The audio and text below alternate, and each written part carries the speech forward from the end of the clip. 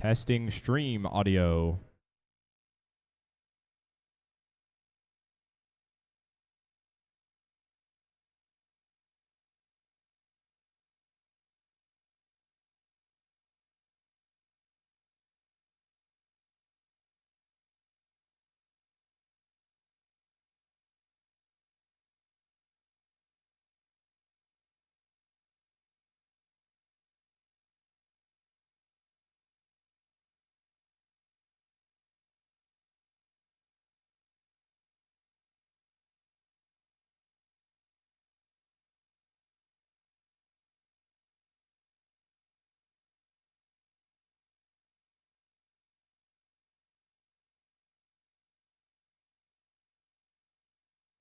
Testing stream audio.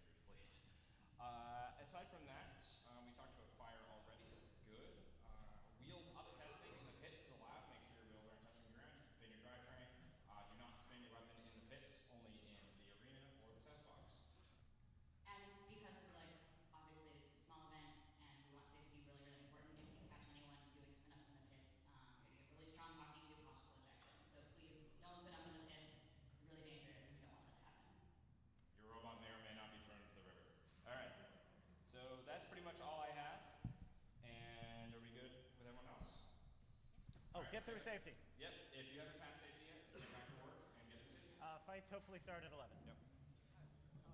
Yep. 11 or 10:30. What time is it? It's 10:16. 10:45 feels more realistic. Yeah.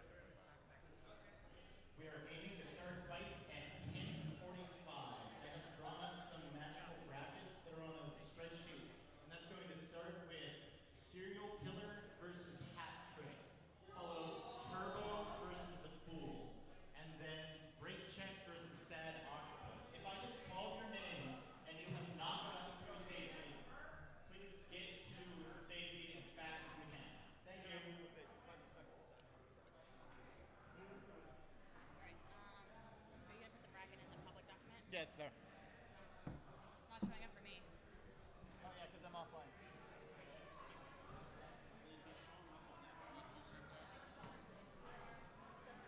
You're about to look bad. And then our girlfriends are here, and they're happy to pay the $10 to be visitors, but they were going to come out there. What's up, Chica Park? How's it going? One. Beauty. Do you know about the secret lot? Yeah, I think they will anyway. It's on the other side of the river.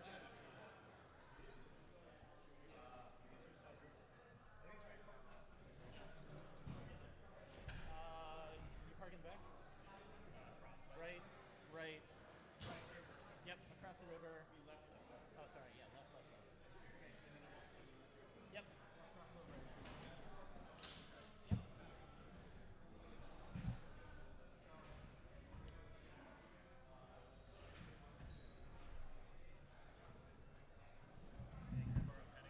Okay, now that is going to go off.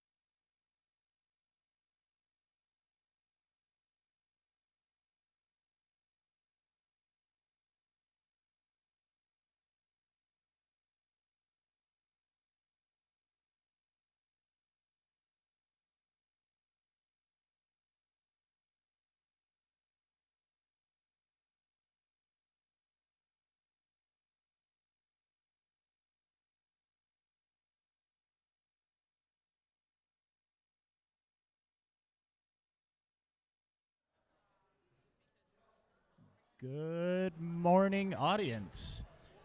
We are currently getting all of our robots ready to fight. They've had really long nights staying up, working and building their robots, so they're not quite ready yet. We're hoping to get our first fights underway around 10:45, so that's in another 25 minutes. If you'd like to, please go check out the rest of the museum, check out the giant battle bots downstairs, or keep hanging out and stare at our empty box. But we're hoping to get the fight started at 10:45. Thank you.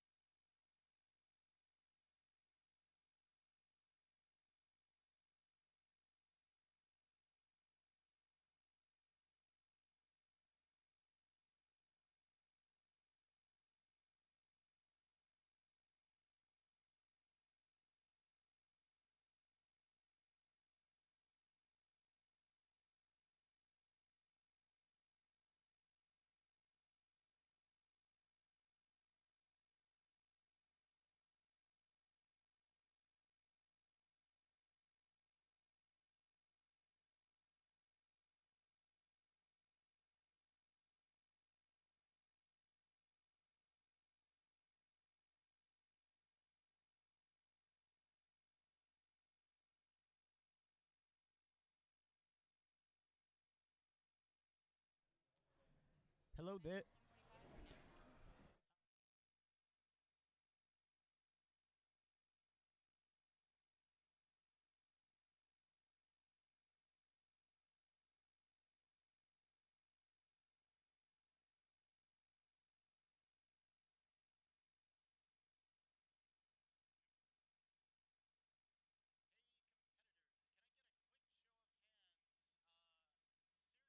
quick show of hands? Serial Killer and Hat Trick, are you guys ready?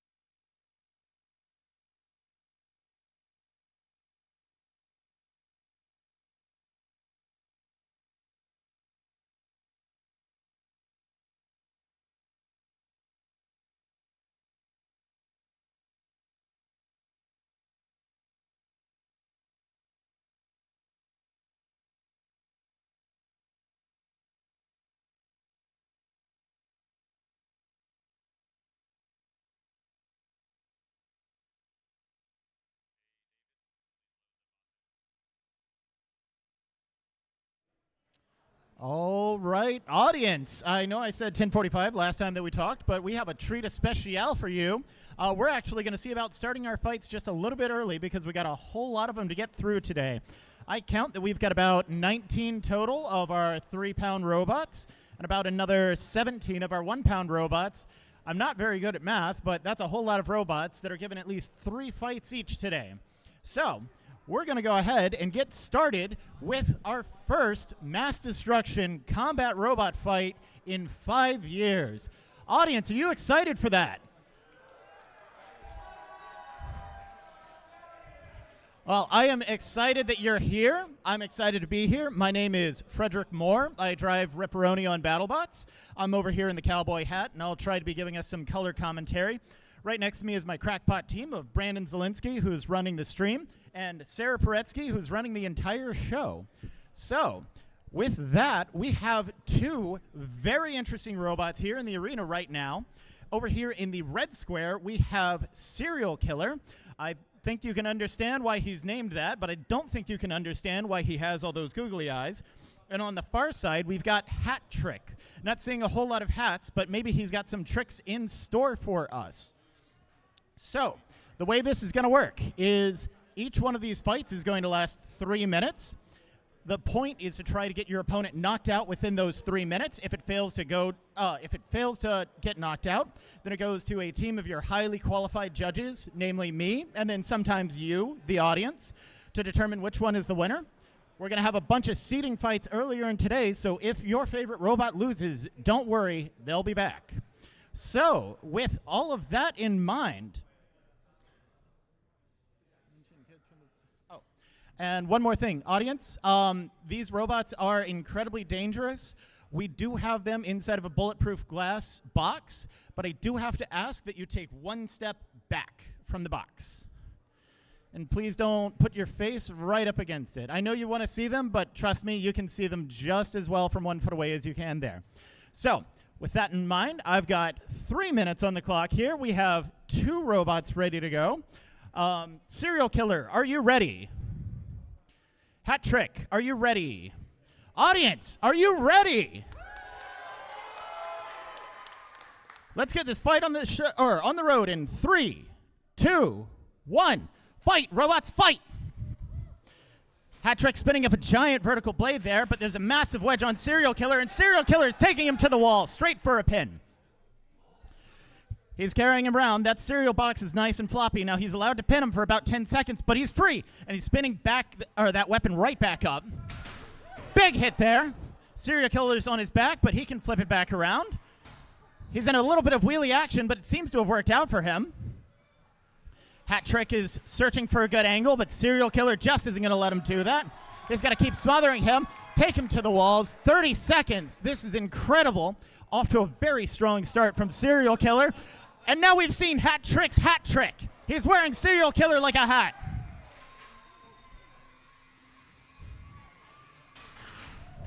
Massive hit there. And it would appear that Hat Trick is stuck on the wall. Serial Killer, do you want to give him a tap? Grab him. Come on, give him a tap. Grab him. Come on, poke him. There we go. Oh, is he totally tangled? I think it's free. Nope, I think you're free. All right, there you go. And this fight is back on. Hat Trick is looking a little limpy after that last one. It looks like he's down a drive side. Serial Killer is going to keep using his drive to try to dominate this match, but he's starting to take a little bit of damage too. He didn't put enough multigrains in that arm.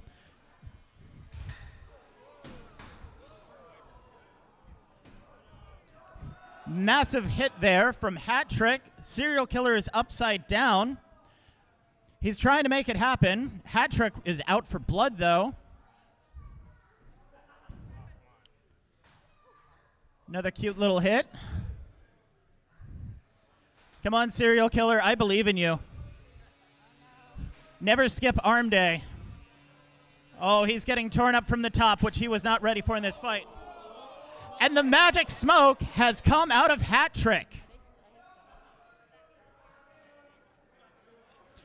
These two robots are now entangled. I'm going to pause the fight real quick. Do you guys want an unstick or do you want to call it there? Unstick? Yep, we're paused.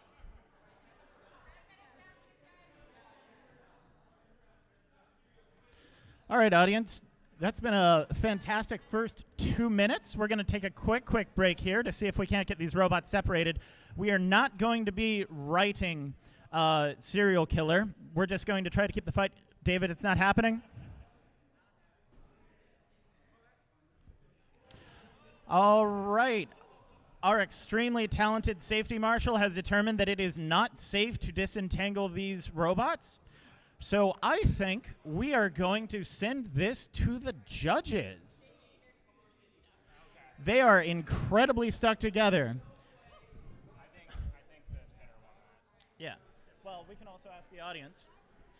So, audience, I'm a little rusty after having not judged fighting robots for 5 years. I'd like to hear your opinions on that fight. And I want you to cheer as loud as you can for the robot you thought was the winner. Who thought Serial Killer was the winner?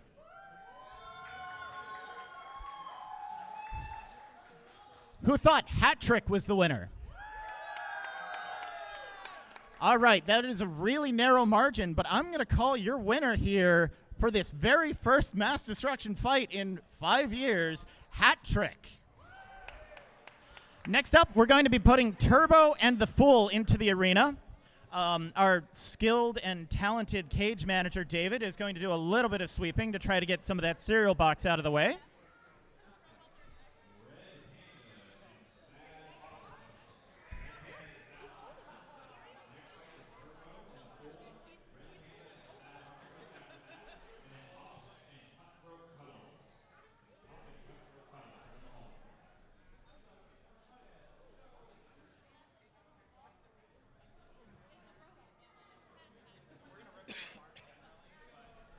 They were too stuck. They were extremely stuck.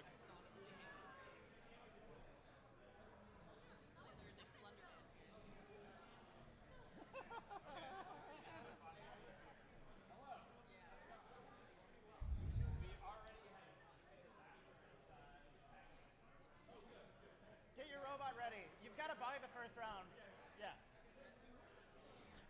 All right, audience. We've gotten most of the googly eyes out of the arena, but I think we're going to leave a couple of them in there just for flavor. That way the arena can stare back. So that way you know what it feels like to be a robot fighting in an arena. Next up, we're going to have Turbo and the Fool. Which one is which? Yep.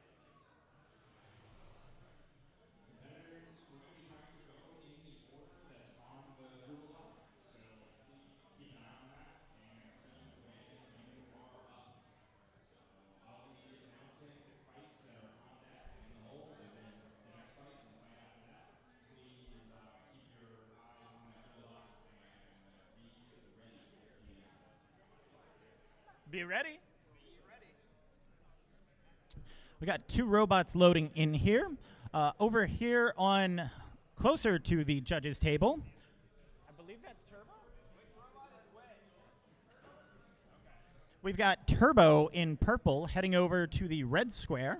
And we've got the Fool in green and purple going over to the green square, but he's certainly taking his time to do that. Getting a quick little show off of driving here from Turbo.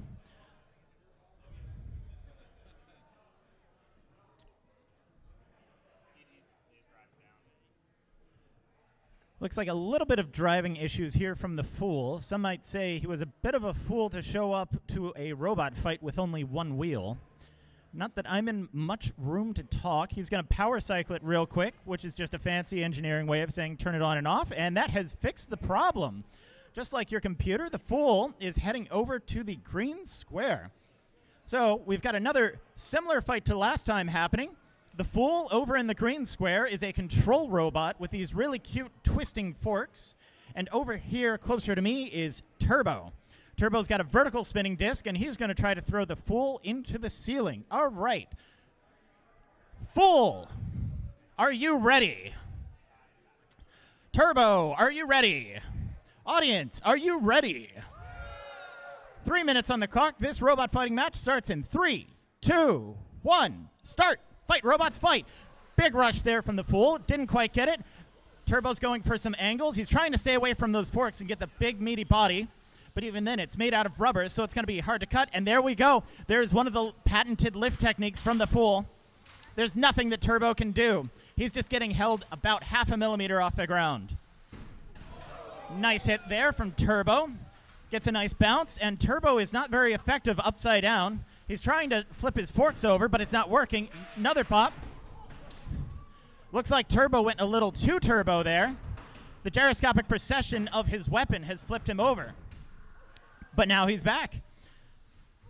That's a technique known as dynamic self-righting, where you repeatedly smash your weapon into the floor. It works, but it also makes us event organizers really mad because you're messing up our floor. The Fool's still trying to get a good angle here with those nice big long swords. Oh, he's got one. And he has picked up Turbo, who is he's going to just sit down, go quiet for a little bit, and then spin that weapon right back up. About a minute into this fight, another nice hit from Turbo. The Fool continues his patented twisting motion. Nice one there, and it looks like he may have knocked one of the belts off of Turbo. Unfortunately, Turbo has several belts just for this exact circumstance. Lots of nice sparks there, but still not a whole lot of feed and contact. We really want to see those big hits. We want to see the Fool go into the ceiling. Whereas the Fool just wants to see Turbo go about an inch off the ground. A little bit of fork sticking there from Turbo. Some nice control strategy here. We've got 1 minute left in this fight. So that's 1 minute left for one of these two robots to impress us. Really looks like neither of them is limping at this point. They're both still going full speed.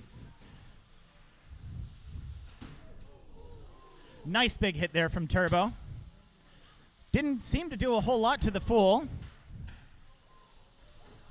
The Fool's upside down again. He was not happy in that position last time. And Turbo's really capitalizing on it now. He's going to make that last minute count for as much as he can. Oh, he's getting in nice and close to the Fool. 30 seconds left in this fight. The Fool is now stuck on the wall. We're asking Turbo to unstick him, but Turbo is going to go as turbo as he can. And it's really paying off here. Fantastic match. 8, 7, 6, 5, 4, 3, 2, 1. This fight is over. Audience, please give both of our competitors a massive round of applause. I know we didn't get the knockout or the evisceration that we really wanted to see, but I thought that was awesome. Yeah, I think so. Yeah. All right. Your judges have conferred, and in their humble opinion, your winner of this match is Turbo.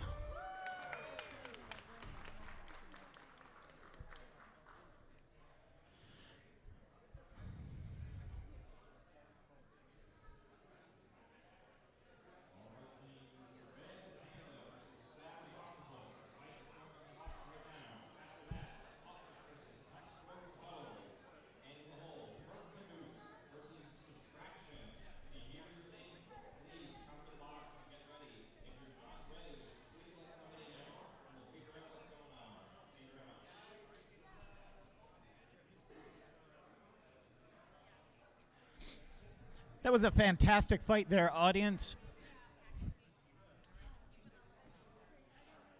A whole lot of things have changed in the last 5 years since we've had a MassDestruction.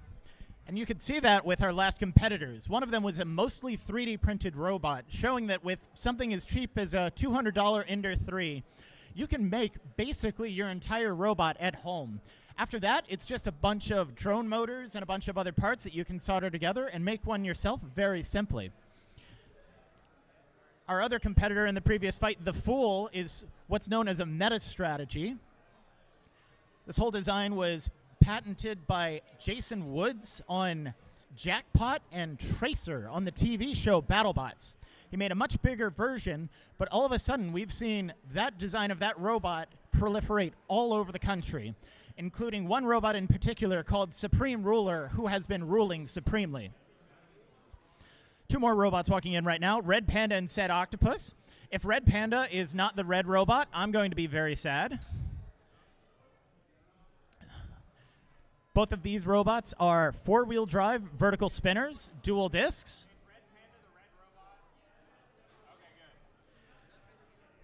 So it's almost like you're seeing double, but our competitors have been so kind as to color their robots completely differently so we can tell which one is which. They're even sitting in the appropriate color squares. So, over here on the red square, we have Red Panda. Red Panda, are you ready? Over in the green square, we've got Sad Octopus. Sad Octopus, are you ready? Audience, are you ready? I need to reset the clock. All right. This should be a lot of big hits here. No control, just slamming people into the ceiling. This fight starts in 3, 2, 1. Fight, robots, fight!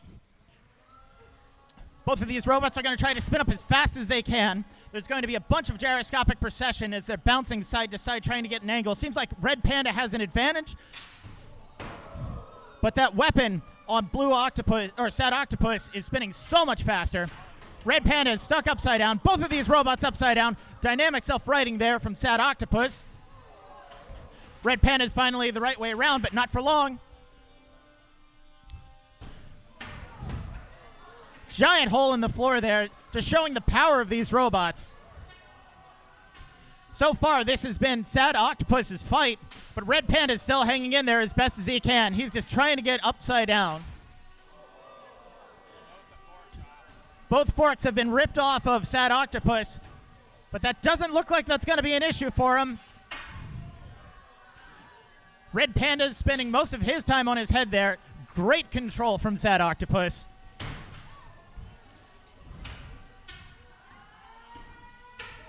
Wonderful hit there, halfway up the arena. We've got Red Panda is stuck. Sad Octopus just isn't going to let him happen, juggling him off the wall. Really dominating performance here from Sad Octopus. Even if he has his front ripped off, he's just showing the aggression and the damage. Wonderful hit. He's got Red Panda in the corner. Red Panda uses it to his advantage. They're now ramping each other up. And all of a sudden, this fight has upset. It looks like we have a knockout on Sad Octopus. Sad Octopus has tapped out. And your winner, and I cannot expect to be saying this, Red Panda. What a fantastic fight for our first knockout of the day. Up in Cutthroat Cuddles. Yeah, I got you.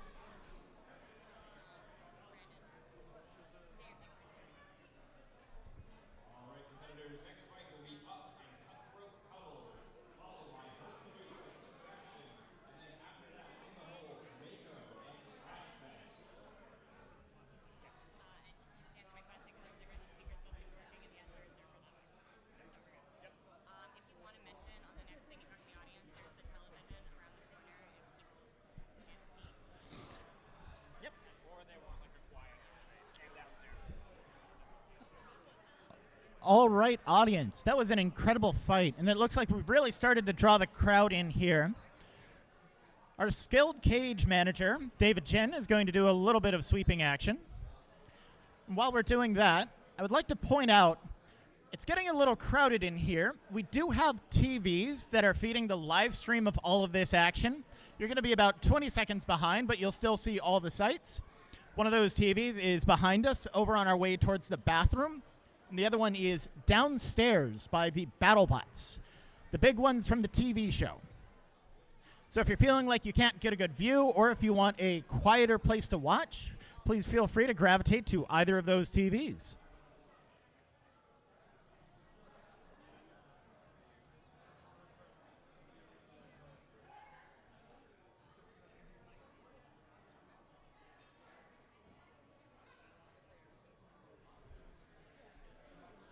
Which one of you is up?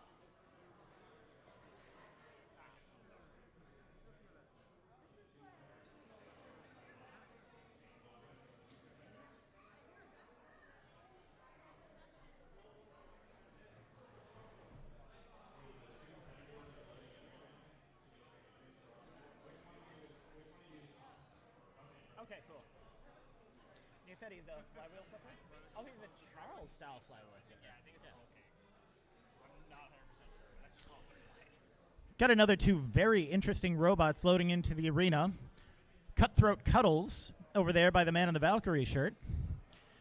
A little bit of strategic application of duct tape right before the fight. It's one of the best building materials. Holds the whole robot together. He's another vertical or horizontal spinner, similar to Hat Trick, except he's what's called an undercutter.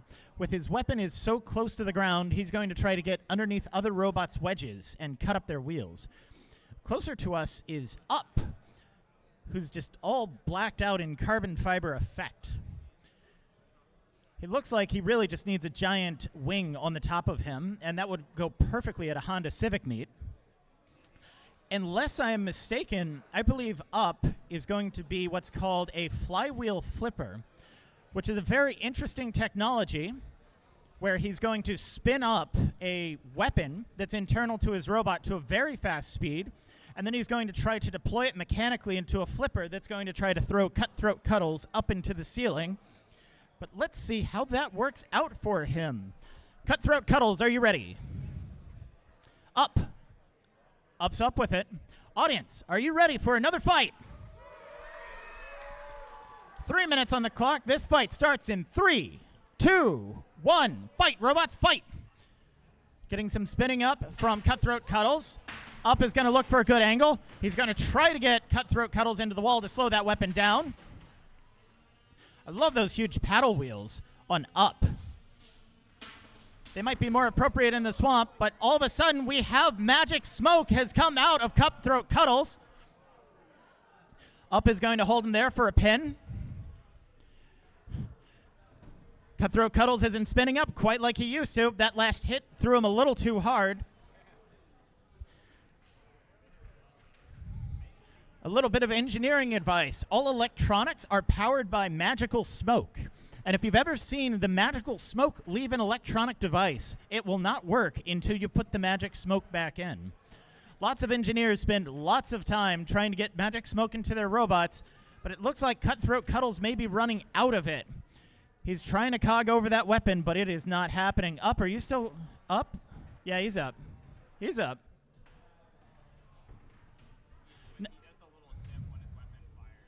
Yeah, he's down a phase. Not seeing a whole lot of flywheel flipping action here from Up, but he so far has done the most damage in this fight, knocking all the magic smoke right out of Cutthroat Cuddles. Cutthroat's going in for some pinning action up against the wall. Fantastic pin there. It looks like they're trying to fix the robot from the other side of the plexiglass. I wish them the best of luck. Halfway through this fight, unfortunately not as exciting and dynamic as the last one, but maybe we'll see some fun driving.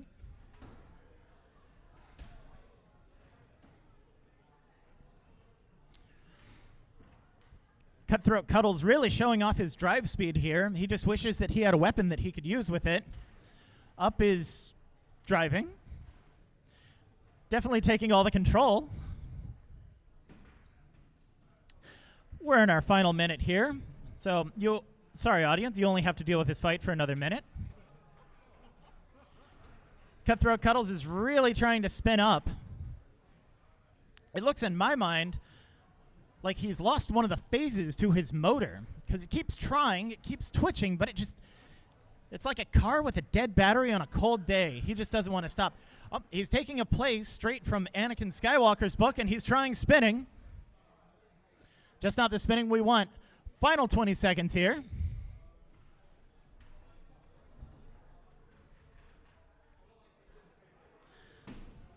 Up. Oh, you're back.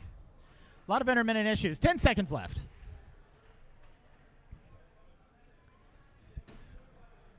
4, 3, 2, 1. That's the end of this fight. If you two want to separate and try to drive back to the door. And I'm just going to go ahead and call it right now. Your winner by judge's decision was Up. Although I really want to see some of that gyro action next time. Next up, we're going to have Hert Caboose and Subtraction. Caboose is Angel, right? Yeah. Hert Caboose is brought to you by a friend of the team, Angel Vidal. He's been competing for a very, very long time at a competition in Norwalk, Connecticut. I believe this is his debut at MassDestruction, so it's exciting to see how he does, especially because he's got so much experience at that much more competitive competition.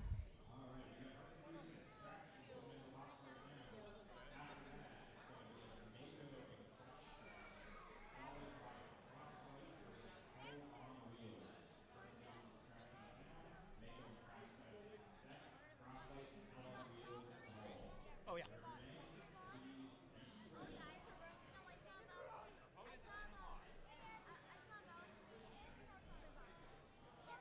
Your opponent is a broom. I think Rob threatened to do that multiple times. What? Fight a broom. Or just leave a broom in there and make them deal with it. A spinning wheel and there's like a random obstacle that gets left in the box. Yeah, right. It's actually like kind of chilly.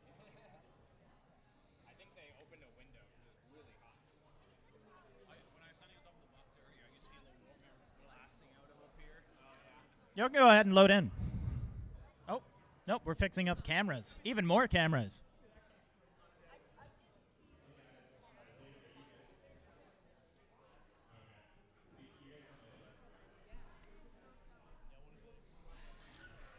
Over here in yellow, we've got Hert Caboose. He's another vertical spinner, similar to the last couple of robots that have been in here, like Red Panda and Sad Octopus. But instead of using a dual disc system, he's got a big drum on the front. Over in black and red, we've got Subtraction from Seth Schaefer and Just Cuz Robotics. You can actually follow Seth Schaefer as he designs and builds his robots on YouTube. So please go ahead and give him a subscribe. All right, both of these builders are extremely experienced. Seth came to some of the original MassDestructions, and Angel's been competing for about as long. We've got another control versus spinner fight, which I'm excited to see. The last couple of those have been really good. There's a tiny little arm on the front of Subtraction that's going to try to keep Hert Caboose off the ground. Let's see if that works out for him. Hert Caboose, are you ready? Subtraction. I know you're ready. You're good. You're good. Audience, are you ready? 3 minutes on the clock. 2 robots in the cage. This fight starts in 3, 2, 1. Fight, robots, fight. Violent noise there from Hert Caboose, but it doesn't do him a whole lot if Subtraction is just going to throw him into the wall. He's using his own force against him, but is that arm on Subtraction hurt, or is it just strategically all the way back? The fork game on Subtraction is really dominating this fight.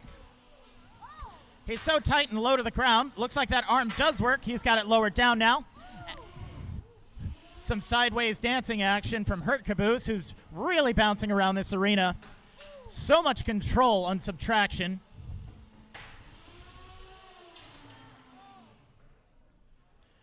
And the loud, angry noises have stopped. The ants inside. Oh, and we have a tap out from Hert Caboose. Your winner by tap out is Subtraction. Let's give it up for that tiny red and black robot.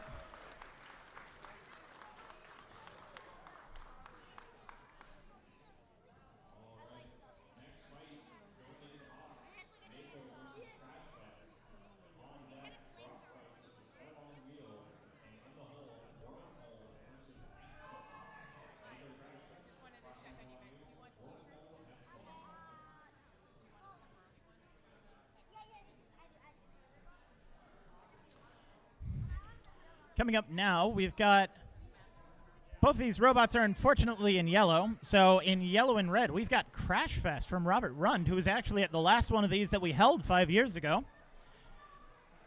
He's had a pretty good career in the last couple of years competing at NHRL. And a brand new robot, to me at least, is Mako. Looks like Mako's got a giant saw blade on top.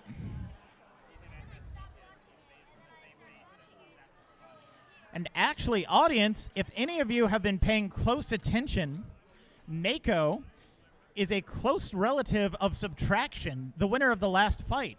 You can see instead of having that small little arm, he's got the giant saw blade, but it's the same base.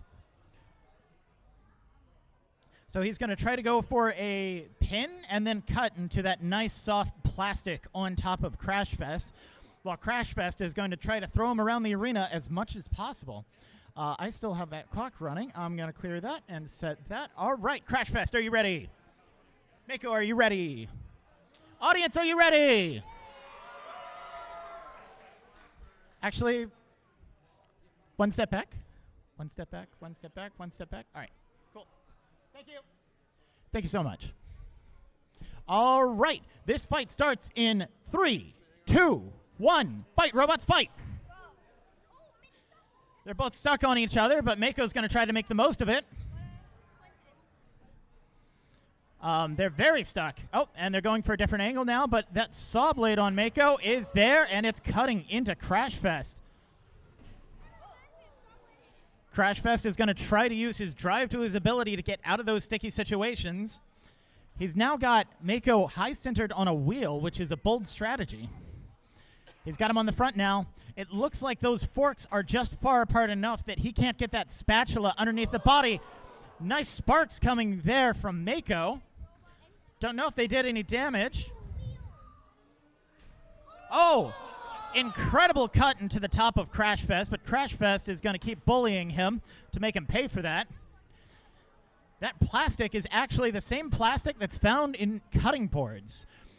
So while that's a powerful saw, it's got quite a task to cut through it.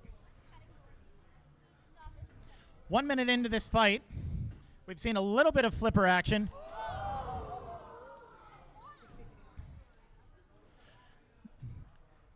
Nice big sparks there. He's accidentally gone through the plastic and gotten into something a little juicier. The steel on the front of Crashfest is actually bulletproof steel, so it'll probably dull that saw blade if he keeps using it too much. Cutting into the floor just a little bit, adding some more saw dust for our cage team to clean up. Seeing some nice control there. And he's going in for the bottom. That is really where Crashfest does not want to get hit. Crashfest still hasn't lost function in anything, but all those cuts are starting to add up. Nice little pin there from Crashfest.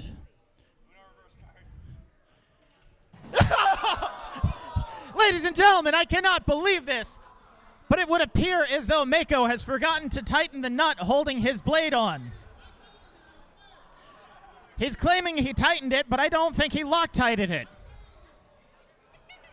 What a reversal of fortunes. We now have these two waggle stick robots that are going to try to tap each other to death. Will either one of them get to a tap out?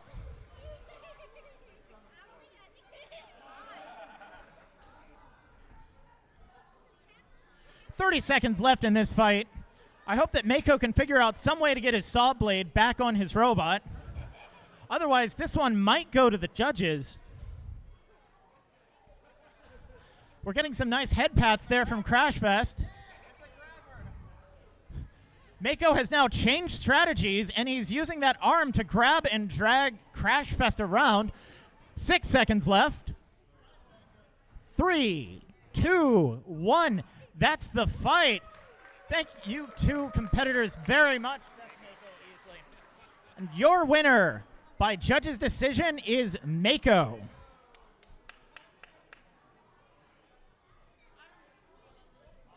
Note to self, TPU robot hit with saw blade. I love that. That was awesome. Put a saw, make a saw blade for Star Trek. Oh, Mako's from the James Buffett Memorial Robotics team. Very good.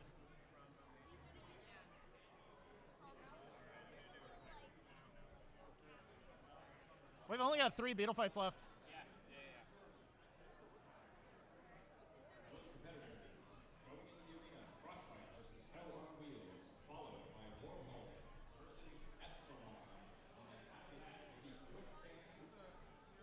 Quicksand 2 versus Prince. And that will be the final beetle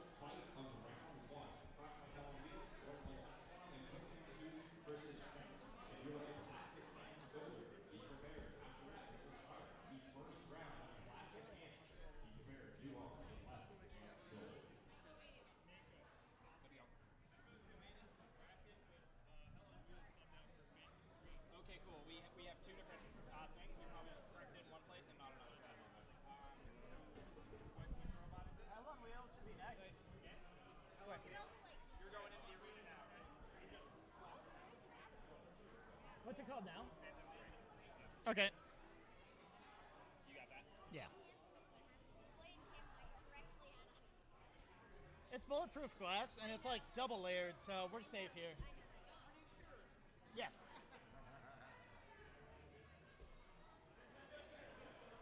Yeah, nothing could even cut through the inner layer. It is exited the frame. I always like it when you catch the weapon flying in there. It's like a flip book. Oh, that's not good. Two robots loading in here. That's a tale of two robots that couldn't be more alike. Over on the blue side, we've got Frostbite. Unlike Cutthroat Cuddles, that was an undercutter, this is an overcutter. And if we come over to the other side, we've got Phantom 3, who is also an overcutter. Both of these robots are going to use their horizontal spinners to try to cut the other robot in half. And it doesn't look like either of them have a whole lot of armor, so this should be very interesting.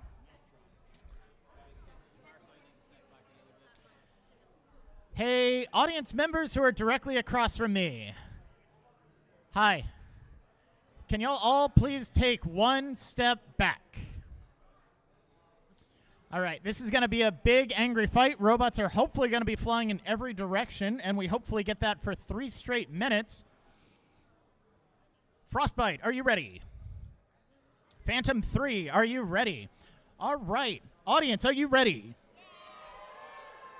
3 minutes on the clock, 2 robots in the arena. This fight starts in 3, 2, 1. Fight, robots, fight!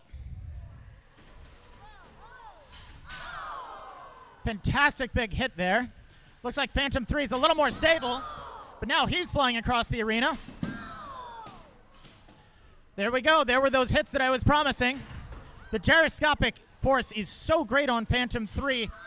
He's flying around at another angle. Something critical has come off of one of these robots, and I don't know which. These weapons are just millimeters apart from each other, and we're just watching these two robots chunk each other up. What an incredible fight.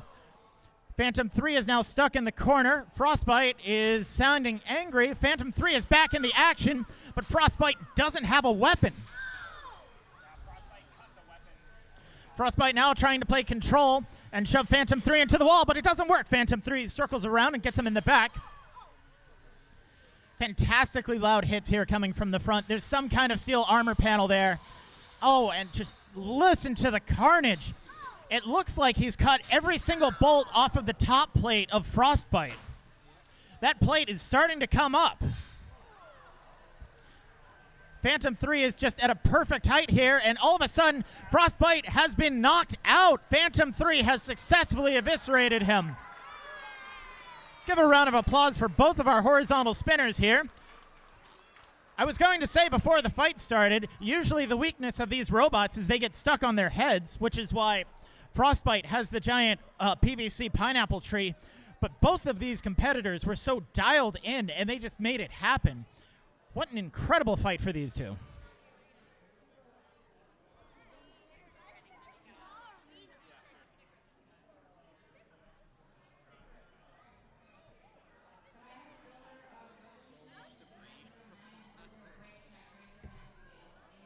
We gotta get like A squeegee. an automatic squeegee. Yeah, they make them for cleaning out cattle pens. My uncle literally is for cleaning out cows' pens. Like, I'm telling you, next time if you want free entry to Moto, just tell Ed you're going to bring a sweeper robot that's going to sweep up the arena. we're gonna sweep up the competition.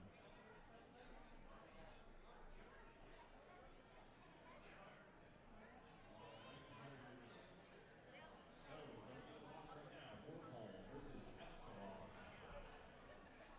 After Wormhole versus Epsilon, on deck, Quicksand 2 versus Crits.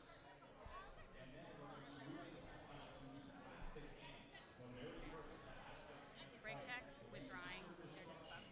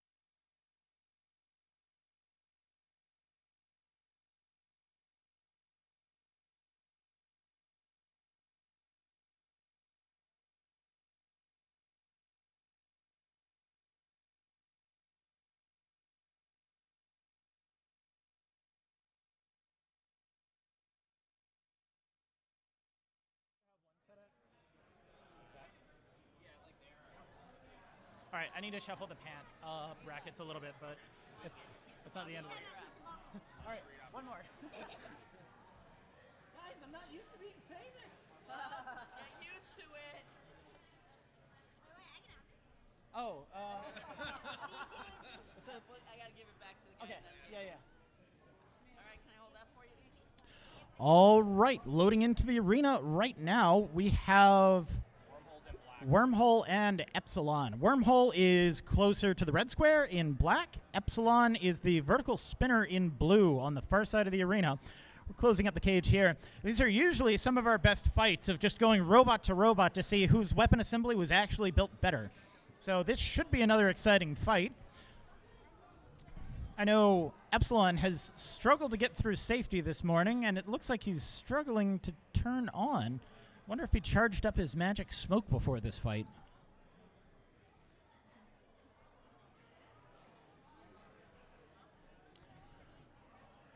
We're going to give Epsilon a chance to power cycle his robot, but it looks like it might just be radio settings that he's messing with.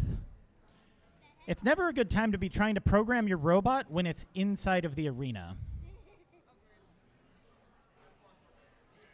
And unfortunately, we have a forfeit from Epsilon, so your winner by default is Wormhole. Wormhole. Wormhole. Do you want to fight inside Job? Okay, get Joe. How long? Yeah, okay. Go ahead and pull it out, but stay ready. We're gonna run one fight between when you fight and now. So we're gonna put Quicksand and Prince in the box right now. Okay. All right, we're going to shuffle the bracket a little bit here because this is a competition designed for fun instead of necessarily for pure competitive nature. We're going to get Wormhole back in and after the next fight to fight Inside Job, who had a bye, and we're going to give Epsilon that bye so he can get his robot working. So right now we're going to do Quicksand 2 versus Prince. You guys, good luck. Thank you so much. Thank you very much. Nice to have you. You were very helpful.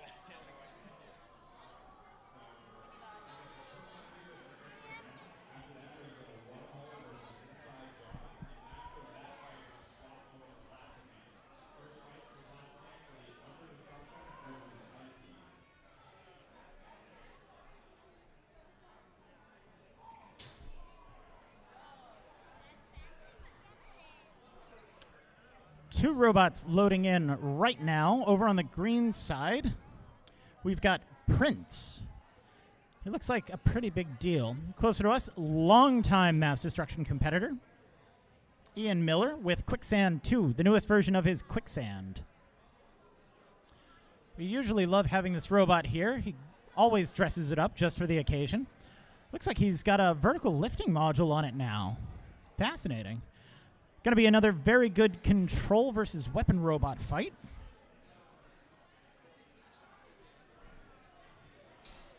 All right, the box is locked. Prince is slowly itching over to his square. If I'm going to be honest, I wish that they had dressed up Prince in a little more purple. It looks like he's got some titanium wedges on the front, and titanium anodizes into purple really well. But you know, she can always dress it up in the future. Quicksand with his patented sand trap technology. All right, Prince, are you ready? Quicksand, are you ready? Audience, are you ready? Yeah! 3 minutes on the clock. This fight starts in 3, 2, 1. Fight, robots, fight! Prince starting out with some aggressive wheeling there. The weapon's up to speed. He's got a corner on Quicksand, but he just cannot connect. Looks like he's going to try to trim that tree off first, but nope. Looks like he's going to go on a space program and hit the floor. A lot of headbanging happening here from Prince. He's gone straight into the wall. Thankfully, we've got our 2 layers of bulletproof glass there. Prince is slowing his weapon down a little bit, and it's to good effect. He's getting some nice hits onto Quicksand, flipping Quicksand over, but Quicksand isn't going to let him take that. He uses his flipper to flip him back over. It looks like Prince is having serious backward stability issues, and if Quicksand can keep utilizing that for the rest of the fight, he might actually be able to get an angle. Massive gyroscopic force is happening here. It looks like Quicksand is limping a little, but he's still aiming. He's still trying to make the best happen, but he's lost an ear. Massive hit into the base there. No gashes. Looks like Quicksand and very smartly armored up the bottom of his robot. Prince is still picking off little plastic pieces one at a time. Now he's going for the meat of the matter with trying to hit those forks, but no, he just can't survive on a diet of forks alone. He has to keep eating the floor. Nice lift there from Quicksand. And most of the arm is gone from Quicksand. No, it's there. Fantastic suplex straight into the floor. But he's going to pay for that. Prince is now rallying and then celebrating by hitting the floor a little bit more halfway through this fight. Both of these robots still functioning, still going. Big hit there. Prince has shoved Quicksand against the wall. Quicksand is the worse for the wear after that one. And it would appear that Prince got temporarily stuck on a piece of Quicksand, but he was able to use his patented headbanging technology to get out. Quicksand's on the wall. That's not where he wants to be. That weapon's right next to some juicy electronics, but he flips himself back over. He's squared up straight. Fantastic rally by Prince there, shoving Quicksand into the wall. It looks like Quicksand's armor has now been bent downwards, and he's hung up on it in the last 30 seconds.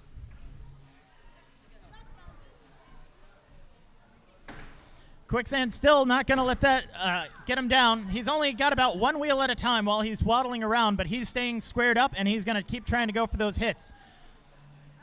Prince is being as erratic as ever, but they've only got 10 seconds left to leave an impression with the judges.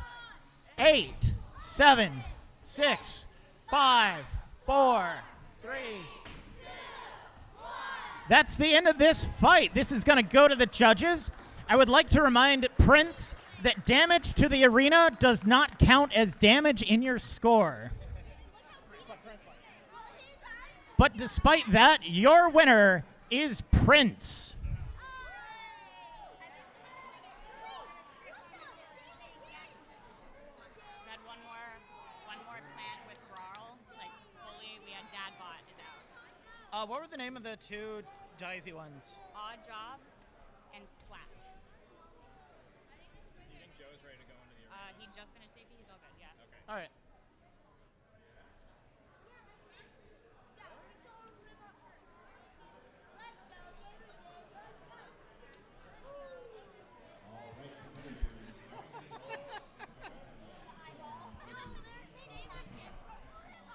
David!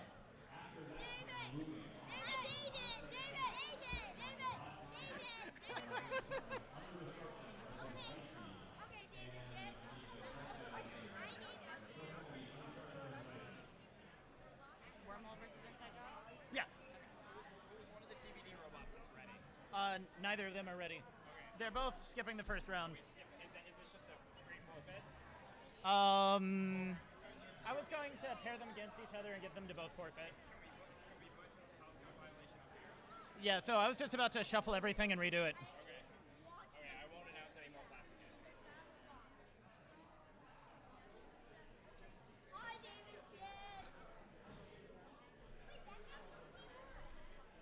Yes, that guy is from P1.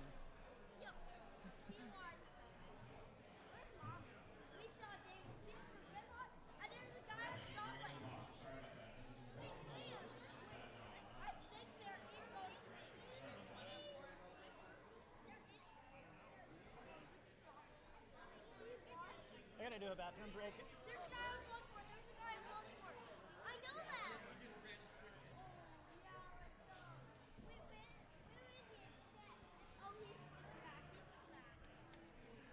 All right, I have new pairs. I am about to put them live.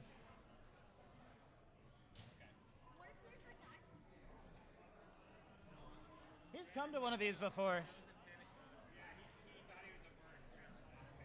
We have time, we can chill, but... Yeah.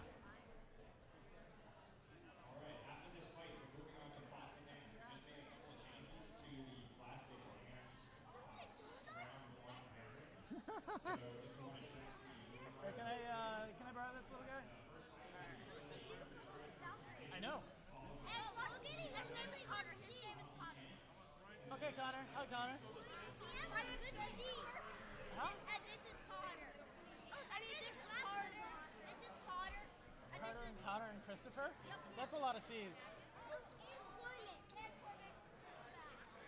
Well, I'm Frederick, but all right, I have time for one. Do you have a Sharpie?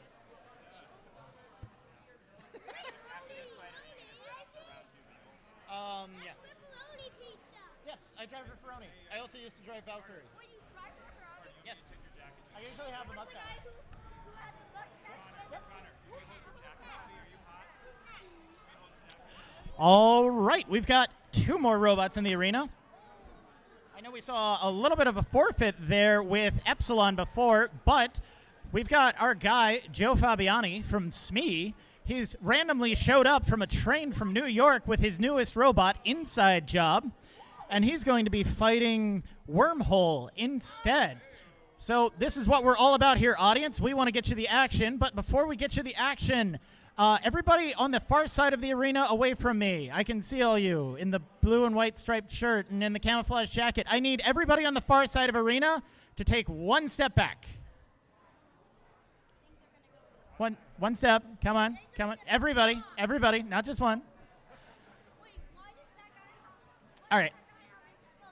That's close enough. All right. We've got 2 robots in the arena. Joe Fabiani gave me the thumbs up that he's ready. Wormhole, are you ready? Audience, this is going to be our last 3-pound fight for this round. There will be more later, but are you ready? Please help me count down from 3, 2, 1. Fight, robots, fight. Wormhole spinning up here. Inside Job is going to go slow and steady. Try to get under him and try to get a pin. He almost gets it. Manages to get Wormhole to flip around. Wormhole appears to have too much power for his drive system, and he keeps flipping around. This is Inside Job's advantage while he's waiting for that weapon to die down so he can start getting some nice pinchy action. And we're almost there, but Inside Job decided to take him into the wall instead. Both these robots flying across the arena. Bits of the arena going everywhere. Still looking for the pinchy. Lots of strategic driving here. Wormhole is actually featuring cleated wheels that allow him to dig into the surface of the floor and get a lot better drive. But it's not working out, and here we get the pinchy! We got the pinchy! How deep is that going to go? Oh, just a little. Little pinchy. Tiny pinchy.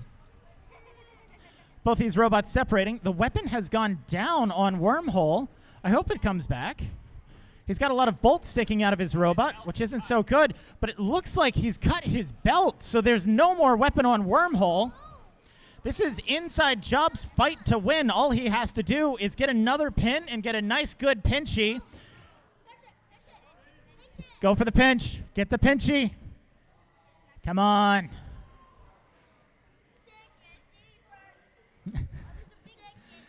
All right, Joe, you're going to have to let him go after that. Go for another pinchy. Try doing a pinchy somewhere else. Halfway through this fight, we've seen a couple of small pinchies from Inside Job, but no big pinchy. That drive system on Wormhole is still so good at trying to evade him. It might be a little too powerful with a little too much grip on the arena floor, and he's oversteering. Trying to go for a pinchy at the big dangerous weapon end. Not really sure what the strategy is there. Got another pin by Inside Job. Wormhole's still trying to drive around. See if he can't make anything happen. Try to get some aggression with a broken weapon, but it's just not happening.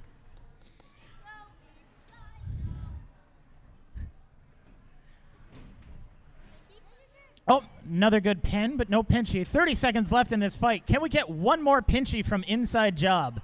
Come on, one more pinchy.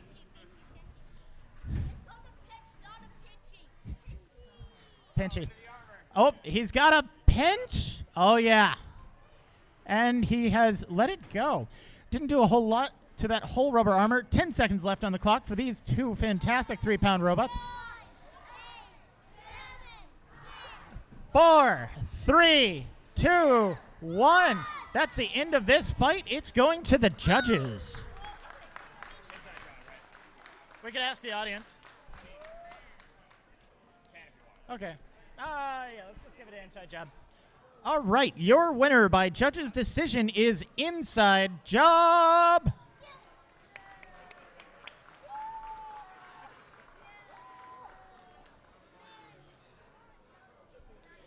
We're going to take a little shift here.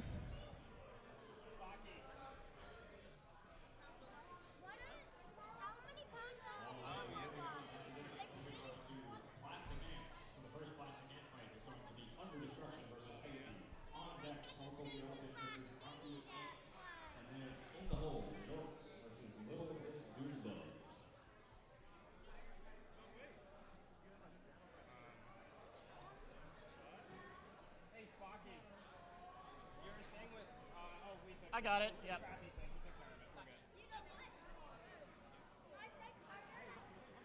You want to explain plastic ants? I really need to run to the bathroom. Okay, can do.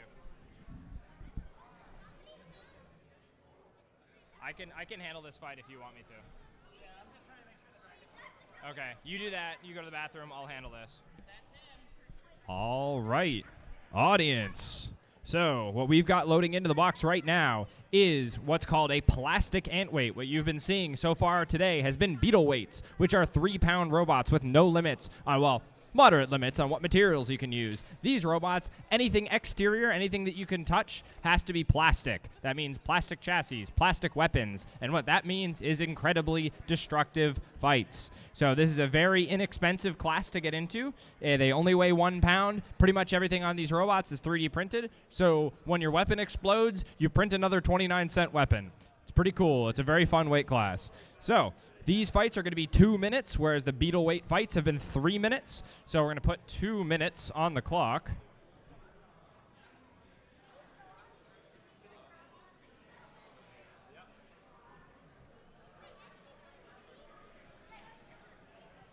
All right. Thumbs up from both sides. Good, good. All right. Fight begins in 3, 2, 1. Fight, robots, fight. I'm going to get both the timers going. All right, our timers are going. All right. We got on this white robot here, you have a drum spinner. This is the kind of drum spinner you've seen on the beetle weight class. That robot is Icy.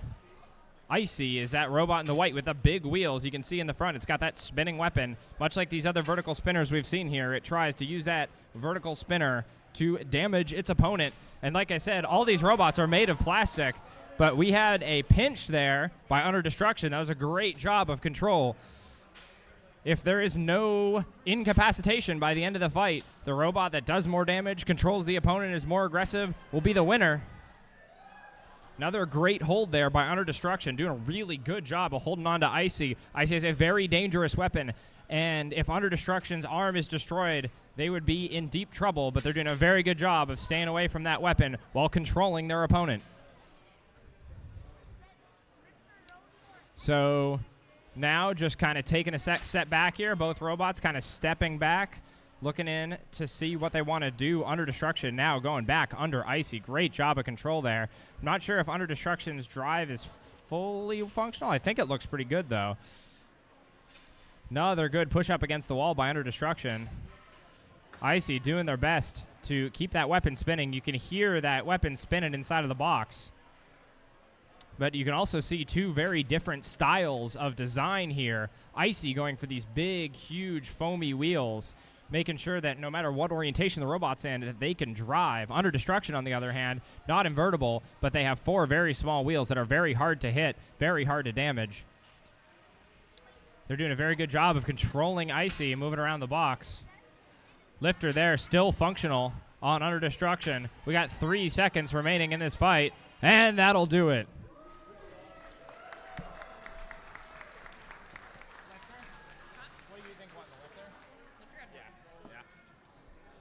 right, ladies and gentlemen, the judge's decision, the winner, Under Destruction. All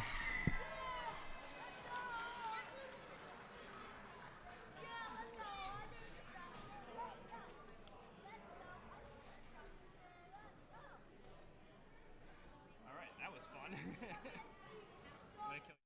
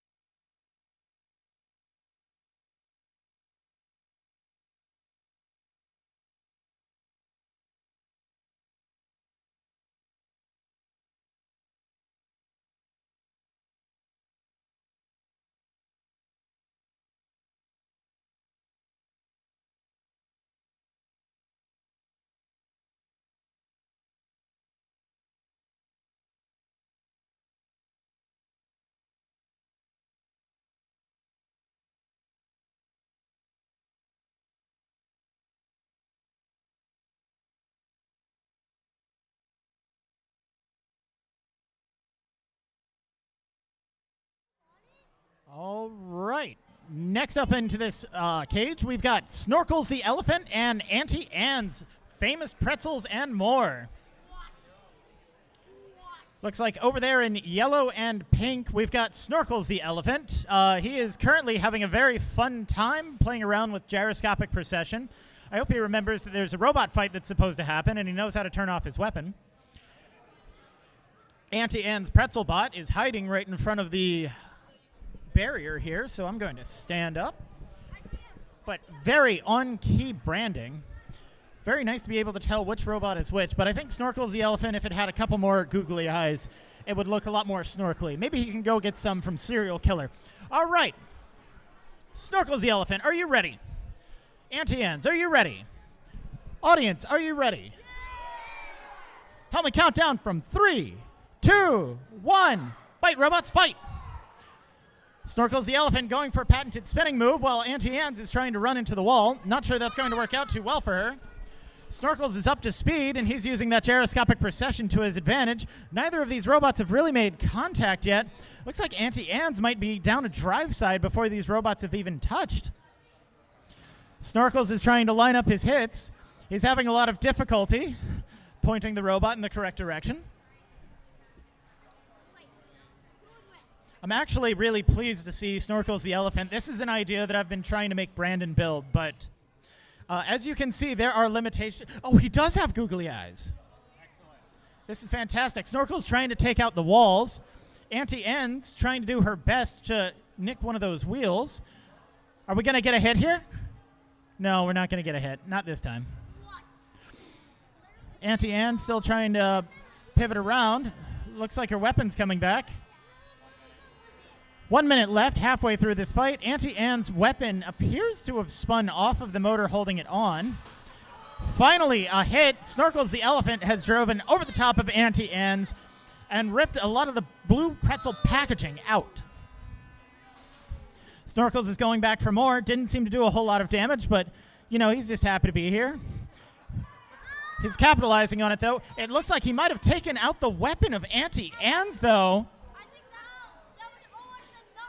He's doing a strategic drive over, but it does look like Auntie Anne has been knocked out.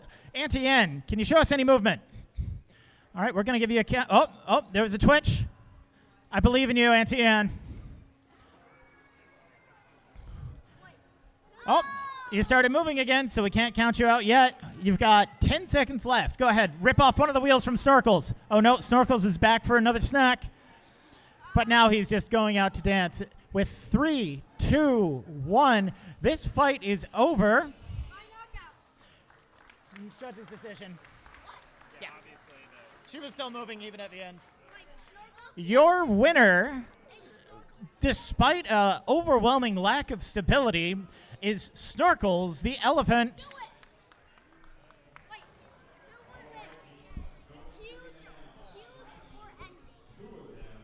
Huge.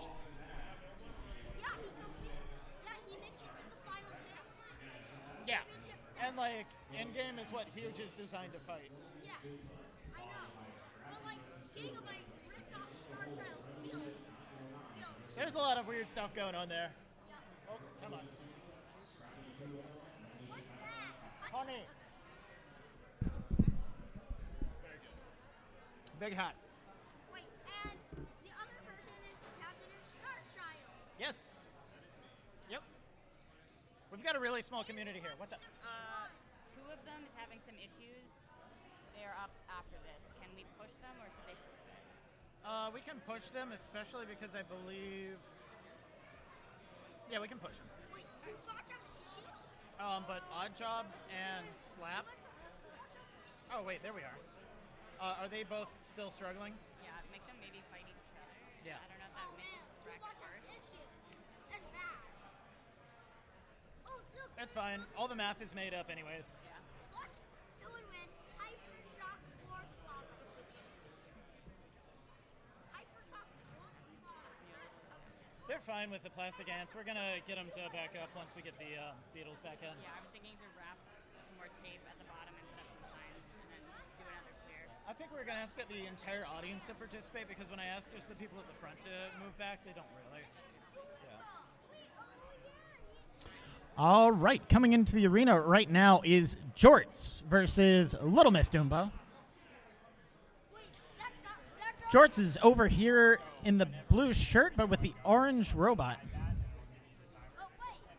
But it's not very Jorts themed. Maybe it's about the Jorts in your mind. What Jorts? What's Jorts? Jean shorts. Oh. It's like a jest. Or jacket. Wait, that doesn't work. That doesn't work. Or a jert. Or juice. Wait. Who would win? Lockjaw's Minibot or Mad Catter's Flamethrower Minibot? Mad Catter. Yeah. Mad Catter's Looks like some strategic application of tape here on Jorts. I didn't realize the denim was that distressed. Little Miss Dumba over there from Liz Shavara, looking like she's ready to go with a big black box and a bit of an undercutter. Both of these robots weigh 1 pound, and they are made entirely out of plastic. It's a nice entry, easy way to get into the competition, and we are closing the doors. I saw Falcon. Oh, there's Lucy Dew from Valkyrie. Yep. Hi, Lucy Dew. All right, 2 robots in the arena. I need to reset the clock real quick, but What's that? Little Miss Dumba is chooching around. We've got a undercutter versus a vertical spinner here. Little Miss Dumba with a tiny little blade that might be a little too close to the ground. It's running over a lot of the debris from the previous beetle fights. She's going to have to watch out for that. Hopefully the weapon will clear it. Jorts has slightly better ground clearance, but still has that big front wedge. All right, Little Miss Dumba, are you ready? That's a whole lot of confidence there, Liz. We're really excited for you. Jorts! You're not dressed for the occasion, but are you dressed to win? Yeah, you got this. Jorts is ready to go. 2 minutes on the clock. Audience, please help me count down from 3, 2, 1. Fight, robots, fight! Not a whole lot of action happening here from Little Miss Dumba. Jorts is also not spinning up her weapon, but she's driving around. She's saying hi to all the walls. Oh, movement from Little Miss Dumba. Looks like her weapon is spinning, though. We just can't hear it. It's silent but deadly. Neither of these robots really keen to run into each other. They both seem to like driving backwards. Oh, we have contact. A little bit of contact, just enough to make us happy. Still no weapon from Jorts. It would appear that that one hit from Little Miss Dumba has deeply upset the wheel, and she's done it again! All right, Jorts, do you have a secret third wheel anywhere? We're going to call it for your winner, Little Miss Dumba.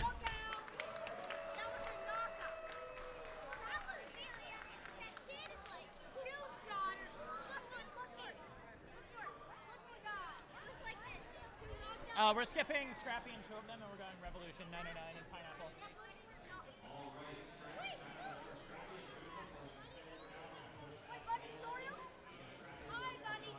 She's not here.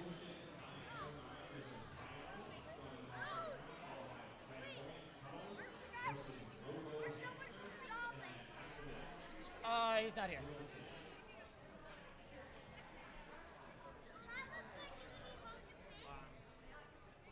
Nah, they'll just school him on.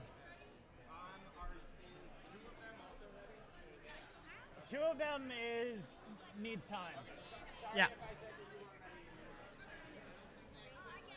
have Scrappy in here twice versus both health code violation and... Two of them. All right. We're going to try and push, but we'll see. Is Scrappy ready? So you have Scrappy... yes. 1 second, yeah. You have...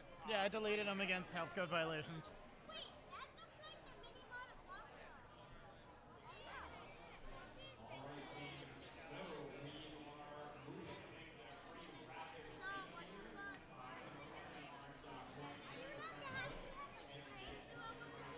Yeah. Wait, set the floor on fire.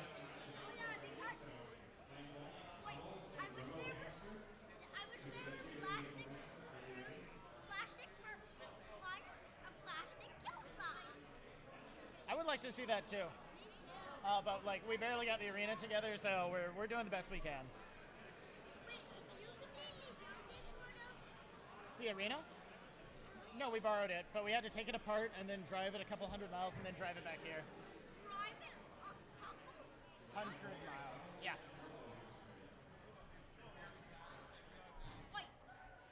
Flamboyant Cuddles.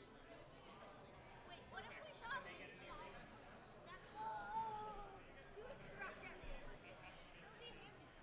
I'm kind of at like What's this any hangout with just chilling? Are they bi?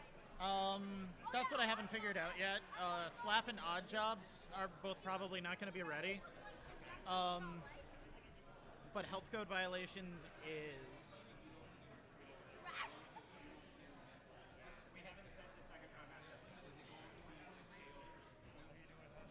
No, it's going to be fully random. Oh, we have a robot.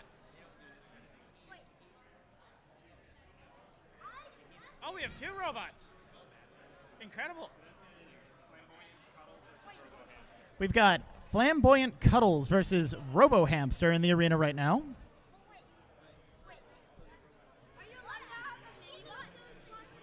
Yes, but you don't get a weight bonus.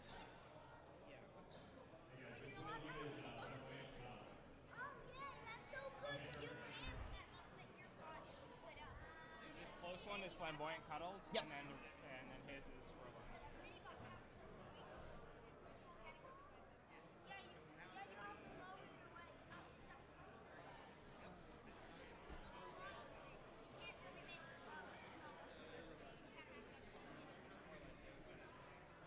Yeah, I'm inclined to just say, yeah. What if we could get Scrappy to pick Pineapple? I would be down with that. All right, we're closing the doors now on Flamboyant Cuddles versus Robo Hamster. Do you mind if I call it? Yeah, go ahead.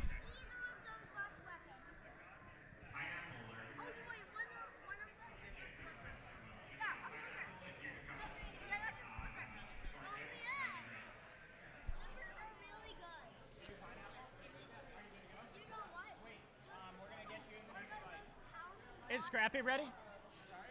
No, we're going to swap. You're going to be fighting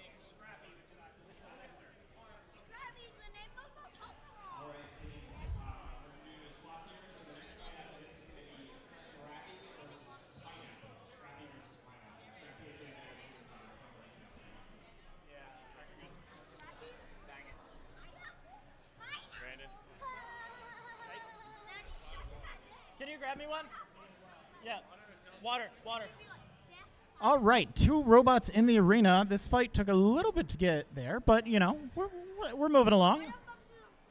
Most of these robots haven't fought in the last 5 years, so they're either putting them together from scratch or rebuilding something that they forgot how to build in the first place. So over on the far side, we've got Robo Hamster. Robo Hamster, are you ready? He's ready. Closer to us, covered in a beautiful flame paint job, we've got, oh crap, Flamboyant Cuddles. How did I forget that? I'm not very good at this. Flamboyant Cuddles, are you ready? You ready? Audience, are you ready? 2 minutes on the clock. Please help me count down from 3, 2, 1. Fight, robots, fight. Robo Hamster is trudging his way across the arena, whereas Flamboyant Cuddles is trying to eat the wall. Flamboyant Cuddles is having some radio issues. It seems like she can't figure out which direction she wants to be going. Nice little cute lift there from Robo Hamster. Excellent servo action. He's doing a great job of staying away from that big weapon, even if it is made out of plastic. So is his robot, so a lot of stuff can happen here. Flamboyant Cuddles can't figure out which way is front, but she suddenly does, and she gets Robo Hamster upside down. That's not a concern. He's got a lifter. He can lift himself upside down. Flamboyant Cuddles is still trying to come around for another one. Near miss on that lift there from Robo Hamster. Excellent driving coming in from Flamboyant Cuddles. It's just not necessarily the most aggressive driving. It looks like she can drive better on the way back, and Robo Hamster gets under her. 1 minute left in this fight. Lots of, another cute little lift there from Flamboyant Cuddles, and it's really turned Robo Hamster on his head. He's running around like a hamster in a ball. He can't figure out how to self-right. He's demonstrating controlled movement to us, so that makes me happy, but he's definitely not doing any damage, but now he's back over. Flamboyant Cuddles keeps getting hung up on the front of Robo Hamster. 30 seconds left in this fight. She's trying to fight the wall again. I need to remind competitors again that damage you do to the arena does not count as damage. 15 seconds left in this fight. Almost another hit, but it doesn't work out for him. Turns into a reversal and a hit by Flamboyant Cuddles. Another cheeky little hit. It looks like that blue thing on the top of Robo Hamster was for self-righting, and this is actually the end of the match. This is going to the judges. That was fun. I could go either way. Broke the weapon. It broke the weapon. I don't think. Yeah, he got like one left. It wasn't accurate. Your winner by judges' decision is Flamboyant Cuddles. Me. And him. My what? We settle 1v1. Oh, yeah, it's gamer laptop stuff. Next up, we're going to try to get any robots that work into the arena. We're gonna go downstairs, okay?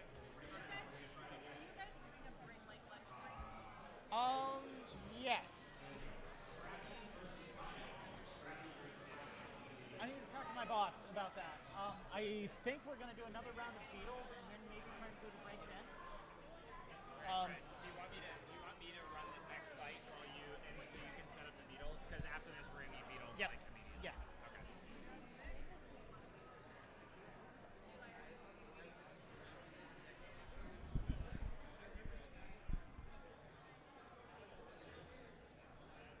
All right, we are loading into the box now. We got Pineapple versus Scrappy. Pineapple is going to be this, wow, shocking pineapple-colored robot. Closer to the scorer's table, over on the other side, is going to be Scrappy. Looks like we're going to have a control bot fight here.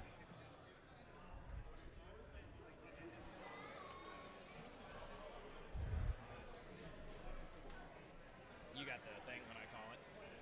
The timer? Okay, baller.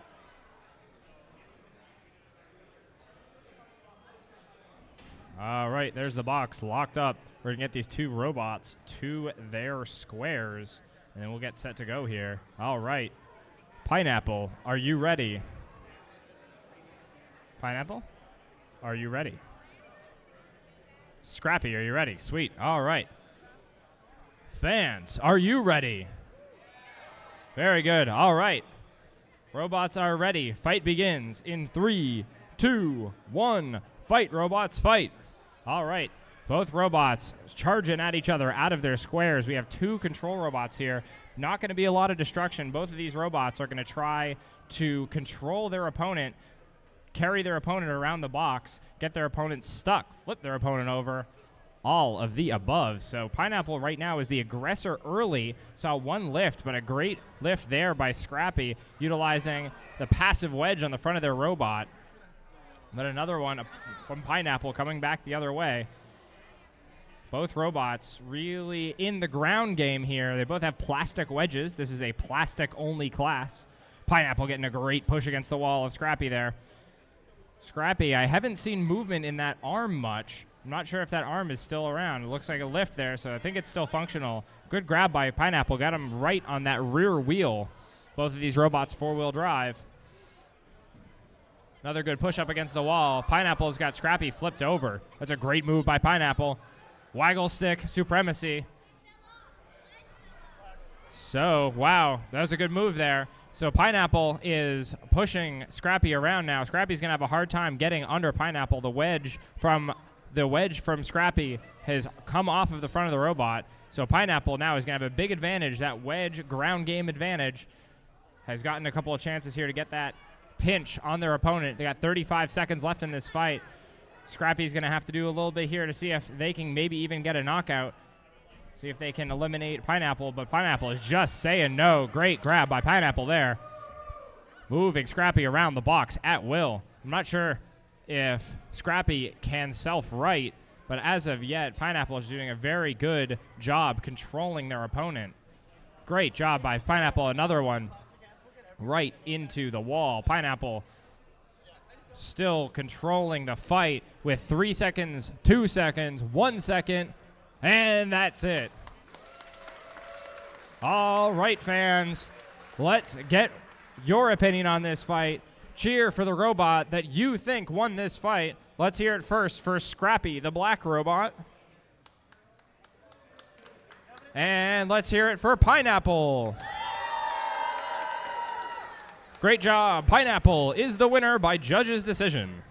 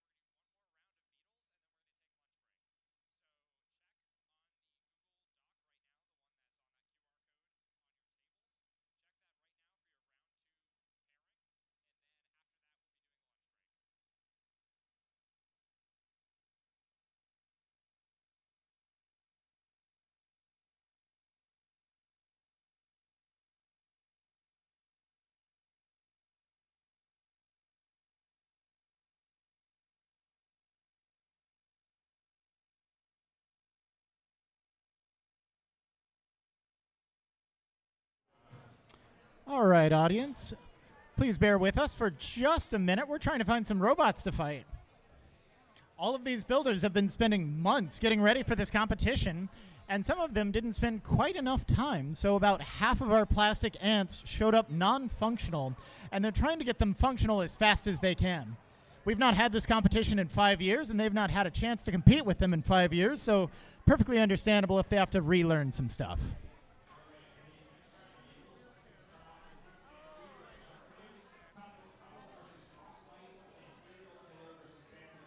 Serial Killer versus Phantom 3 should be good.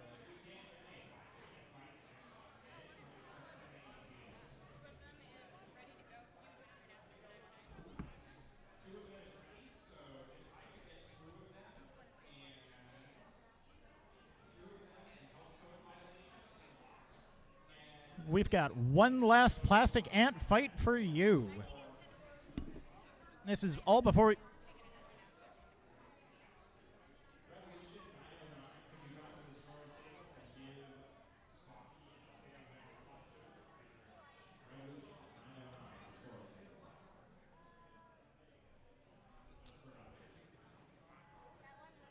Over on the far side, in black, all black printed plastic.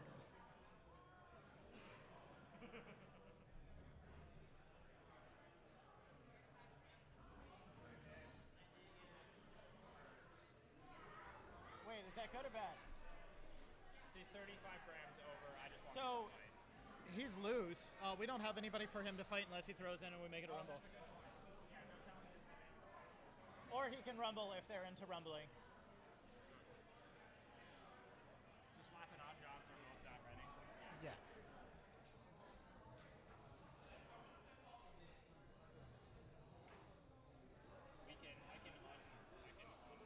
Orange them. Orange best color. Closer to us, we've got two of them.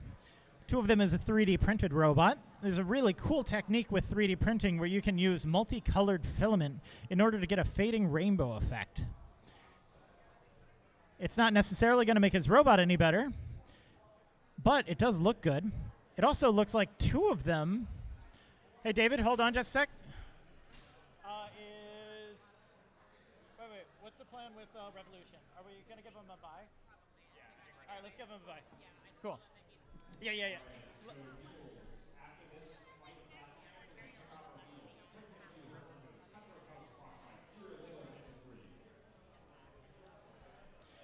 So, in the arena right now, we've got health code violations in the green square in black. Health code violations, are you ready?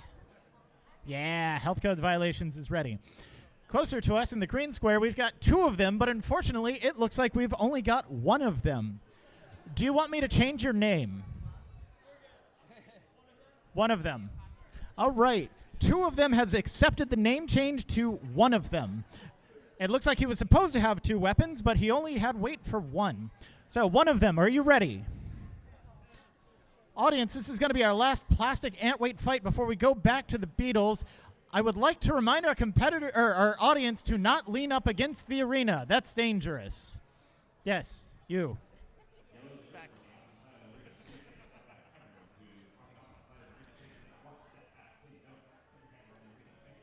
2 minutes on the clock.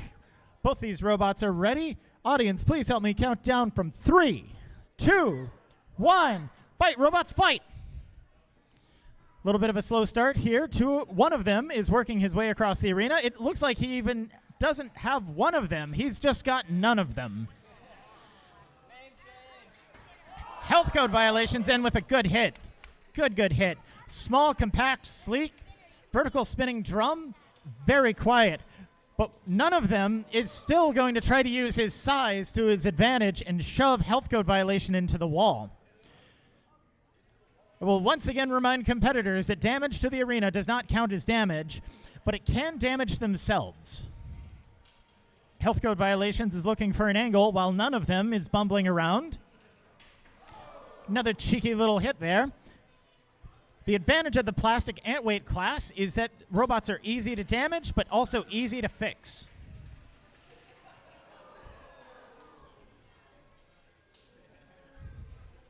Some more cheeky hits from health code violations. Very impressively built robots. I like all of the angles on it. Unlike the very large and in charge Boxy, none of them still has the speed to his advantage, but without a weapon, that's really going to hurt his chances. Quick spin up there. Massive tear on none of them from health code violations. He's making a health code violation of none of them. 40 seconds left in this fight. Looks like the back panel of none of them has been ripped apart. He's not going to be able to use that as a defensive weapon anymore. 30 seconds left. These robots are now going weapon to weapon. None of them is taking a ride around. Health code violations, still doing a great job of damaging this fight. Let's see if he can get a knockout in the last 10 seconds. Nice big push there, but not a massive connection. None of them looking just as immaculate at the start of the fight. 5, 4, 3, 2, 1. And that's the end of this fight. We have a late hit there from health code violations. That's not just a health code violation, that's a sportsmanship violation. You should feel sad for yourself, but glad because you've won the judge's decision. Your winner, health code violations. Let's give it up for our two competitors here who have both been shuffled around between 3 or 4 different fights and waited for this any fight to happen all day, but they actually made it. They showed up, and they both lasted the full 2 minutes.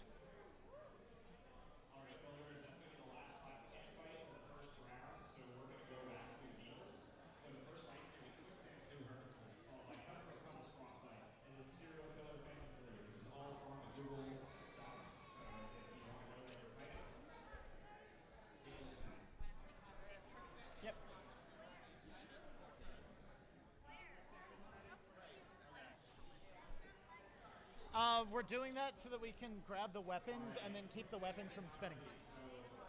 We'll just go to the next fight, yeah.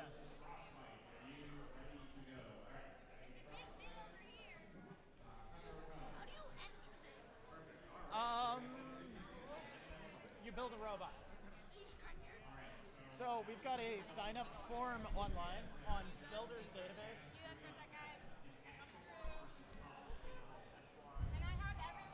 Audience, we need your help. The runner of this event, Sarah, has a very important announcement.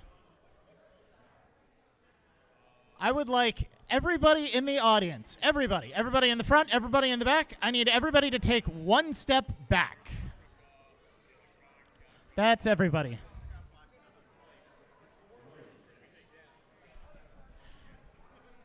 So it was nice to see the robots up close and tight when we were doing the 1-pounders, but these 3-pounders are still very dangerous. So we want to make sure, for the safety of you, our lovely audience, nothing bad happens to you. So we're asking that you do keep a respectful 1-foot distance between yourselves and the arena. We all know you're really excited and really happy to be here. We're very excited too.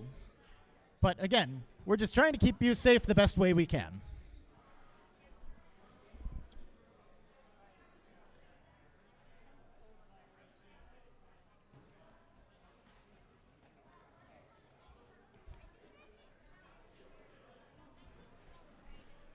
Moving back to our full combat beetleweight division. These are 3-pound robots. They don't have the weight limitations or the material limitations that the plastic Antweights do. Cutthroat Cuddles, in an earlier fight, lost his weapon and then lost to up. Hopefully he's figured out how to get that back. He's running an undercutting weapon. Meanwhile, closer to us, Frostbite, who had an incredible fight against Phantom 3 in the last round, seems to have replaced all of his screws. He's got an overcutting weapon. Which one of these weapons actually has more reach? We're about to find out. We've got 3 minutes on the clock. Cutthroat, are you ready? Frostbite, are you ready? Audience, are you ready to see some 3-pound robots fight each other to the death? Please help me count down from 5, 4, 3, 2, 1. Fight, robots, fight. Both these horizontal spinners spinning up, going for angles. Looks like Frostbite got the better on that one. He's getting hung up in the floor. Those wedgelets are not going to be great against an undercutter like Cutthroat Cuddles. Both of these robots pinging off each other. Fantastic hit there from Frostbite. But Frostbite's fork has come up, and it stopped his weapon, but it doesn't stop him from tossing Cutthroat with his own weapon. Frostbite's back in the game. Very silent, very deadly, and it looks like the weapon from Cutthroat Cuddles has been cut out once again. He's doing a little bit of spinning, but not a whole lot of spinning. There's some armor panels on the front of Cutthroat Cuddles that are taking the vast majority of those hits. And it looks like we're getting to the end of the first minute with one of these robots with a weapon and the other one with a whole lot of drive and tenacity. And short whatever that part was. I'm sure he doesn't need it.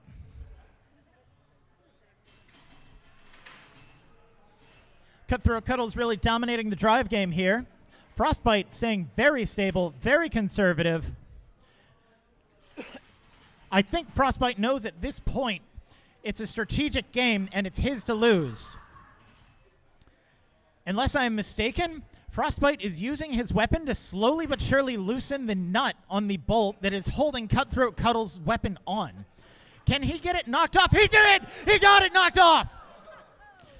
Now, I need to see exactly one more thing in this fight, which is I need to see Cutthroat Cuddles thrown into the ceiling and the weapon ripped off. Can you do that for us, Frostbite? You've got a minute and a half left. A little bit of a spin there from Cutthroat, but it's not quite enough. I don't know what he's trying to do because without that nut on the top, his weapon's just going to fall off anytime he comes off the ground. Frostbite staying in the center. Not necessarily playing the strongest drive game, but he's definitely dealing out the hits. Over in the corner now, that's not where either of these horizontal spinners want to be. Weapon keeps spinning up and it keeps trying. It looks like Cutthroat Cuddles is trying to get revenge on Frostbite and take his pineapple tree off. Something important came over here. I can't see it. Are these robots stuck together? Are you pinned or are you stuck? There you go.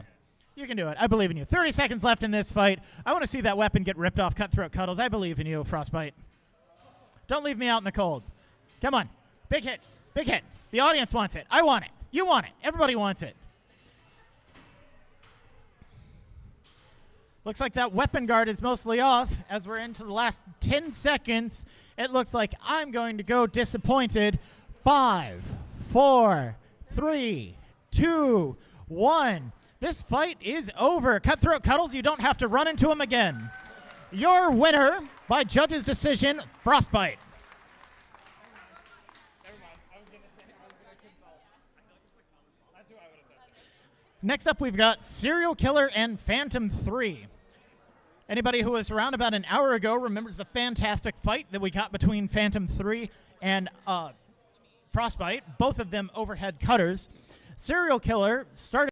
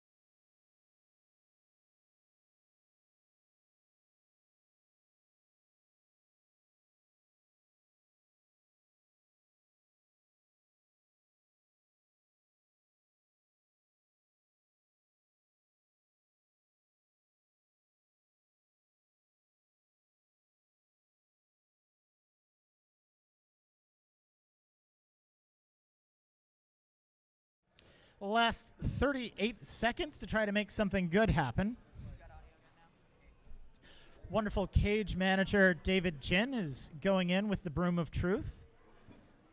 This is actually just a broom from my garage.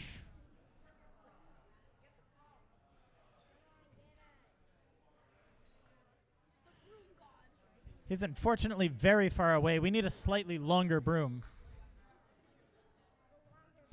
All right, we're gonna hope that that's enough of an unstick, but I'm not sure it's gonna change much of the match. I'm gonna go ahead and resume this in 3, 2, 1. Resume. 37 seconds here. Some angry spinning happening from Phantom 3, but not a whole lot of weapon movement. These robots are unstuck from each other. Phantom 3 not showing a whole lot of drive and just a little bit of weapon, but that cereal box is not going to let him have it.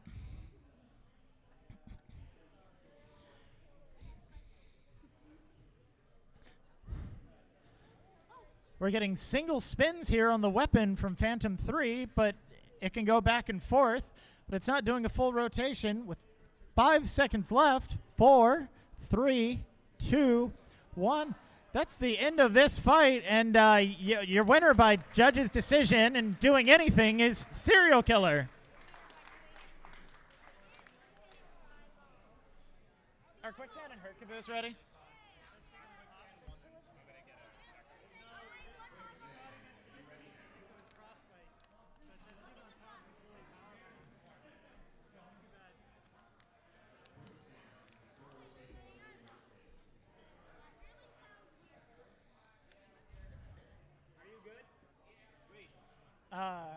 Hert Caboose is good.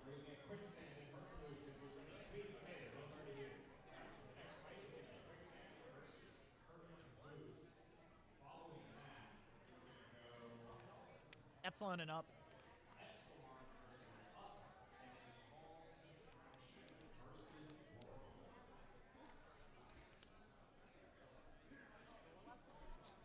Entering the box now, Angel Vidal with Hert Caboose and Ian Miller with Quicksand 2. Quicksand 2 is one of the longest competitors here at MassDestruction. I think Ian came to one of the original ones back in the day, back when I was competing at MassDestruction instead of helping to run it. It's a safety sock. Both these robots removing their safety locks. Doors are closing. Over in yellow, we've got Hert Caboose with a vertical drum spinner. He's going up against the lifting power of Quicksand 2.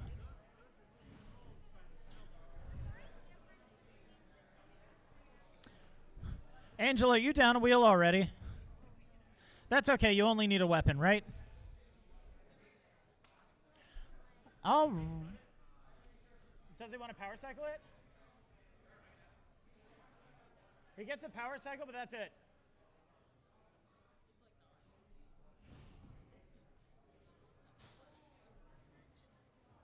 If he has to pull it, it's a forfeit.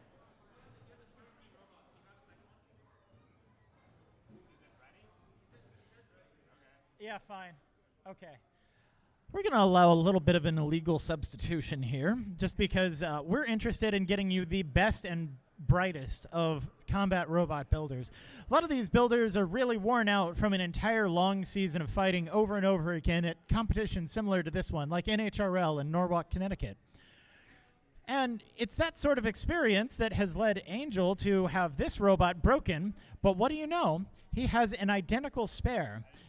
And if I visually see any difference between these two robots, I'm going to make him forfeit. On with the safety lock. Oh, it's blue? Oh, it's fine. I'm colorblind anyways.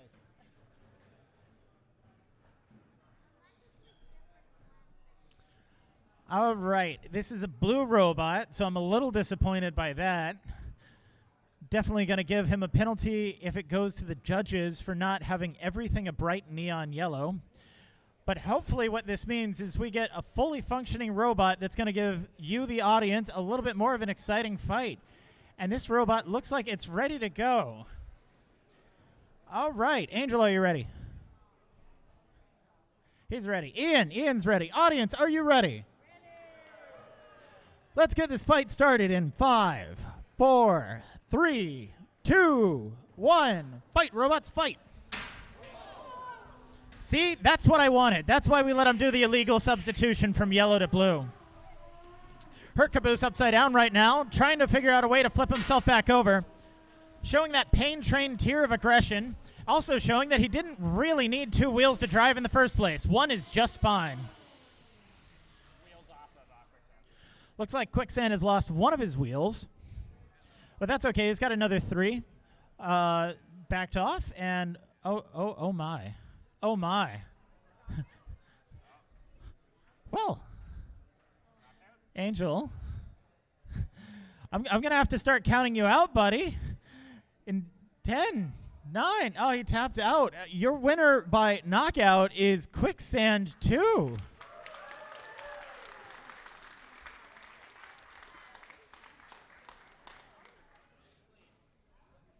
is formally withdrawn.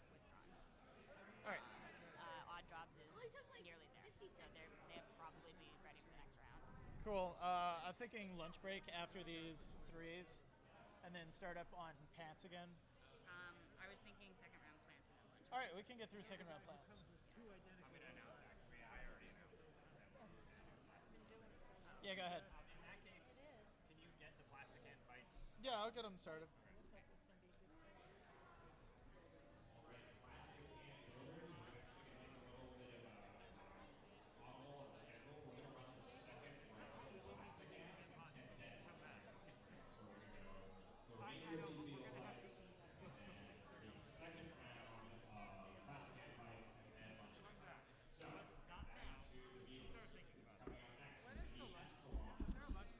Probably in about an hour. Huh? It's going to be about another hour to get through all the rest of the beetles and the plastic ants. Yeah. All right, audience, I'm aware that all of you came with a massive appetite for destruction and robot fighting, but at this point, you're probably also a little bit hungry for food as well. We're going to be doing a lunch break after we get through our next round of beetle and Antweight fights. That should hopefully take around an hour. We're going to break for an hour itself. Let us organize all the schedule and figure out what our final round of seeding fights is going to be before we get into the tournament. Entering the arena now, we've got Epsilon and Up. Do you want me to cover this fight so that you can get the plastic can set up? Yeah, cool.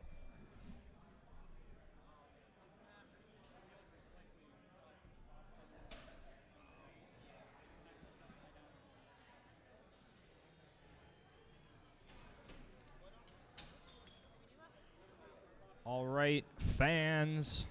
So we have an interesting matchup here. So this is in the 3-pound beetle weight class. On your left in black here is Up. This is, I believe, a flywheel flipping robot that uses an internal flywheel to flip over their opponent. And over on the right, Epsilon is a vertical spinner. All right, can I get some thumbs up from our teams? Epsilon, are you ready? Epsilon, are you ready? Up, are you ready? All right, fans, are you ready? Put 3 minutes on the clock. 3 minutes. All right. Match begins in 3, 2, 1. Fight, robots, fight. All right, so what happened in their last rounds, Up had a control victory against their opponent. The flipper never really flipped his opponent, but he was able to control his opponent and win. Epsilon forfeited their first round. So both of these robots trying to get kind of their footing in this tournament. So Up right now controlling the fight so far against Epsilon, utilizing those long forks to get all the way under their opponent. He's not even trying.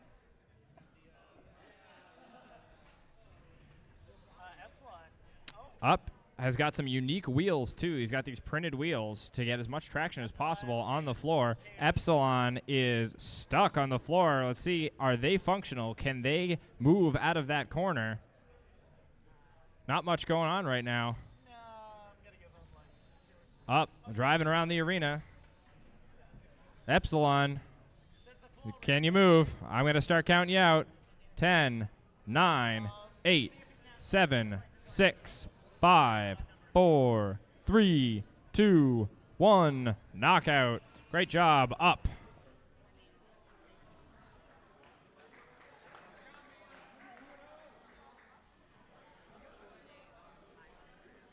Yeah, so if he is ready, he can just ask any of those guys, and we'll give him points if it goes into a three-way.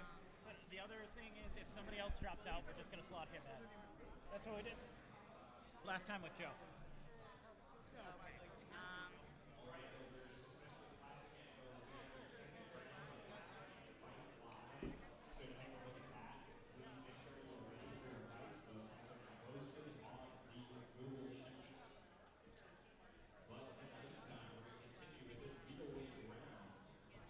Going into the arena right now should be Subtraction versus Wormhole, followed by Hattrick versus Inside Job, and then Red Panda versus Crashfest.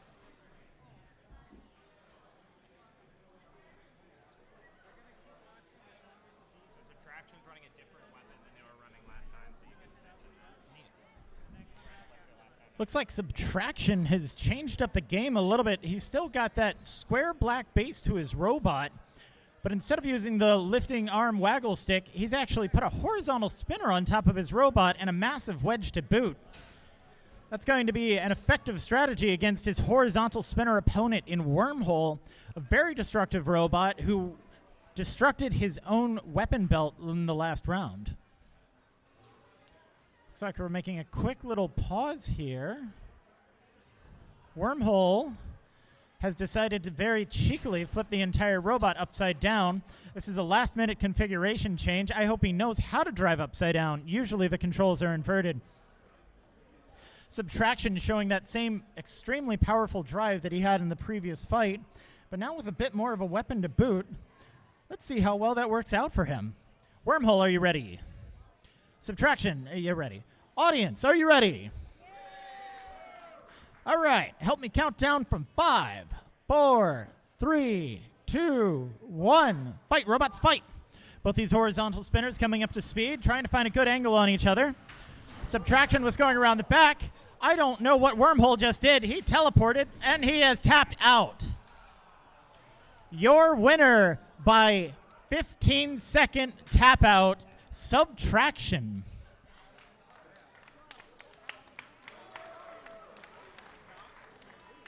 Seth, take longer next time, okay? All right, Eagles, we have Hattrick versus Inside Job, and Red Panda versus Crashfest, and Sad Octopus versus Mako. How did the fool feel about getting into three-way?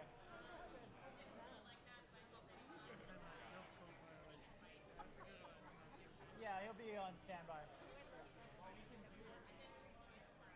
Yeah.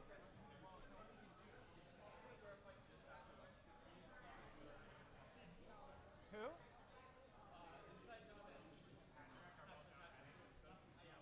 All right, swap in Hattrick for the fool. But Joe's not ready either. Oh. We'd prefer to do before lunch. 15 is fine. The fool is a little lefty supreme ruler. All right. So the easy way to do this too is we can, whoever gets the buy-in for a round, we can put the fool against them. Does that make sense? Oh, so they get 2 fights back to back? Kind of. All right. Actually, yeah, that makes sense if I go ahead and shuffle everything right now. For the third round? Yeah. Wait, do we make them fight now or do we make them fight later? Either way, whoever the buy is in round 3, just make them fight now. But then they have to fight twice in this session. In the same round, but it's either that or not fight. And Yeah. It's either that or 2 people at buys. Hey Fred, while you're on a wait, can you sign this one? Yeah, sure. Thank you. Can you sign? Yep. Can we get Crashfest and Red Panda?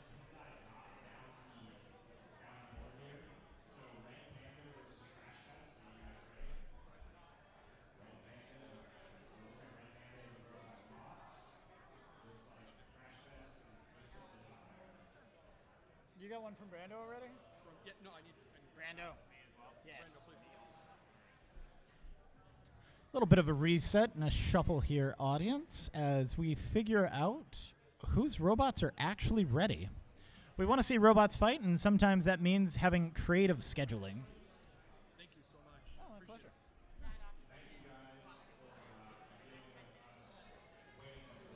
All right, Turbo and Prince.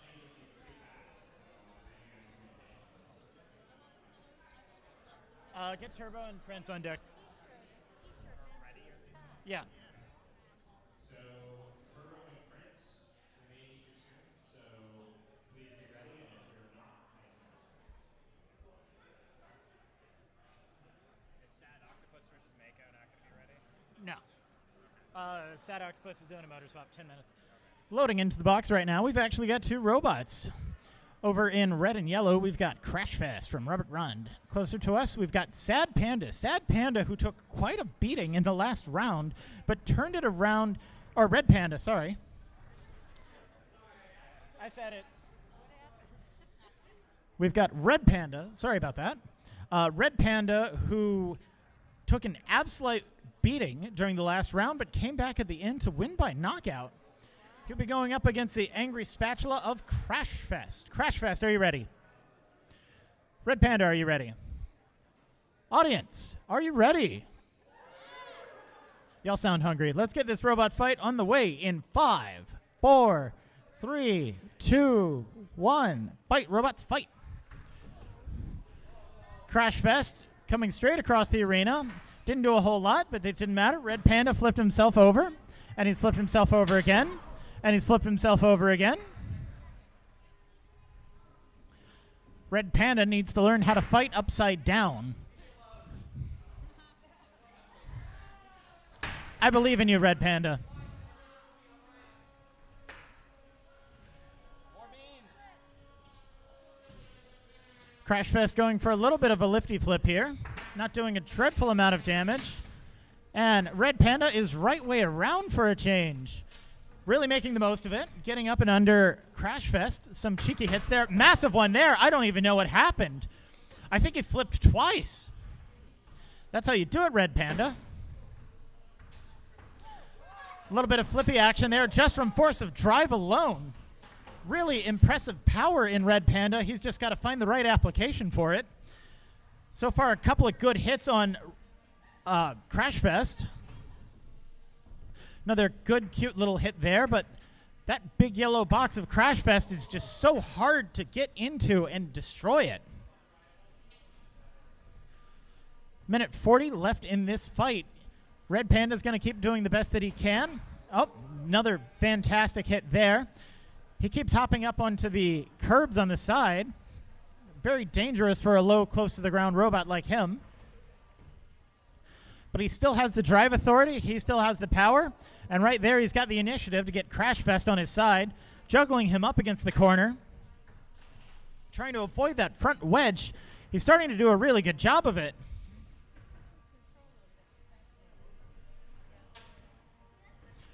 Crashfest definitely had a stronger start at the start of this fight, getting a lot of control in while Red Panda had teething issues. But Red Panda seems to be making a comeback. One final minute left to make their best impression on the judges. Fantastic flippy hit there from Red Panda. Can he do a little more serious damage? More sparks as those two AR-500 weapons grind up against each other. He's increasing the speed. This is going to make him drive worse, but hopefully hit better. Crashfest still keeping the front end pointed forward, trying to avoid those sideways hits.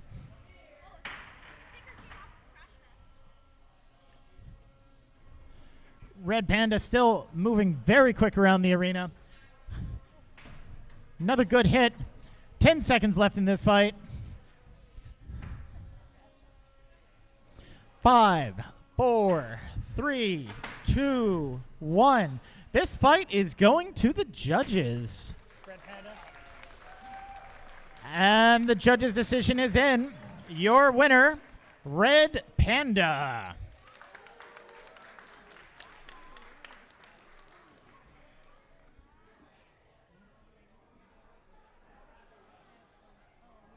Turbo and Prince are up next.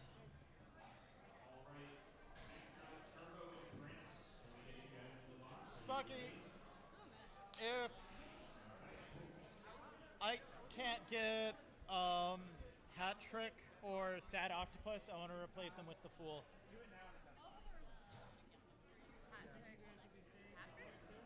Oh, hat trick. Yeah. Sorry, what's your robot? Okay, cool. So you're the third left.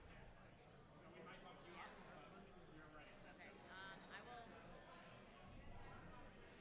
Is the Fool ready? Okay, if there's somebody in there, we can probably check out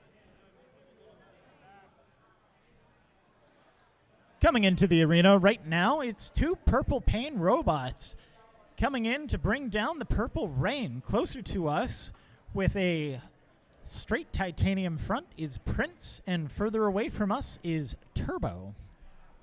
It's a very purpley fight coming up here. I'm very excited.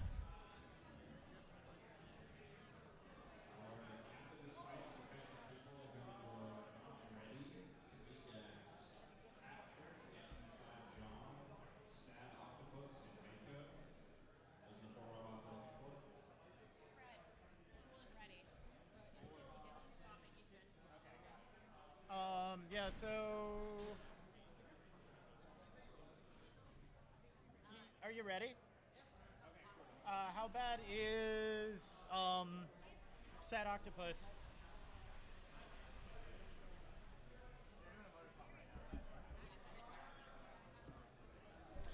All right, sorry about that, audience. We're just trying to find some working robots. Believe it or not, after that first round, some of them have taken so much damage. How much time? Do your best. How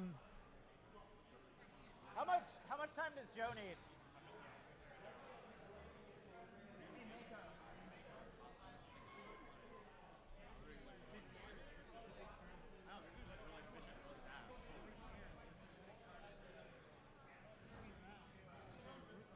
All right. Just get your robot ready. If it's ready in the next 10 minutes, we'll get you a fight. All right. Sorry about that, audience. Yeah, so we've got two more robots in the arena. On the far side, dressed up all in purple, we've got Turbo. And closer to me, also dressed up in purple, we've got Prince. Both of these robot vertical spinners, Turbo with a smaller spinner and 4 wheels, Prince with a bigger spinner and 2 wheels. Turbo, are you ready? He is so ready. Prince. What's a good Prince pun besides Purple Rain? That's all I know. I got nothing for you. Yeah. I'm uncultured enough that I don't remember any Prince songs. I'm so sorry. All right. Audience, are you ready to watch these two vertical spinners explode each other? All right. Help me count down from 5, 4, 3, 2, 1. Fight, robots, fight.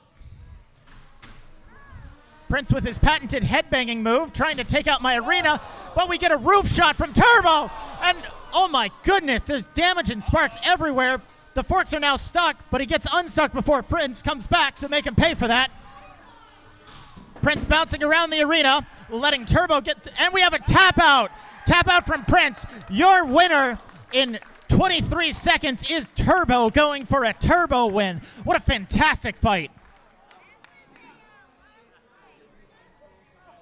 Joe said 10 seconds, so he should be done by now. All right, so we've got Inside Job and Mako and the Fool are ready to go. Yes. Which one of those do we want to do? What about Hat Trick and Sad Octopus? Sad Octopus is not ready. I know. Oh. How far is Hat Trick? I don't know. I need to check. Also, according to the Prince guy, this was a JD and not an Octopus. Okay, I believe. I mean, makes the situation worse. Less points. Yeah. I mean, Turbo. let's get Joe is here. Let's get Joe in with somebody. Joe can fight Mako or the Fool. Yeah. Or all three at the same time. Yeah. Yeah. Let's do Mako. Yeah. Oh, Hat Trick is ready. Oh, Hat Trick's ready. perfect. It's a Christmas miracle. Audience, I cannot believe my eyes. A robot that said that they were not going to be ready until after lunch is now entering the arena.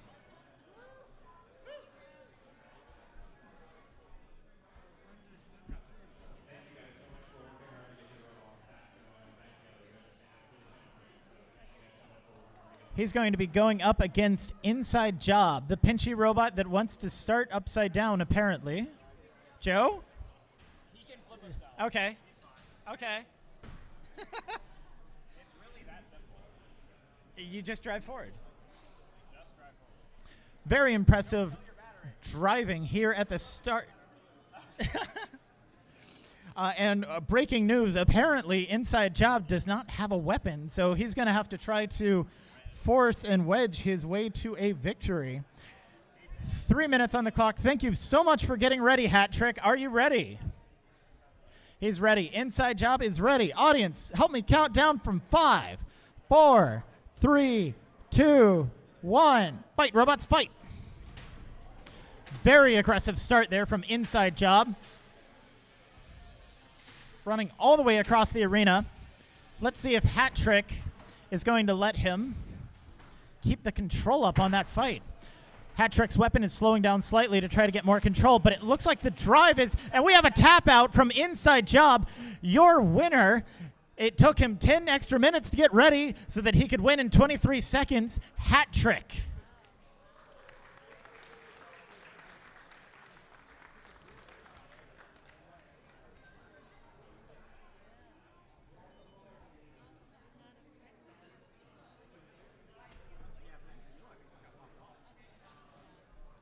How close is Sad Octopus? It's now or never. Yeah, Sad Octopus or The Fool versus Mako. Hey Joe.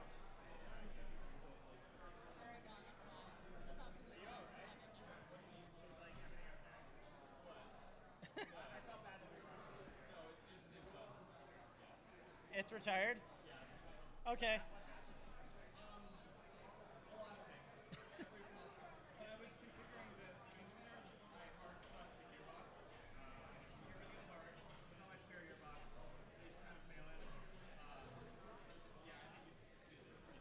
We're going to do the quick cleanup of the arena before we get into our last fight here for the Beatles.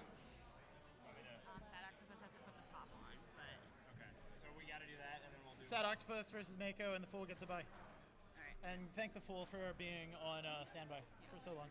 And then we'll go over to Pants. Can you get, I see two of them in Revolution and Odd Jobs ready.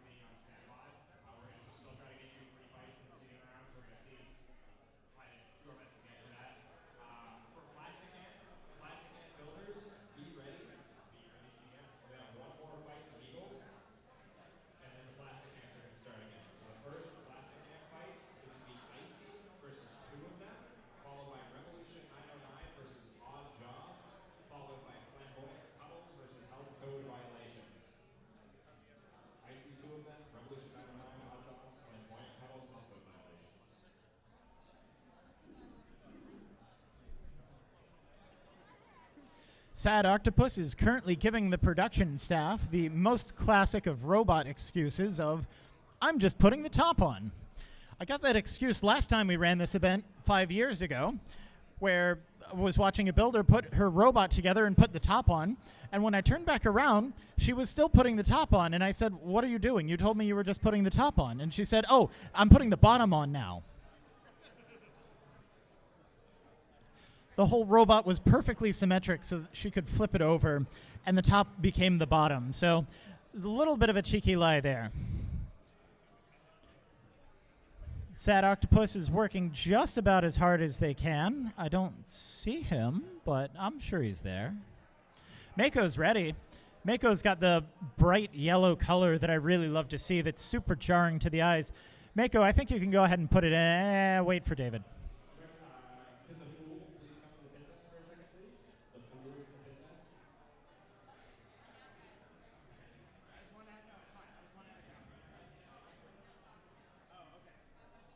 I was just gonna say that if you're fighting, so it's like we're gonna and we're probably gonna keep fighting 3 fights, but they might be in succession. I don't think so. Oh, yeah, that's like a. No, it's like a clip that goes around a piece of string that goes behind his neck, so that. We're losing audience here. Where's Sad Octopus? It's making me sad.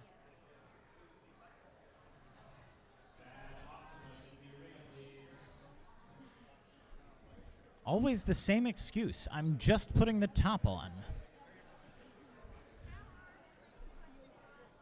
You would be surprised. For Ripperoni, it takes like 20 minutes. Yeah.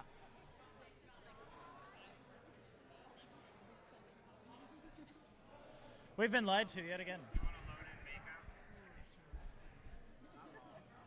Sad Octopus promises that he's on his way. He pinky promises. If you're wondering who is holding up the show, it is this one robot, but we're going to give him the best chance that he can to get in the arena because we like seeing robots fight. We don't like seeing forfeits here.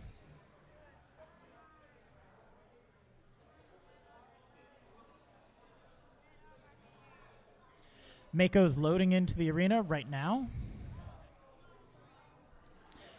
Mako with a fantastic fight in the previous round. Hey, Mako,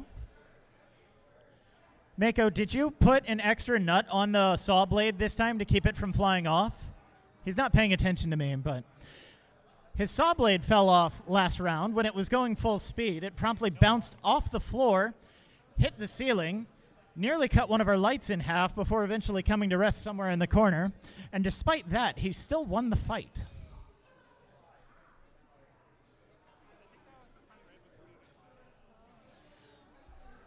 I hope he has put extra bolts onto his saw blade this time. Or maybe less, so he throws it even earlier. That'd be really cool. Who wants to see him, like, throw the saw blade like it's a frisbee? Yeah, that'd be cool. That's what I want to see.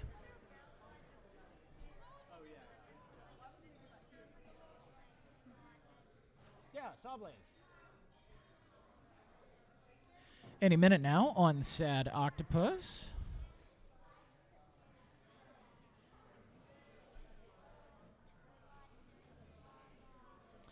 And after this, we're going to do one more quick round of plastic ants before breaking for lunch.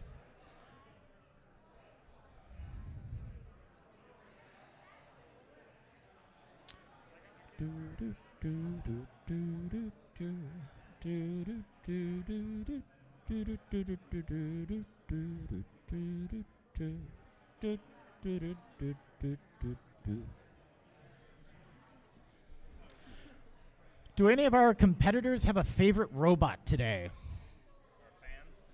Oh, sorry, fans. Any of our audience have a favorite robot today?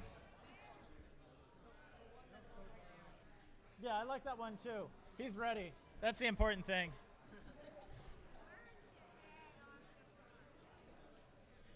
I like that Mako has little tiny octopuses on the front. They're happy octopuses. As opposed to the Sad Octopus, which is not. Mako has 2 little fork guards on the front of his robot that look to be little octopuses. He's bringing 2 happy octopuses into the arena instead of a sad octopus that's currently holding the show up.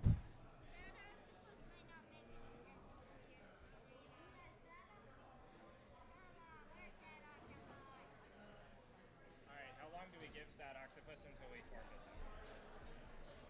Just kidding. And here he is. Let's give a round of applause for Sad Octopus making it to the arena.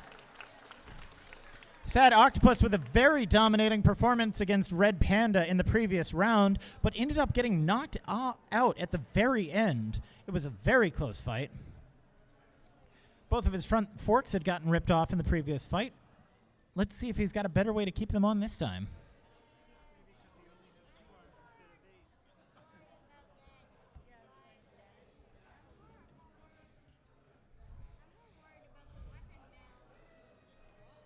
All right, our talented cage master, David, is instructing all of our competitors to power on their robots.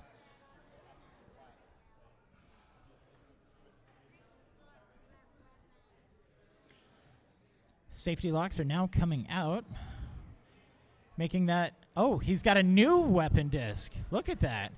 That's one of those diamond blade angle grinders. It's really good at cutting through tile, like for a kitchen or a bathroom. Let's see how well it actually holds up to plastic, like on a robot. All right, both of these robots are in the arena. Both of them can drive. I've never been so happy. I've got 3 minutes on the clock. Mako, are you ready? Wow, he really can't hear me, can he? I'm assuming you're good. Sad Octopus, are you ready? Cool, we got communication. Audience, are you ready for our last 3-pound fight before lunch break? All right, please help me count down from 5, 4, 3, 2, 1. Fight, robots, fight. Both of them off to a very nice fast driving start. Not a whole lot of weapon from either of them, though. No saw blade, no vertical spinner, just a whole lot of drive. It looks like we're going to be in a bit of a wedge match here. And nope, the saw blade on Mako has turned on. Oh, that sounds good. Nice big cut there from Mako. Another one, too. He's really trying to make the best of this. Still a whole lot of drive power from him.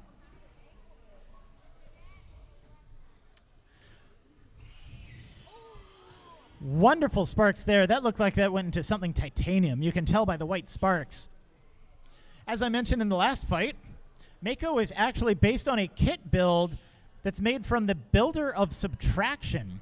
It uses the exact same 4-wheel drive base, and then it's got a modular weapon arm that you can put in there. Subtraction has demonstrated both a horizontal spinner and a little waggly arm to try to pick people up off the floor. Mako is making a very interesting use with a saw blade, and he is lined up perfectly to go get the drive belts there. Is he going to snip them? I think he got one. Sad Octopus looking very sad in the corner. Mako is just going in for the kill. He got something nice in titanium shape there. Halfway through this fight, and so far it has been Mako's fight. With no weapon from the very sad Octopus, he's not been able to present much of an offensive.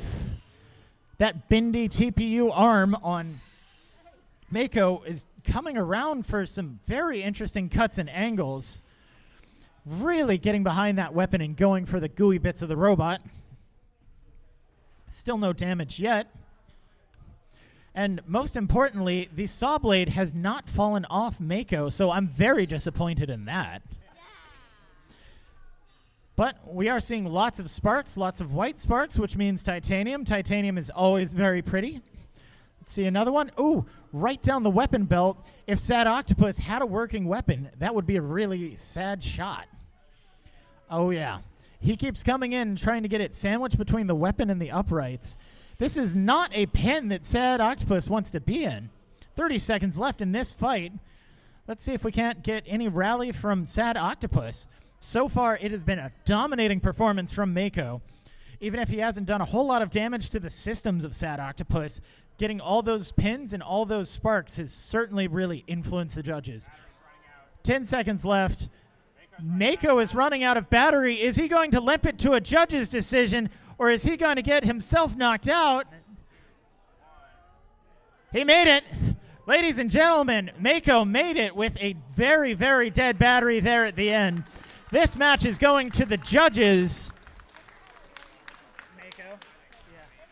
who are calling it for your most dominating performance of the match. Mako.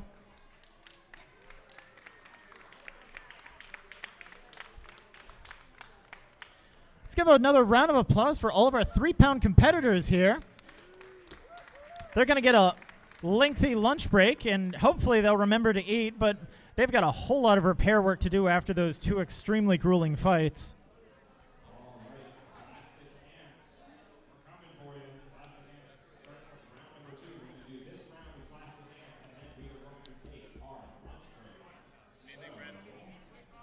I'm good. Can you grab another water bottle? Thank you.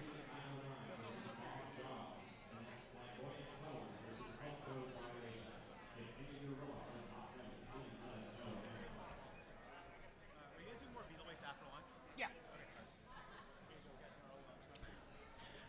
Just to remind the audience, the format of Mass Destruction is a series of seeding rounds. So, everybody who has competed so far will continue to compete until they have completely run out of robot. And even then, we're going to put them into a single elimination tournament at the end of the day to really fight the best against the best. We will be doing more beetle weights after our lunch break, but we want to get through one more round of plastic Antweights first.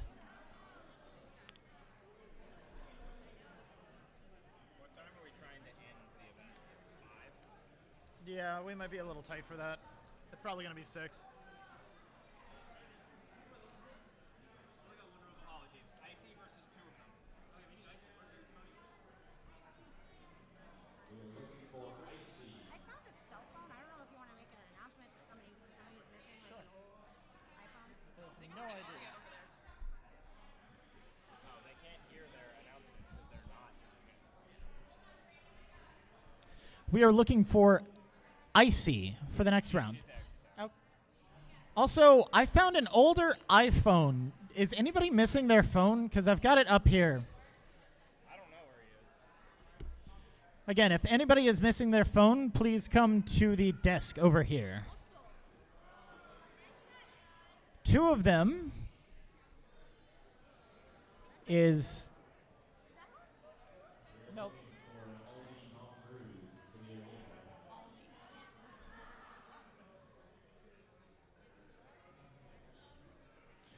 Oh, and we have Icy in the arena. Turns out we were just having communication difficulties.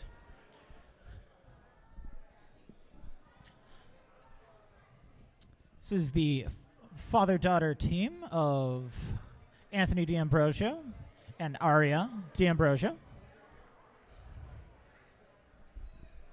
Long time Mass Destruction competitors here. We've been always very excited to have them. They also have a fantastic merch store located right behind me where you can get all of your best Mass Destruction shirts. The arena is locked. Icy is driving over to her green square.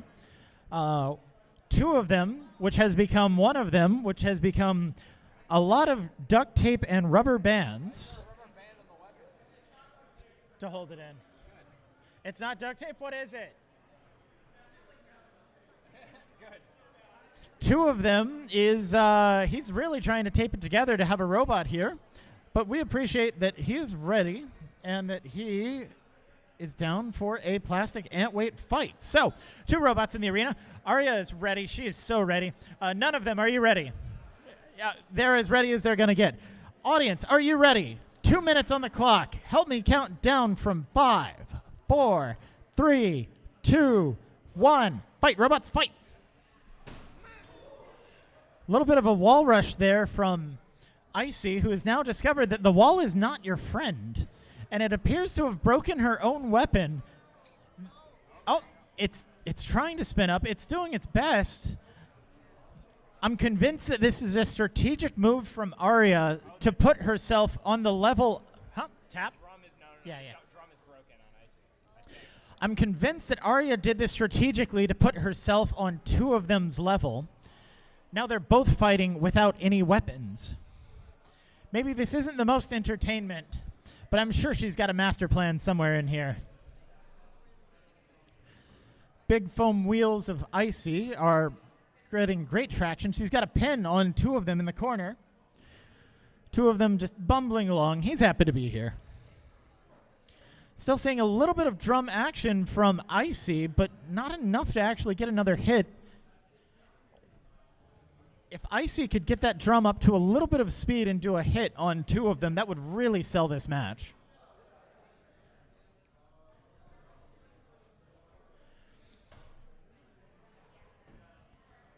Two of them trying to play a strategic box maneuver, I'm guessing.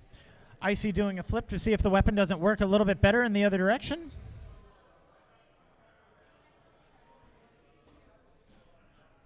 Another fantastic flip there on herself from Icy. 30 seconds left in this fight. Let's see if we can't get one hit. Come on, one hit.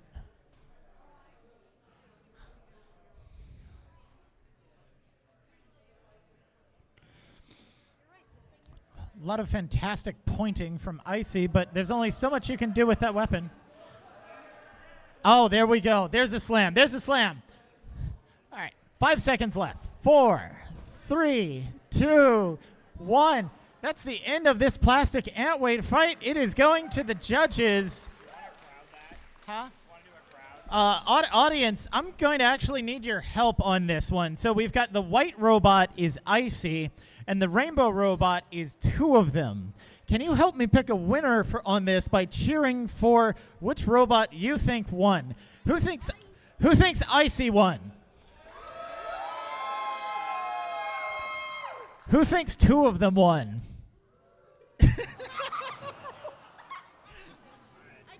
I'm going to have to change that from a judge's decision to a knockout because the audience just knocked 2 of them out.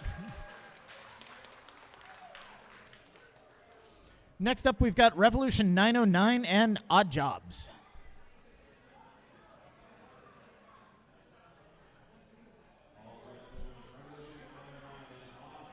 Going into the arena, on deck, Flamboyant, Cuddles, and Cutthroat Cuddles.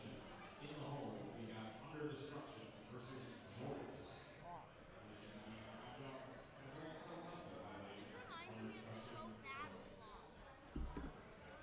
We're on that show.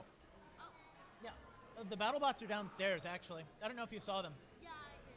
Yeah. Are there only 2? There should be 4. We've got Ribot, Valkyrie, Ripperoni, and Starchild. Oh, I saw 3 of them. Starchild is really big. He's not here. Is that going to be all the judges' decisions like that? A lot of them. I'm surprised Tombstone wasn't here. Tombstone lives in California. Thank you. I'm just happy to be here.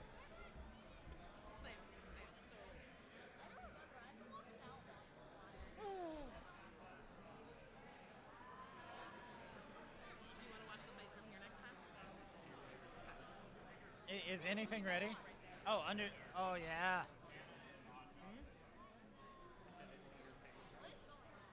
Coming into the arena right now, we've got a giant UFO. What? Where? Oh my god. What the? What? Coming from Hannah Rucker, known as the driver of Ringmaster and Duck and Marvin. Oh. That drum spinner? Oh. Yeah. All right, so Hannah is Odd Jobs, right? Yeah, okay. All right. Over here in orange, we've got Odd Jobs, which is a giant orange shell spinner. The entire robot spins around, which is a great way to combine both armor and your weapon. Over in the green square, we've got Revolution 909, which is a drum spinner. It's going to spin vertically.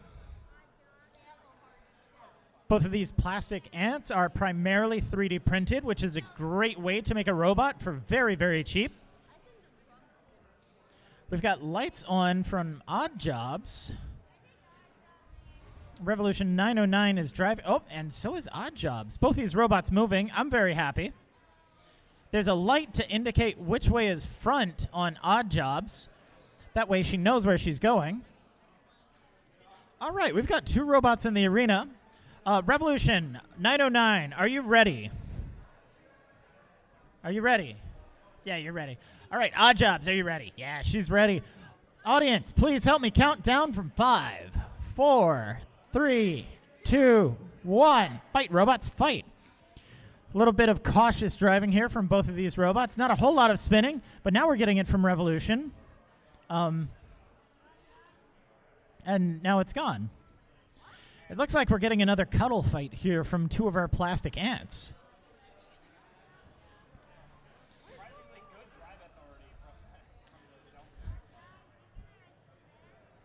Odd Jobs is using her front-facing light in order to figure out which direction her opponent is and how hard she can slam into them. Good slam there. And it appears to have actually debilitated Revolution 909. Revolution, can you get out of there? Are you moving? Odd Jobs is spinning. She's using a weapon now.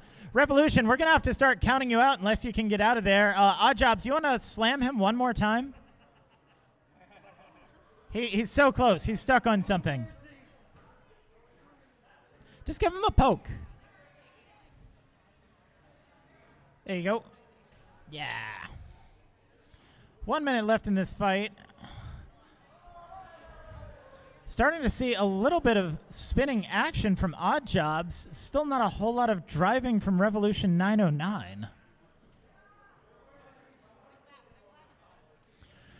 It's just enough to keep them in the fight, but so far Odd Jobs has been dominating this fight. Mostly through the superior power of her front-facing light. Look at that thing. It's so bright. 20 seconds left in this fight. Revolution continues to struggle to move. Odd Jobs, that's spinning the wrong direction. Yeah, your weapon goes the other direction. All right. 3, 2, 1. That's the end of the fight. This is going to the judges, but we're going to go ahead and just call it for your most active robot, Odd Jobs.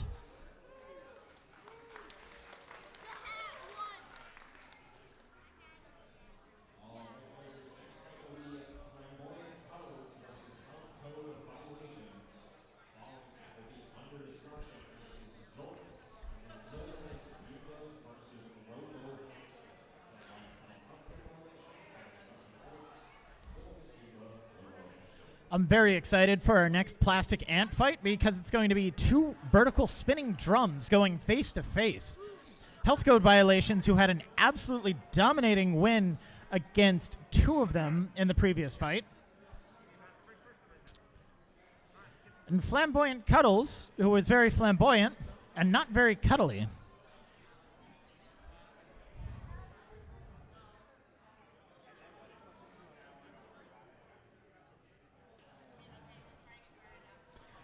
Again, we've got another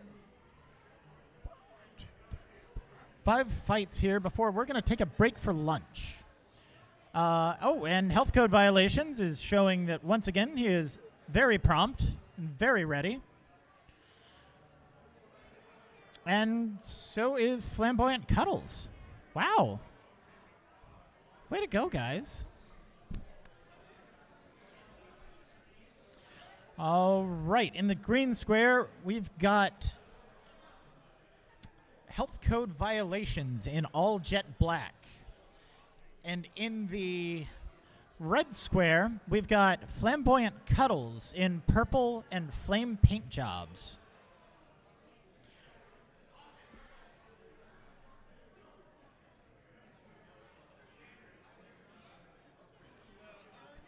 Doors are closing. Robots appear to be ready. I'm not ready with the clock. Oh. All right, both of these robots driving over to their squares. Flamboyant Cuddles is showing off a little bit and certainly taking her time. There we go. That's good enough. All right. Health code violations. Are you ready? All right, you're ready. Flamboyant Cuddles, are you ready? Yeah. All right, 2 minutes on the clock. Let's count down from 5, 4, 3, 2, 1. Fight, robots, fight. Not a whole lot of drum action from Health Code Violations, which is interesting. And there it is. He was just waiting to get a good angle on Flamboyant Cuddles. Both these robots locking into each other.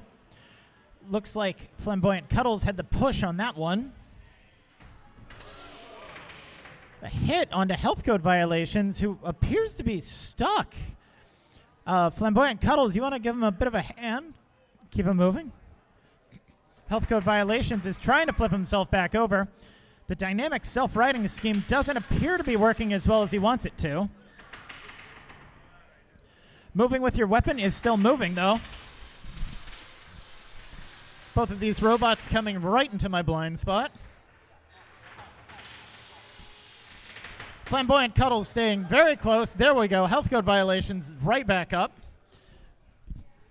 So far, looks like a very good dominating performance from Flamboyant Cuddles. 1 minute left in this fight.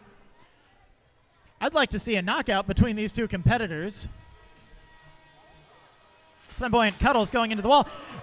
And all of a sudden, we've lost the wedge from the front of health code violation, but it doesn't matter because Cuddles is upside down. Without that wedge, health code violation won't be able to spin up his weapon. Serious damage there.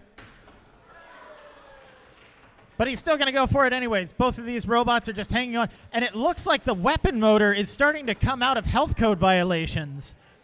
He's got a giant chunk come out of the front of his robot. I wonder if we can see the drum get ejected in the last 20 seconds here.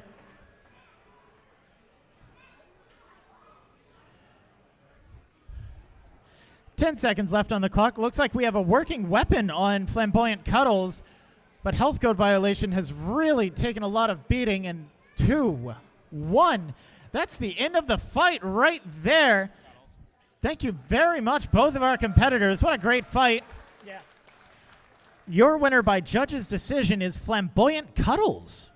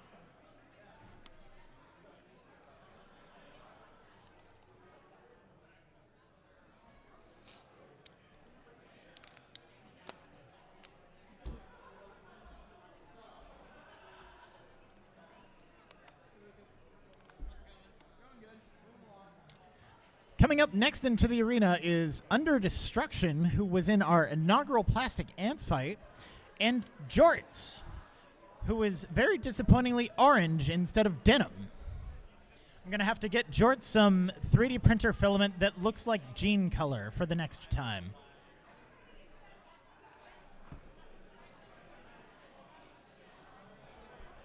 Going to do a little bit of sweeping here. It's not very fair to have both Plastic Ants and 3-pounders fighting in the same arena. The 3-pounders make a whole lot of detritus that the Plastic Ants can get hung up on. But we haven't run Plastic Ants in about 5 years, so we're very excited to see it happen again. Just look at that immaculate sweeping work right there. The reverse-handed technique. David Jin is a professional. Loading into the arena right now in orange is Jorts. And over in purple, we've got a lifter with Under Destruction.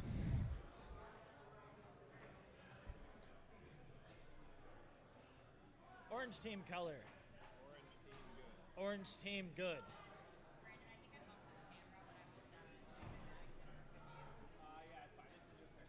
In the last fight, Jorts over in orange did not have her weapon working. Let's see if over the last hour she's actually been able to get that functioning for this fight. Also, both of her wheels popped off. I hope she's put some better bolts on those. Under Destruction, very low slung with some very well-designed arm for picking up the other robots and putting them in places they don't want to be. Also, a very strong blue wedge on the front. Very close to the ground. All right, these doors are closing.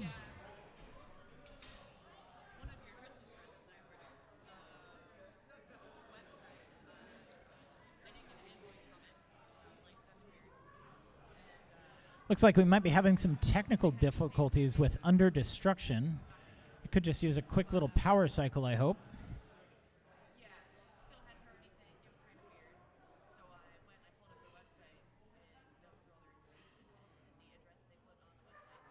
address they put on the website that I didn't see before is a fake address. So I called PayPal, waiting for them to call me back. This has worked for at least one of our competitors so far. It's the classic turn the entire robot off and then turn it back on again trick. So like I said, it's not a big deal. It's just annoying, really. Yes. It works for computers, too. We're getting a little bit of deliberating going on. As our competitors are seeing if their robot works or not. It seems like there's some deeper issue, and...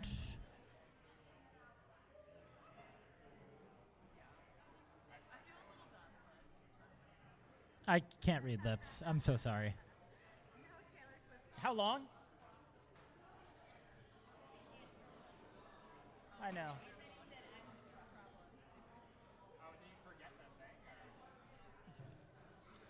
Do you want David to try to turn it on? That looks like a finger tech switch.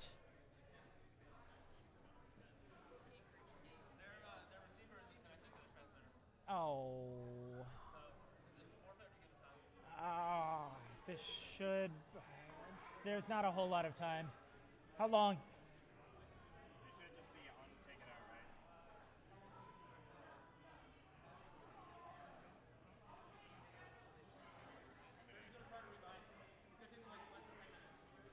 Yeah, sure, pull them out.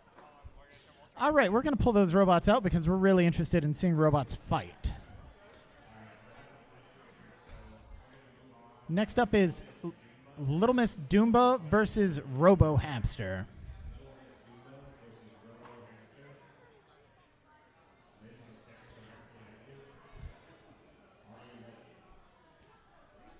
Liz!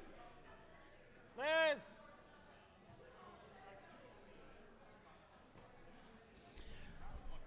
Audience, a phone was found. If you have lost a phone, please come up and describe it to me, and I can return it to you. No, just the same one. Go ahead and call the next one, too.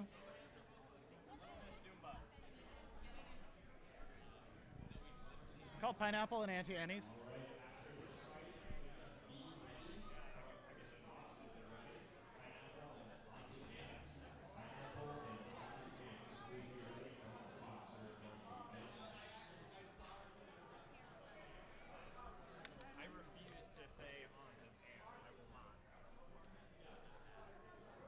Auntie Ants? That's the joke, but I'm not going to do it. Oh, I've been saying it wrong the whole time. I can't believe that I said Sad Panda. Sad Panda. What? No, he gets it. He gets Sad Panda. I kept calling one of the robots Sad Panda over and over again. It's Red Panda. Well, again, because it was fighting Sad Octopus. Yeah.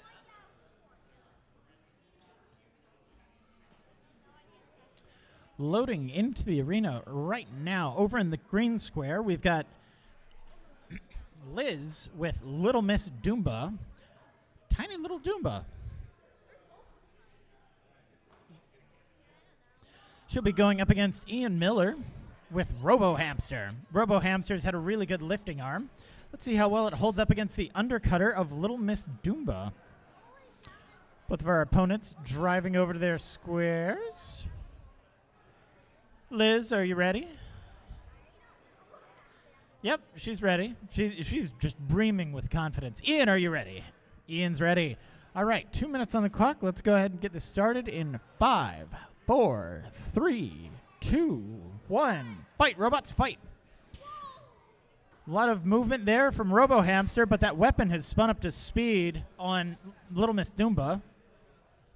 Robo Hamster's got quite the wedge on the front that he can try to stop that blade.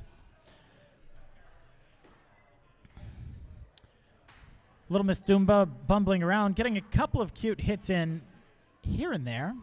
Nothing dreadfully impactful. It seems to have scuffed up the front wedge of Robo Hamster. Let's see if we can't get another lift from Robo Hamster. Nope. Looks like that undercutter is actually below the height of the wedge on Robo Hamster. That's awkward.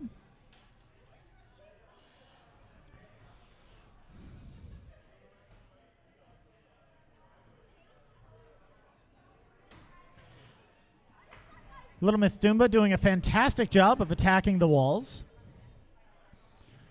She's doing her best. Looks like the rest of Robo Hamster is well off the ground. So the only thing she can really hit is that wedge up the front.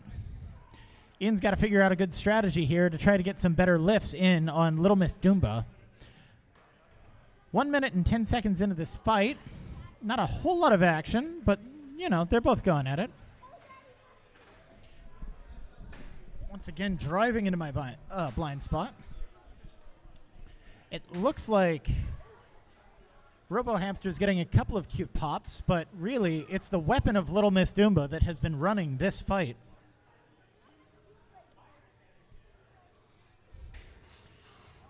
Almost so close to getting a good flip there from Robo Hamster. He's really turning up the aggression here in the last 15 seconds. Little Miss Dumba once again running away into the wall. Patented strategy. 5, 4, 3, 2, 1. That's the match. I have no idea. Audience, I need your help on this one. In all my years of judging, I'm not very qualified to judge this fight. So I need your help to figure out which robot won. I want you to cheer very loudly when I say its name. So over there in the far side corner in black, we've got Little Miss Dumba, and closer to us, we've got Robo Hamster. So who thinks Little Miss Dumba won? Who thinks Robo Hamster won? All right. Your winner by audience decision, Little Miss Dumba. Under-destruction is ready, so I figure we run onto Ant first whenever they're fighting, and then we run under-destruction. Yeah, sure. If Pineapple and Anti-Ants is ready. 3 more fights here before we take our lunch break. These are still our plastic ant weight divisions. Our 3-pound division tends to be our more competitive one, but the plastic ants tend to be the more entry level for a lot of builders. Most of these robots are entirely 3D printed, and while 3D printing can sound like a big, scary industrial topic, you can get a 3D printer for as cheap as $200 at Micro Center. It's a really easy way to get into the hobby. And when these robots break, you're only out about $20 in plastic instead of $400 in custom laser cut steel. You can also experiment with your ideas of what you're doing. So like we're seeing with Pineapple here, who appears to have a very large lifting snake.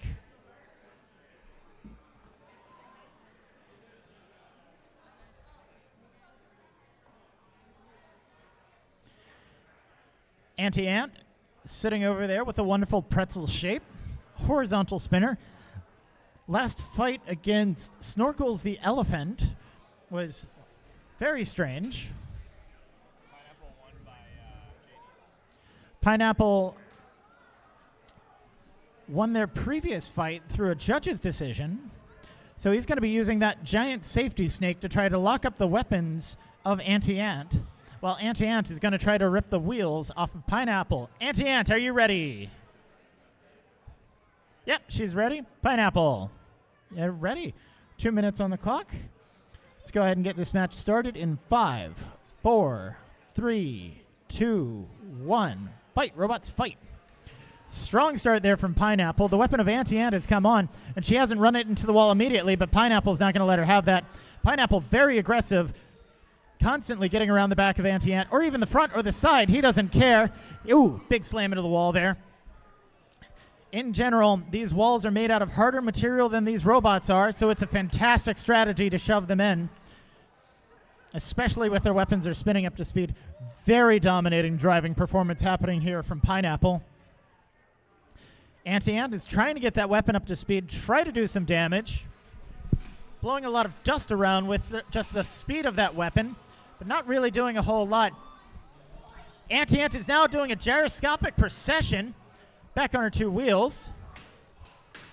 Driving into the wall. A lot more control coming here from Pineapple. Pineapple really likes using that safety snake. Anti-Ant needs to get way away from the wall in order to spin her weapon back up. 1 minute to go in this fight. So far, it's been a very dominating performance from Pineapple, but that weapon on Anti-Ant continues to spin. Very impressive. I also love the pretzel shape. More gyroscopic procession here from Anti-Ant. She's got a lot more weapon than she knows what to do with, and she is stuck up against the wall. Managed to smack herself off of it, but Pineapple is just going to go set her up on another wall. And then he's going to bring her down. What a nice guy, that Pineapple. 20 seconds left in this fight.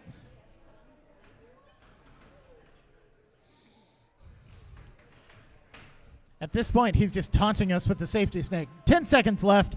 Any damage has to happen right now. But so far, we have seen an incredible control game. And that's the end of the fight right now. Let's give a round of applause for these two competitors. Fantastic fight for both of them. But your winner by judge's decision is Pineapple.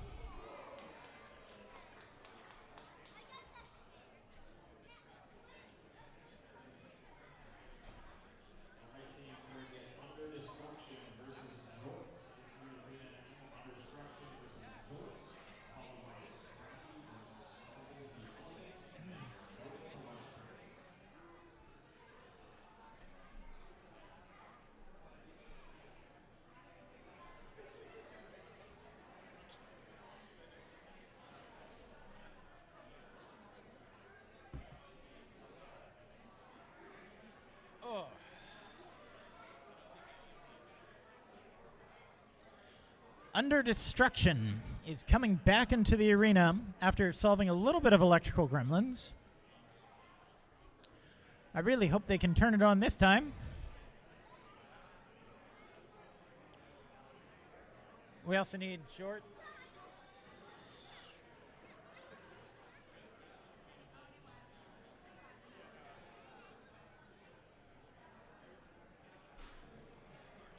And here's Jorts.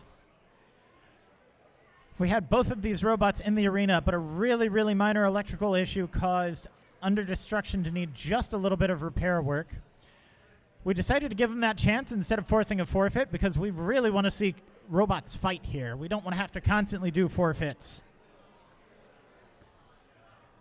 Some of these more professional and less casual competitions can be really brutal with their forfeits. I've seen one of them where they did 5 forfeits back-to-back just because none of the robots were ready. And that's not something that we want here. We want entertainment for you, the audience. And for me, too. I want to see robots fight.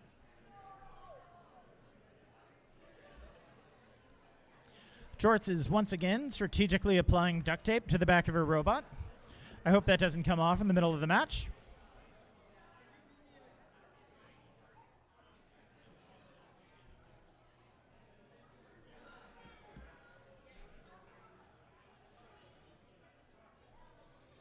And we're closing the doors. Fantastic. All right.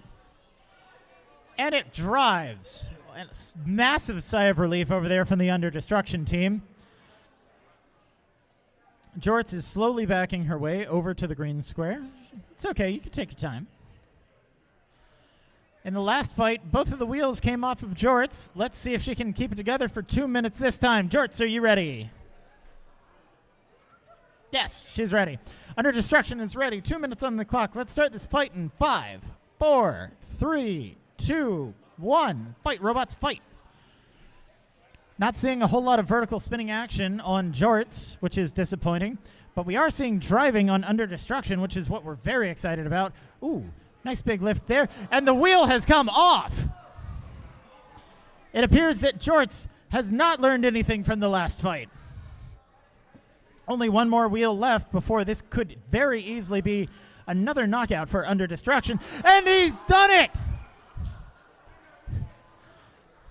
All right, Jorts, do you have a third wheel? Do you have a spare tire?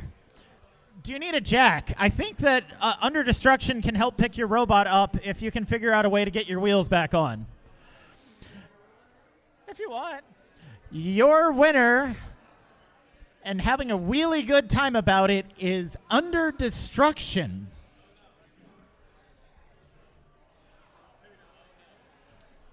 All right. Let's do the next one.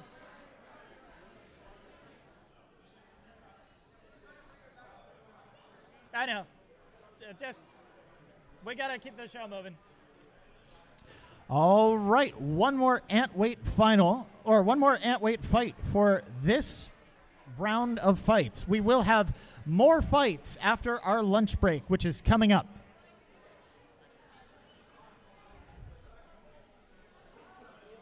We said 45-minute break.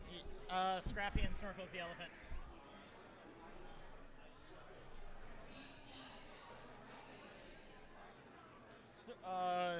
Scrappy and Snorkel's the elephant.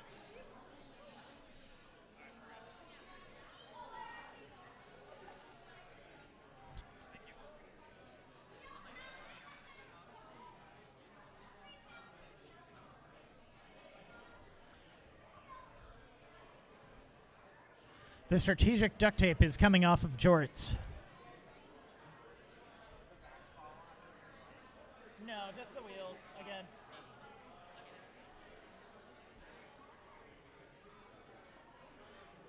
Scrappy and Snorkel's the elephant. Oh, there's Scrappy.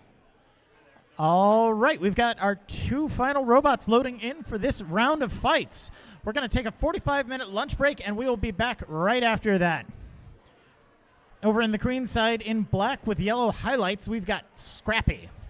Scrappy appears to be a pinch-style robot, utilizing her patented pinching technique to control the other robots. Push them into the walls, smack them into stuff. Snorkel's the elephant is a huge style robot featuring very, very large compliant wheels. And instead of running a vertical spinning bar, he's got a horizontal spinning bar. And also, unlike Huge and Starchild, he has no third point of contact with the ground, which makes driving him a very creative experience. He's going to use the gyroscopic precession.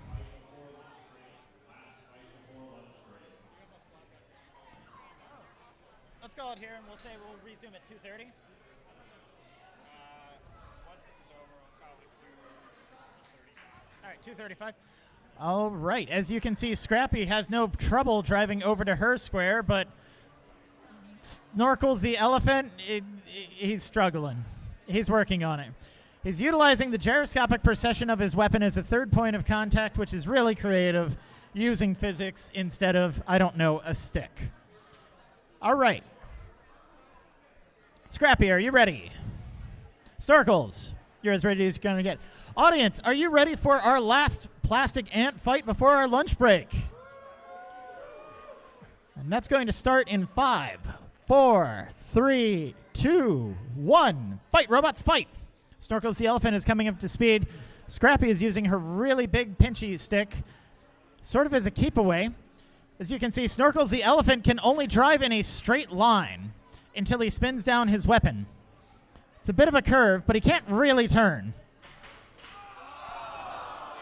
And that weapon has completely ripped off the pinchy stick from Scrappy. But now Snorkels has to pick a new direction to drive in. He's taking the pain to Scrappy, who might be stuck against the wall right now. Scrappy, do you have any movement? Nope, Scrappy's good. Out from the wall.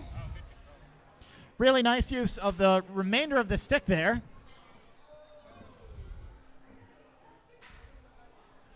Looks like Scrappy's going to try jousting the elephant now with what remains of her pokey stick. That spinner on Snorkels continues to be very powerful and very unpredictable. Snorkels is spinning down so he can get his bearings. He's looking a little woozy, looking a little tired. I love Snorkels so much. 45 seconds left in this fight. A lot of damage early on, but also a lot of control too. Both of these robots, very interesting.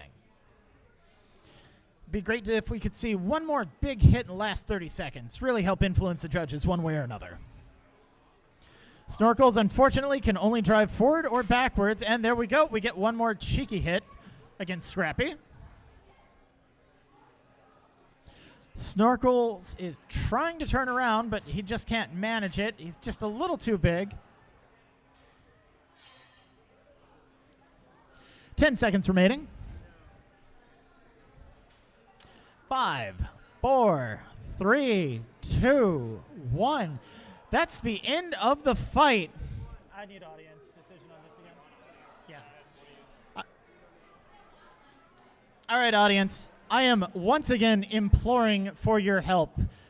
We've got our two robots, Snorkel's the elephant in yellow and Scrappy in black. I need you to cheer for your favorite robot that you think won. Who thinks Scrappy won? Who thinks Snorkel's the elephant won? Your winner, Snorkel's the elephant. All right, 235. All right, audience, that is going to do it for us for now. We need to take a quick little break and refuel ourselves and also refuel our robots. So we're going to go out to lunch. We suggest you do as well. Enjoy the museum, see all the exhibits, see the other BattleBots. We will begin fights again at 2:35. Again, fights will resume with Beetleweights in their third round at 2:35. Until then, I've been Frederick Moore. It's been a pleasure getting to announce for all of you, and I will see you real soon.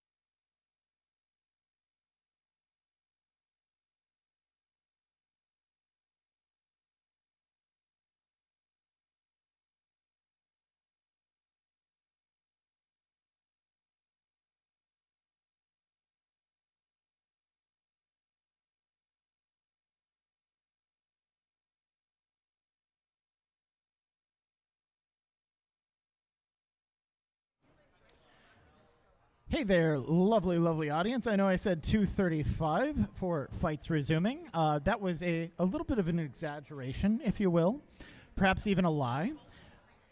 We're trying to get all of our fights together right now. We've got a big, long list of competitors, but there is one little thing that we need to resolve at the end of it. We've actually had two robots that have both had buys, and we want to make sure that they are okay with fighting each other at the end of this.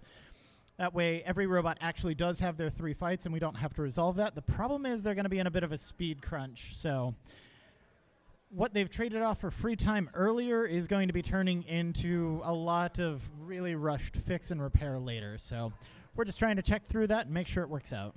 Epsilon's also fighting second fight. And then we'll just get the Fool and Epsilon to fight each other at the end of this. So that way everybody's had 3 fights. Yeah.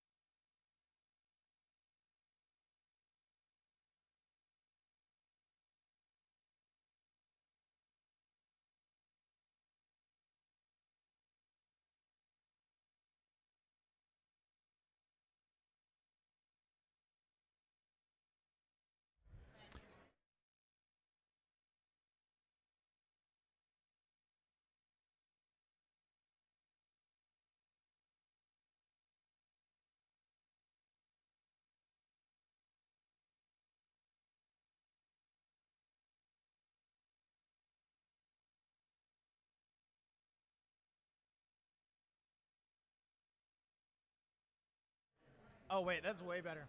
Sorry, Anna. Your honey is insufficient. Fantastic. That was very good. Do you need the salt too? I am done with the salt. Thank you. I gargle it. It helps. Yeah. Let me know if you want it. That is an atrocity. Thanks, I hate it. All right. We've got the Fool is back in the arena. He fought in one of the first rounds, and then he had a bye, which was a little sad, so we're going to try to make up for that and give him 2 fights right back to back. I'm sure he won't mind having to do that with very little time. He's going to be fighting Sad Octopus. Sad Octopus is once again just putting the top on. Can you get Subtraction and Epsilon ready too? Is that for Spocky or for me? Either of you. Either of you. I just need robots. And as soon as we get Sad Octopus in the arena, we should be able to start our fights.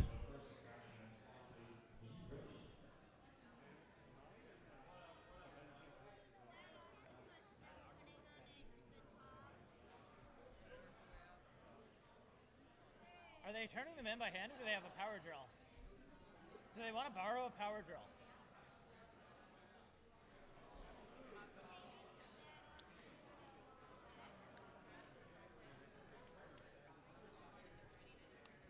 Yeah. Also good. Quicksand 2 and up. I want to start a fight.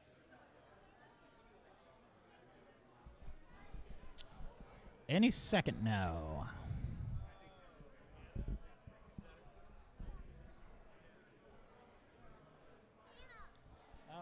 Where's Ian?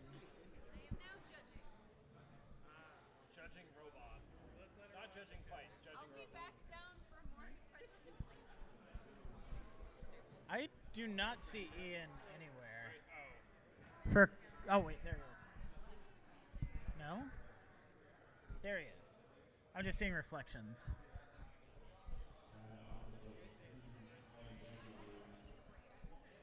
Nope, you said... Oh, here they are. Sad Octopus is on their way. Here we go. It's time for some robot fighting. Woo! Returning to the arena for the third time is Sad Octopus. He's been having a bit of a struggle at this MassDestruction in his very first fight against Red Panda, putting an absolutely dominating performance over Red Panda until the very last minute. His robot turned off, giving Red Panda a knockout win. The Fool, on the other hand, had a relatively straightforward first fight against Turbo, where he was unable to get enough control to win totally. All right, both these robots are ready. Audience, I need your help. I need you to pay attention to me, and everybody in the audience, I want you all to take one step back. We need you to move away from the arena. Especially you two. Back. Thank you. All right. With that out of the way, we can probably go ahead and get some robot fighting started. I'm going to press a button and that button, and we are good. All right. The Fool. Fool, are you ready? Are you ready? He's ready. All right. Sad Octopus, are you ready? You don't have 8 more screws that you have to put in? Oh, thanks. Audience, are you ready to get our fighting started back here at MassDestruction? All right, please help me count down from 5, 4, 3, 2, 1. Fight, robots, fight! Sad Octopus is actually spinning up this time. Stark difference from last time. We're going to see the patented twisty forks used on the Fool in order to try to keep him off the ground and maneuver him around the arena. Good pin there from the Fool, but all of a sudden, Sad Octopus is whipped around and he's making him pay for it. Another free trip to the wall, but Sad Octopus isn't going to be let down that easily. His fork game isn't working up the way he wants it to, but he's still got a good hit here or there.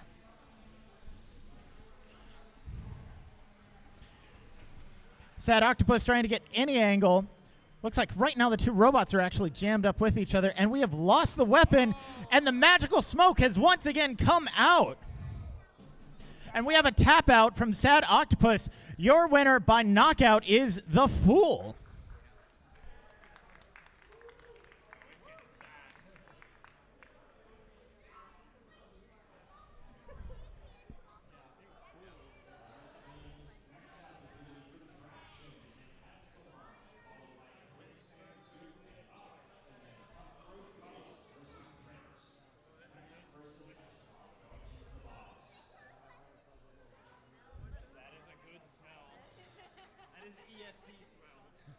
Don't breathe that.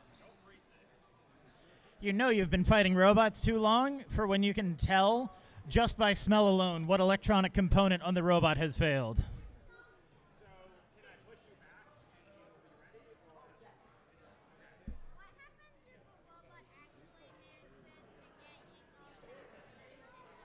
We have a plan. Epsilon is not ready. How long? Quicksand and Up, and Cutthroat Cuddles and Prince.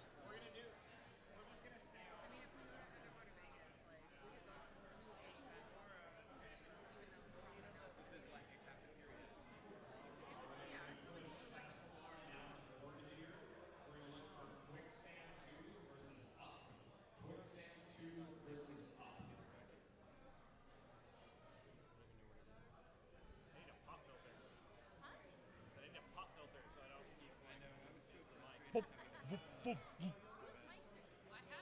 CRMIs. Just put a sock over it. Whose sock? My sock. Disgusting. I've got an extra sock if you want to borrow mine, Brandon.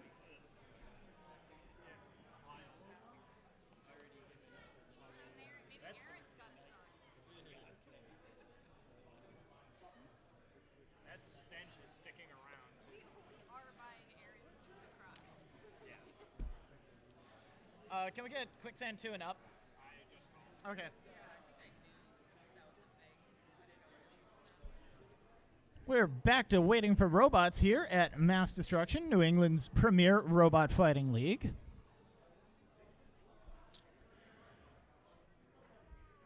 In a lot of other competitions, they'll use a double elimination or even a single elimination tournament format. So if you lose your first 2 fights, you'll be knocked out totally. Here at MassDestruction, we believe in second, third, even fourth chances.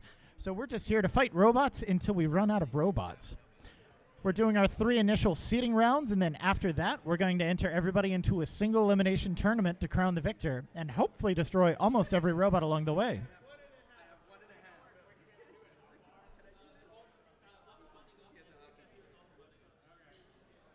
What about Cutthroat Cuddles and Prince?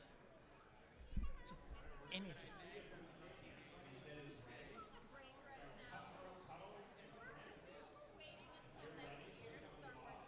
Serial Killer and Turbo too? It's a lot of work, and we want to do stuff like this. I don't think I could have made 4 or 5.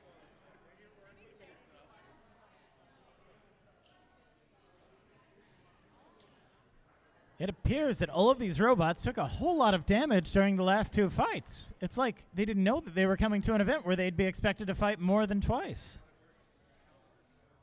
Oh, we've got Quicksand 2. And we're looking at Up, who looks like he's in the test box.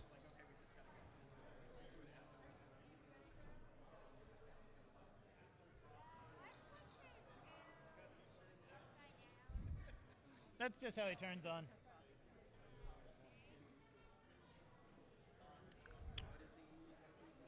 Anna, did you see my timers that I It's pretty cute. Please come to the arena. Please come to the arena. Please come to the arena. Please come to the arena. Please come to the arena. I am going to manifest this robot fight happening.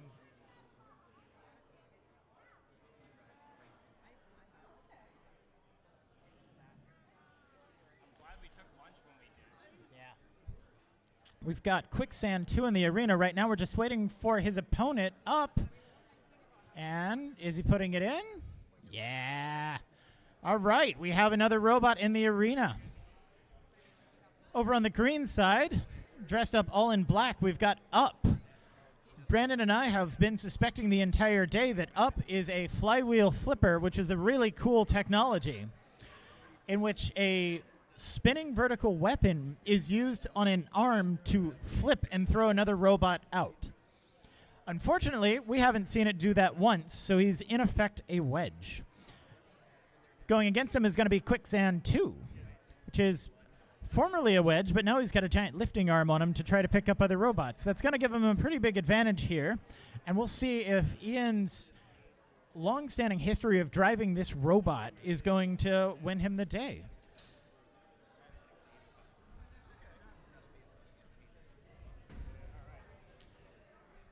Up also has cleated wheels, meaning he's going to have superior traction relative to the ground, but it doesn't look like he's got that speed advantage. All right, Up, are you ready? Up, yes, yes. Are you ready? You're ready. Quicksand, ready. Audience, ready. We're not going to see a whole lot of action in this fight, but it's going to be a lot of interesting strategy and driving. So please help me count down from 5, 4, 3, 2, 1. Fight, robots, fight. Quicksand's going out for a cheeky little hit. Looks like his wedge action is going to be better than Up's, but if he lets Up get around the side of him, then he's just not going to be able to lift Up. Still playing a fork-on-fork game, interlocking each other right there. Looks like Up's got the advantage here. Both robots are pinned in the corner. Not exactly where either of them wants to be. Pin is released.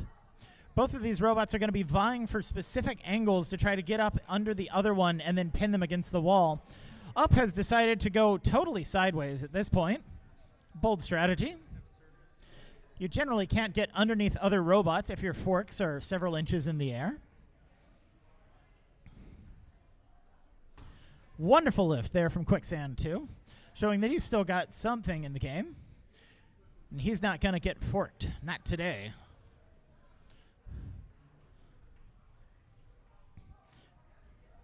Up is really using his superior traction to the floor to get those forks under Quicksand every chance he can. Still isn't doing a whole lot with it. I'd love to see some wall slams. He's trying to drive over Quicksand 2 right now. Quicksand 2 is saying, nope, you can't do that. You've got that big lifting arm. Good pin here, though. All those wheels are stuck in the sky. Pin is released. Up is rearing in satisfaction. Oh! Fantastic suplex there from Quicksand 2. Up is now just flipping around all over the place. Quicksand 2 stuck in the wall. Up's going to take the best advantage of that. Quicksand continues to be stuck. He's going to let him go at some point. There he goes. Got a cute little spark there from one of the cleats on Up, striking something metal on Quicksand 2. 1 minute left in this wedge fest. Honestly, I'm surprised that neither of them have gotten stuck in the wall yet with forks that long. Oh, another fantastic lift there from Quicksand 2. Quicksand 2 decides that he's not going to get stuck in the quicksand with that pin. Moves his way out. Does it again. Both these robots still hunting for an angle. Oh, Quicksand 2 just got it. Lifted him up. He's trying to do anything with his lifter there to try to break that hold. But once he gets his wheels off the ground, that's all Up's game. 30 seconds left in this fight. Looks like Quicksand just got stuck in the arena. Up's going to help him out. Let's see if we can't get any nice closing arguments from these two wedgie bots to see why they think that they're one of the best robots here. Up continues with the pin game. 7 seconds left. 5, 4, 3, 2, 1. That's the end of this fight and this wedge fest.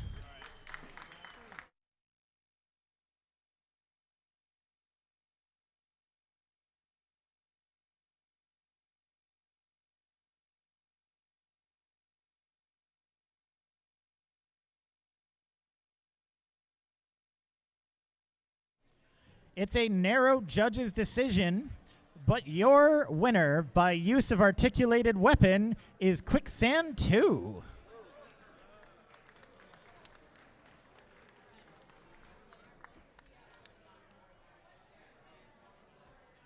Jort and what?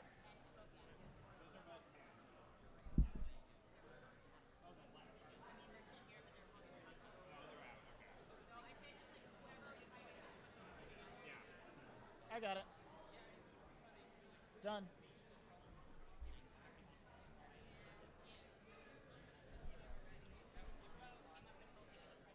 Turbo?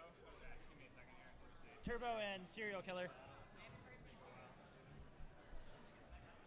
Serial Killer is ready.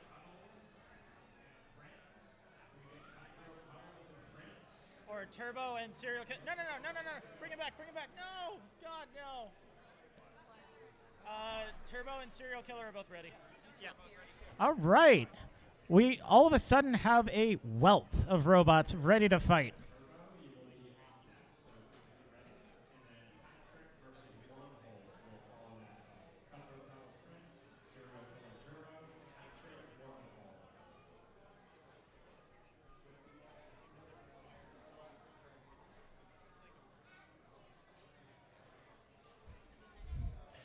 This is the third fight of both of these robots, and if I had a theme of their overall performance, I might describe it as self-destructive. Prince has had a very, very good habit of headbanging over and over again, an interesting strategy.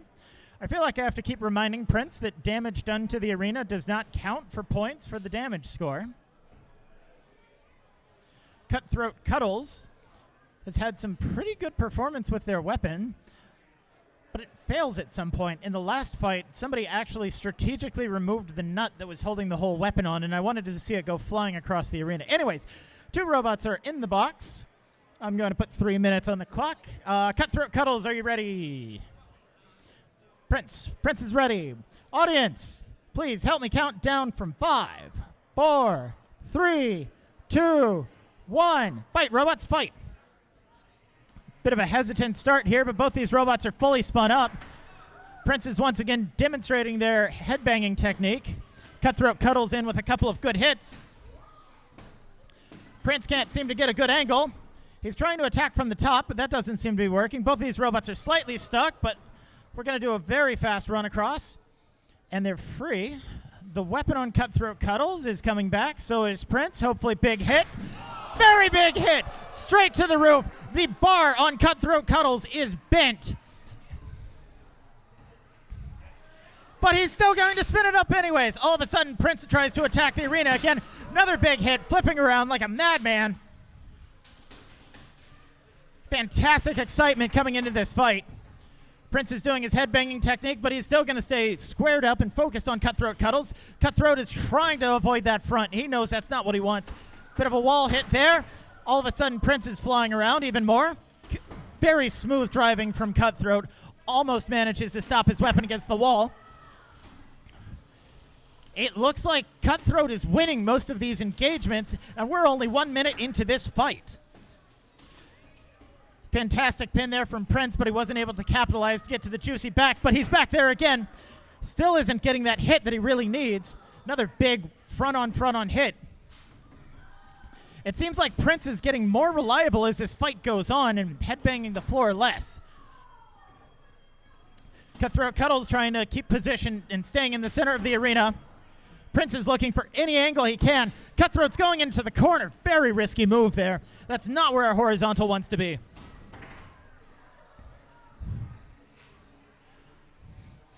Trading blows in the middle of the arena. Both bots looking for an angle or looking for that big hit. So far, fantastic. And they're back. They're going to keep doing this over and over again. This is going to be a huge hit. It's a medium hit. The weapon on Cutthroat seems like it's starting to get a little tired. Prince keeps coming back for more. You can see all the damage on Prince is just right on those front stabilization forks. It's not driving as well as it used to. Cutthroat is upside down. Fantastic shot on the side there. Still didn't get the wheel or get through the armor. 30 seconds left in this fight. Is either of these robots going to lose any functionality in the next 30 seconds? Otherwise, this is going to go to the judges, and I have no idea which way it's going to go. Cutthroat Cuddles manages to self-right, but Prince is going to capitalize it and come back with another big hit. It looks like Prince has been ripped in half, and he's just barely holding it together. 7, 6, 5, 4, 3, 2, 1. That's the end of the match. Round of applause, ladies and gentlemen. That was an incredible fight. That's what we've been looking for all day. Prince has been split into 3 individual parts, and Cutthroat Cuddles managed to keep it together the whole time.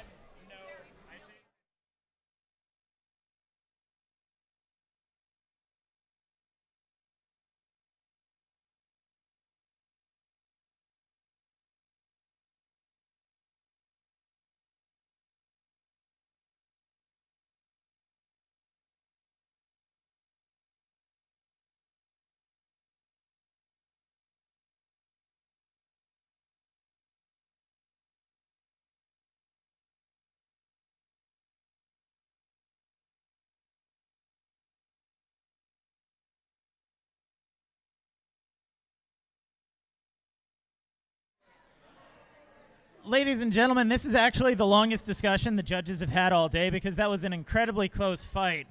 Like, let's, again, give another round of applause for our competitors here. That was awesome. Ultimately, though, we do have to pick a winner. And after just looking at the state of the robots at the very end, one of these robots was in one piece, the other one was in three. Your winner is Cutthroat Cuddles. Cutthroat Cuddles.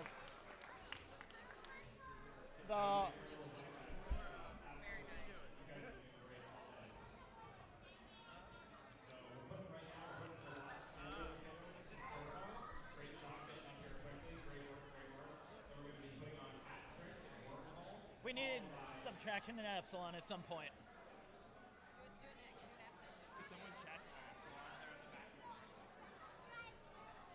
Entering the box right now is Turbo in purple and Serial Killer, shaped like a cereal box, covered in little googly eyes. Serial Killer had a pretty dominant win against Phantom 3 in his last fight. Phantom 3 didn't exactly show up and lost his weapon almost immediately, and Serial Killer was able to smack him with a box over and over again. Oh, look at them, hugging it out right ahead of the fight.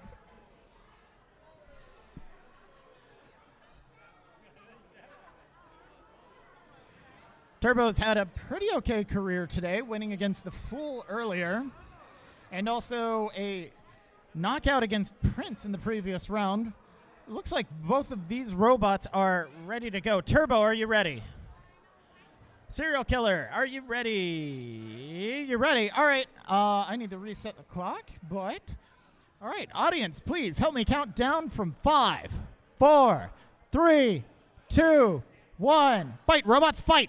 Turbo's going to spin up that vertical spinner, and he's going to try to take that cereal box to the cleaners. Very fast, very aggressive driving, getting all the right angles, not going through the middle.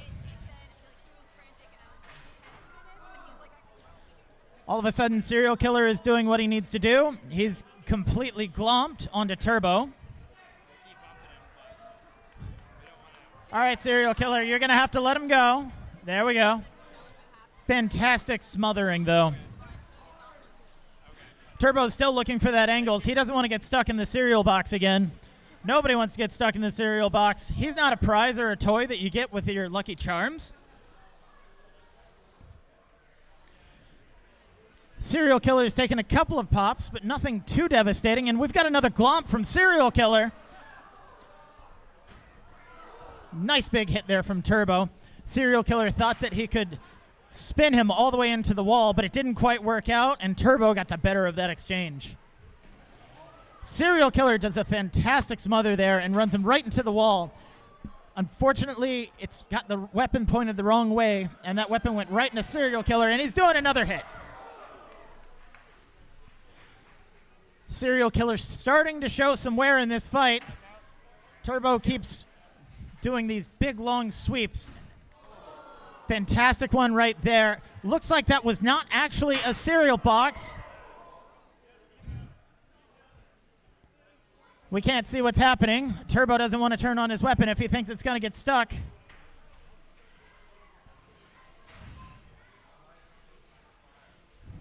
Looks like Serial Killer is limping and maybe down to one wheel. Turbo's going to take out the box just for the fun of it. And all of a sudden, this has become very dominating for Turbo. Two big hits from the side. Not what Serial Killer wants at all.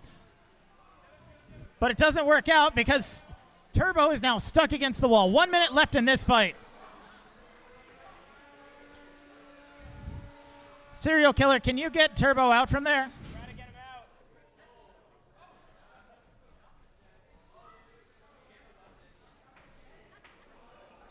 Get him out if you can.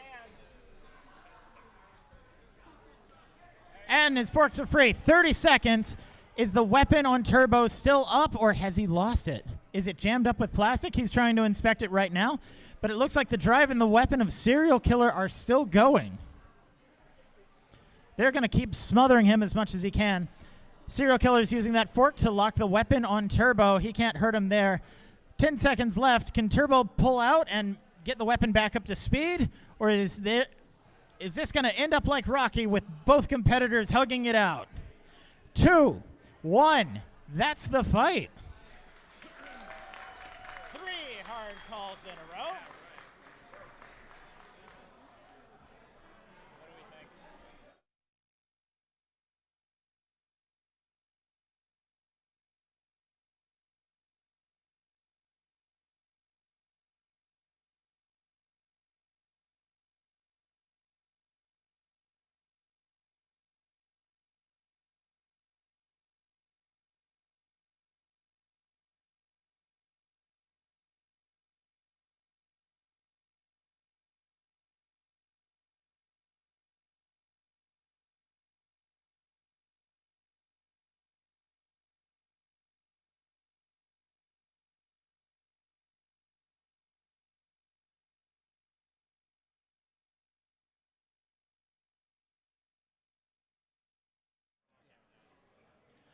All right, audience. We've had 3 very close matches in a row.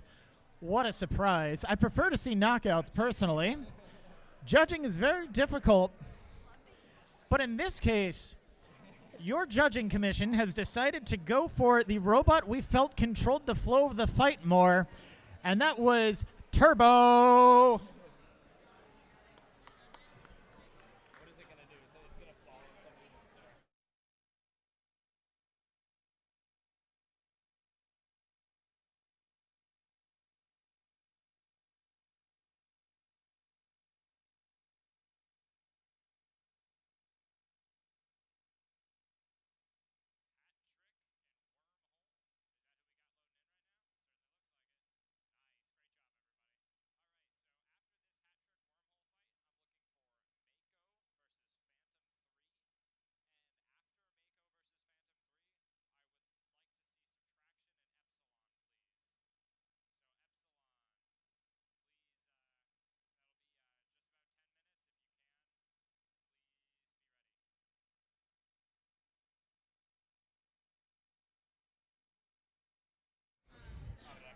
Two horizontals entering into the arena right now. Further away from us, we've got Hat Trick, which is, actually, they're both mid-cutters. Very interesting. And they're both in black, so it's going to be next to impossible to tell which one is which.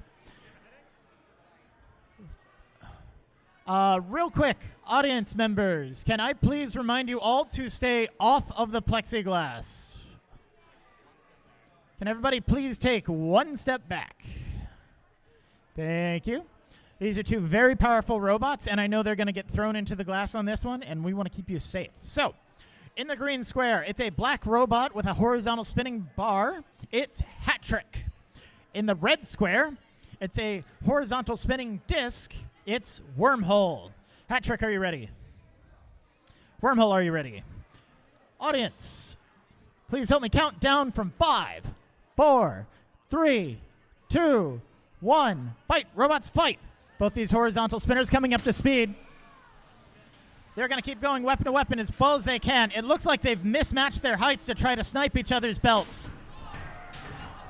One of these hits, one of these 2 weapons is going to stop working, but it has not happened yet. Armor panels coming off the side of Hat Trick. Wormhole is really working the armor on it instead of going for the belt. And the other armor panel is coming up too, and somebody has lost a belt. Nope, that's an armor panel. Both these weapons still going. Wormhole's is gone. Hat Trick has a weapon. Wormhole still has drive. And Wormhole's weapon is back. Both these robots are going to keep slamming and duking it out. 45 seconds into this match. Incredible tenacity. It looks like Hat Trick has just kick-started Wormhole's weapon up to speed.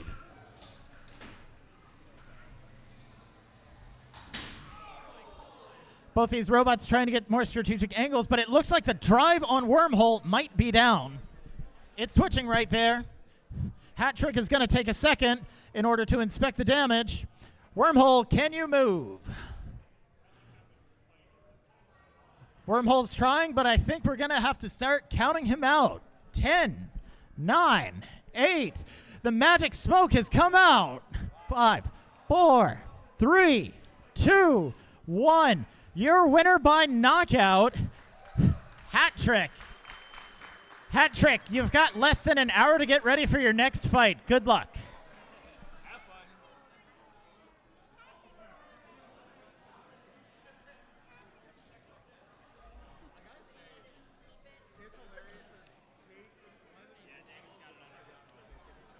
You gotta take over. I want to run to the bathroom real quick. All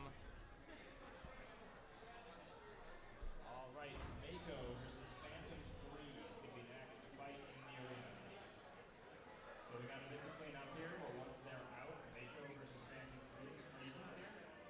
Okay, looks like you're both here. After that, Subtraction and Epsilon. And after Subtraction and Epsilon, Red Panda versus Frostbite.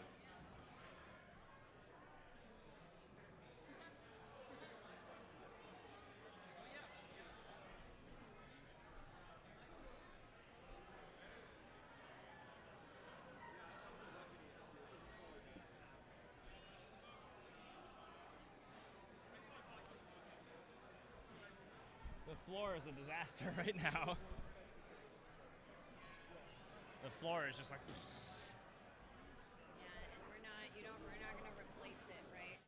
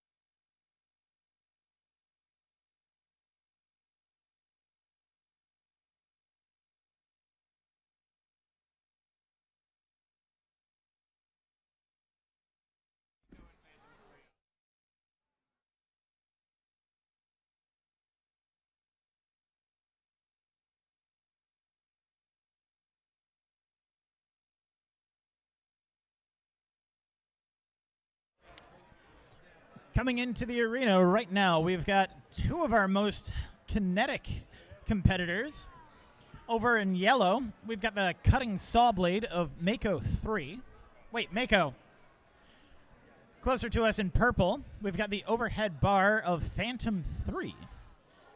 Phantom 3 is going for a giant Bloodsport tri-bar disc thing, which he's going to use as armor to try to keep the saw from Mako from doing anything. Mako's been highly effective for a saw robot, utilizing a TPU arm to not have such strong impacts into the rest of the robot drivetrain.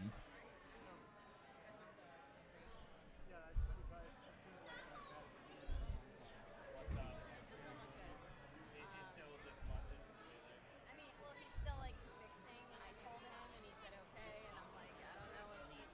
I think we're gonna fit him at least for one fight. Yeah. But that sucks because that means the fool doesn't get his third.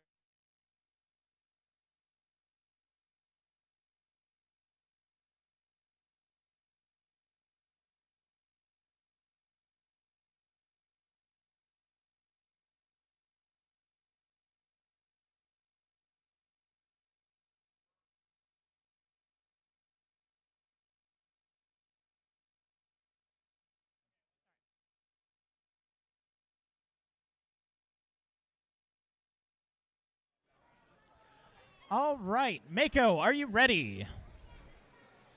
Phantom 3.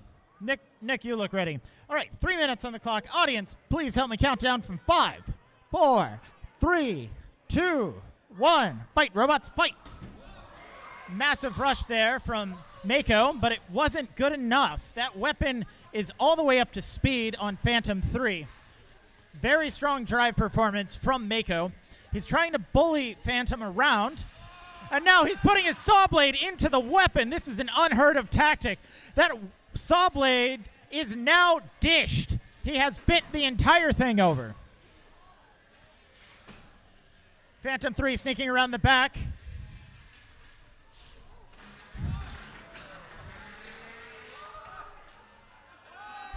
Phantom 3 is now stuck on his side. Mako is going to make him pay for that. Mako is swept from Sawbot to Controlbot. Phantom 3 has decided to become a vertical spinner, and he's slowly inching his way over towards Mako. But it's not working, and Mako has decided that he's going to take the win by flipping him upside down and taking him to the cleaners for the next 2 minutes. Unless Mako flips Phantom 3 over, which he has no responsibility to do, but it would be cool if he did. This is Mako's fight to lose. Mako has taken a supreme amount of damage, though, with his saw blade completely dished in, and all of the wires going to his weapon motor are completely cut.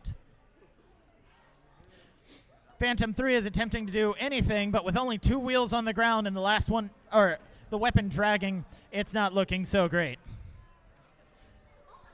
Another ride to the other side of the arena, courtesy of Mako.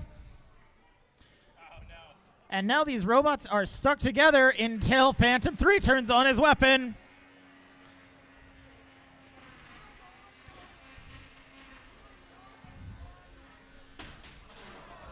Phantom 3 is back in action, but not in the way he wants to be. He's upside down and in a corner. Always a terrible place for a horizontal. And is he going to bring it over? He's going to bring it over. But Mako's going to make him pay. 45 seconds left on this fight. Mako is trying to weapon lock him. Phantom 3 spending most of the time in places he does not want to be, out of the arena or upside down, but he is not giving up, not easily. A lot of tapping action going on there from Mako, but still demonstrating fantastic control. 20 seconds left in this fight. Mako has taken Phantom 3 just about every corner of the arena. Is he going to give him one more try, right side up? I don't know if Phantom 3 is still running. 5 seconds. 4, 3, tap out. Your winner with 5 seconds on the clock, Mako. That was nice. Yeah.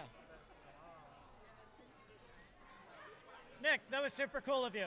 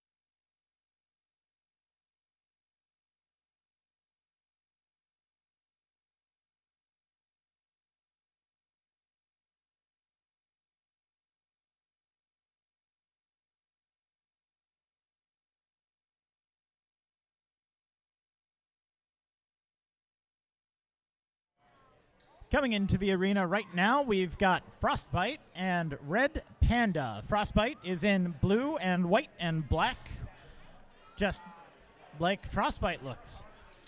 Red Panda is adorable and red, not very panda-shaped. He's a four-wheel drive vertical spinner. And going up against the horizontal overhead bar of Frostbite. It should be an interesting fight. So far in this competition, Frostbite has not ended up upside down or having to use his self-riding tree. He's mostly been fighting other horizontals and doing very, very well at that. Frostbite, are you ready? He's ready. Red Panda, are you ready? Red Panda is ready. All right, let's set that. And audience, please help me count down from 5, 4, 3, 2, 1. Fight, robots, fight. Both these robots getting up to speed. Fantastic horizontal bounce there. Red Panda is once again upside down, a familiar state. Let's see if Ice Wave or Frostbite can't capitalize on that, and he does, and he gets Red Panda flipped back over. Another cheeky hit from Red Panda, but he doesn't seem like he's able to get Frostbite over. Frostbite remaining relatively calm and stable, although that drive is looking a little hesitant. Unsure if that's driving or if the robot itself is starting to get tired. Another big hit there. Fantastic hit. And it looks like that weapon is slowing down. Frostbite was upside down, but his self-riding tree worked the way that he wanted to. Unfortunately, it looks like his weapon is not working the way he wants it to. And that's a tap out. Your winner by knockout, Red Panda.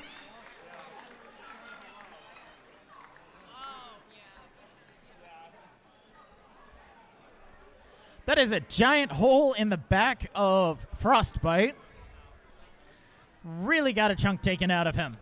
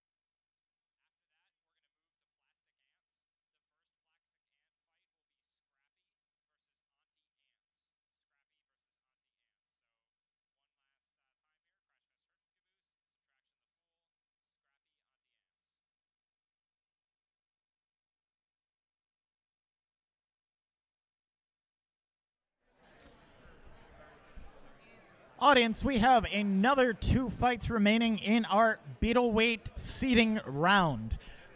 We're going to be doing a little bit of math in the background right after we're done with these 2 fights to calculate who are our top robots, and then we're going to set up a tournament accordingly. The tournament will be single elimination, so we're not here all night, but hopefully at the end of it we should be able to crown a winner of MassDestruction. With standard tournament seeding, having a higher seed is going to put you against a lower seed for a first match, which is a preferable place to be. So you really want to get these last couple of wins in during the seeding fights, because you don't have room for error once you get into the final tournament. Now entering the box, we've got Crashfest in the green square and Hert Caboose in the red square.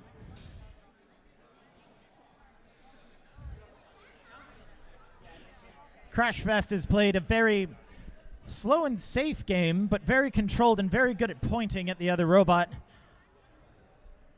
He seems to have turned the speed up for this latest fight. Let's see how that works out for him. Hert Caboose has been suffering from a lot of controlling issues today. He's flipping around upside down, and he's also had a few other issues driving. But let's see how that fight goes. Crashfest is ready. Hert Caboose is ready. Audience, please help me count down from 5, 4, 3, 2, 1. Fight, robots, fight. Crashfest fast across. Manages to touch Hert Caboose before he turns the weapon on, but now the weapon's back on. These robots are now locked teeth in teeth. Hert Caboose is upside down. Crashfest is too. Both of them trying to get around. Big hit there. Bigger hit there. Still not a whole lot of damage done, except the fork on Crashfest appears to be very bent. It's a great time for Angel to really capitalize on that. And he's back right side up. He still doesn't have the wedge game that he really needs to hurt Crashfest. Hert Caboose still doing his patented jumping beam technique. He's on his face, he's on his side, he's on just about every side of the robot except wheels down. But now he is, and now he isn't. The fantastic flipper of Crashfest just tipping the scales left and right. Fantastic driving technique as Hert Caboose tries to get away from Crashfest, but Crashfest isn't going to let him. Hert Caboose keeps crashing into the wall over and over again. He doesn't get damage points for that. About halfway through this fight, Hert Caboose is once again flipped upside down. He's stuck on the wall. Crashfest is gonna knock him down because he's a nice guy, but still, he's gonna make him pay. Those hits are really grinding away at the weapon of Hert Caboose.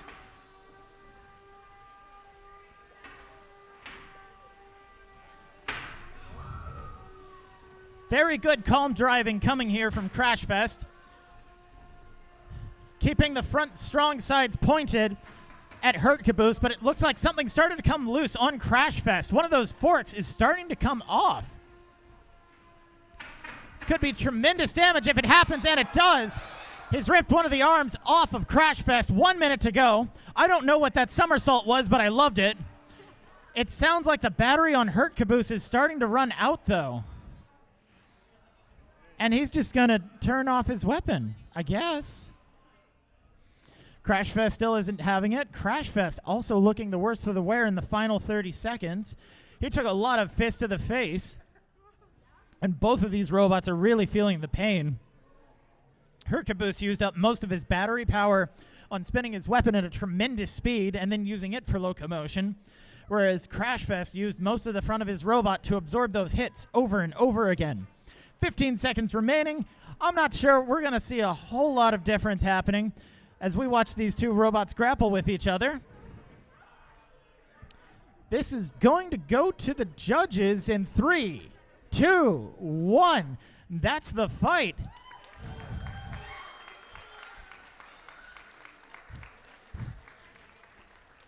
Now, just to demonstrate that the robot still works and it isn't broken, we just saw Angel spin up the weapon just to prove that it hadn't actually taken damage.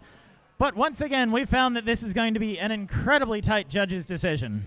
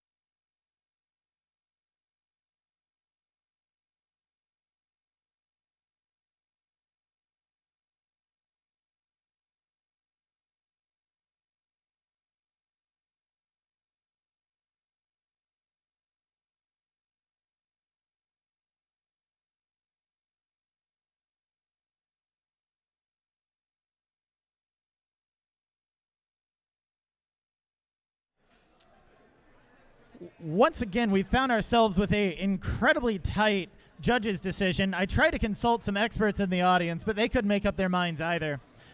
So we're going to, once again, base the result of this fight over who was really controlling the flow of the fight a lot more, which was Crashfest. Anyways,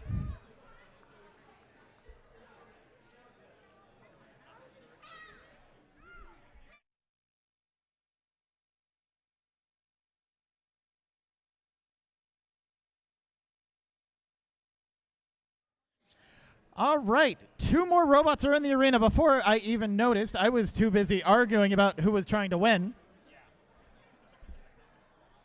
But we've got our final beetle weight fight before we go into our tournament, which is going to be Subtraction versus the Fool. Now, the Fool had a fight not even 30 minutes ago, but he decided he's a glutton for pain. Some might even say very foolish about it. He's back for his 3rd fight of the day almost instantly.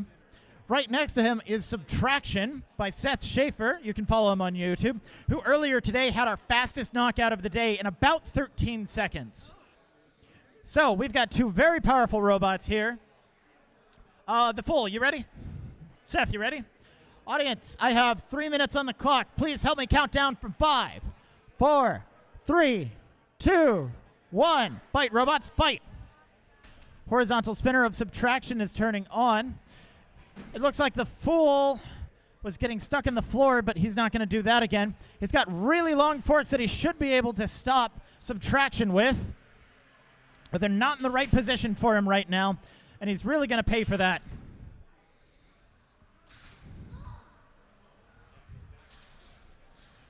Subtraction doing a very good job of subtracting parts off of the Fool, but all of a sudden he's gotten him flipped the right way around.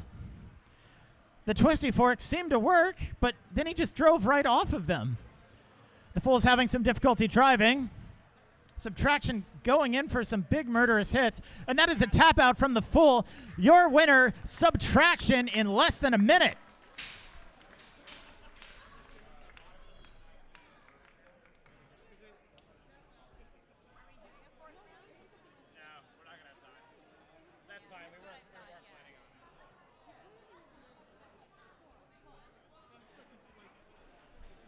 Can I see? You got it.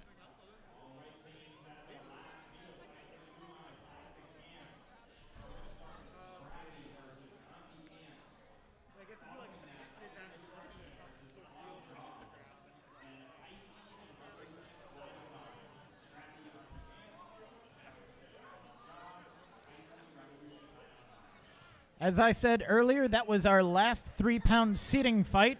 We're now going to go do math. I'm not very good at math, but we're going to figure out which of our beetles put on the most impressive performance today and then rank them into a tournament where we're still going to give you some more beetle action in order to crown who's going to be the winner of Mass Destruction. In the meantime, while that math is happening, we're going to get started on some plastic ants and also some sweeping. Can I get another round of applause for David Jen?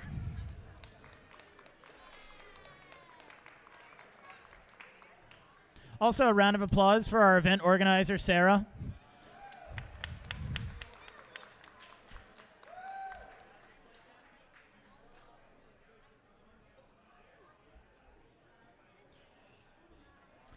Those beetles were big and destructive, and they tore quite a lot of our floor up, so we've got to get all that detritus out of the way. These much smaller robots are easily going to get stuck on them, so we want to give them as much of a chance as possible. Entering the arena again is Scrappy with a patented pinching technique. Scrappy is over in black. And shaped like a pretzel, it's Auntie Anne.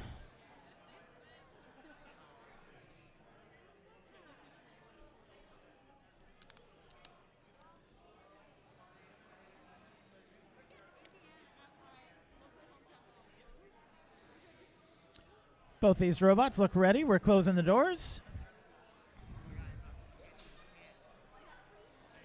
And we are back down to our plastic 1-pound robots.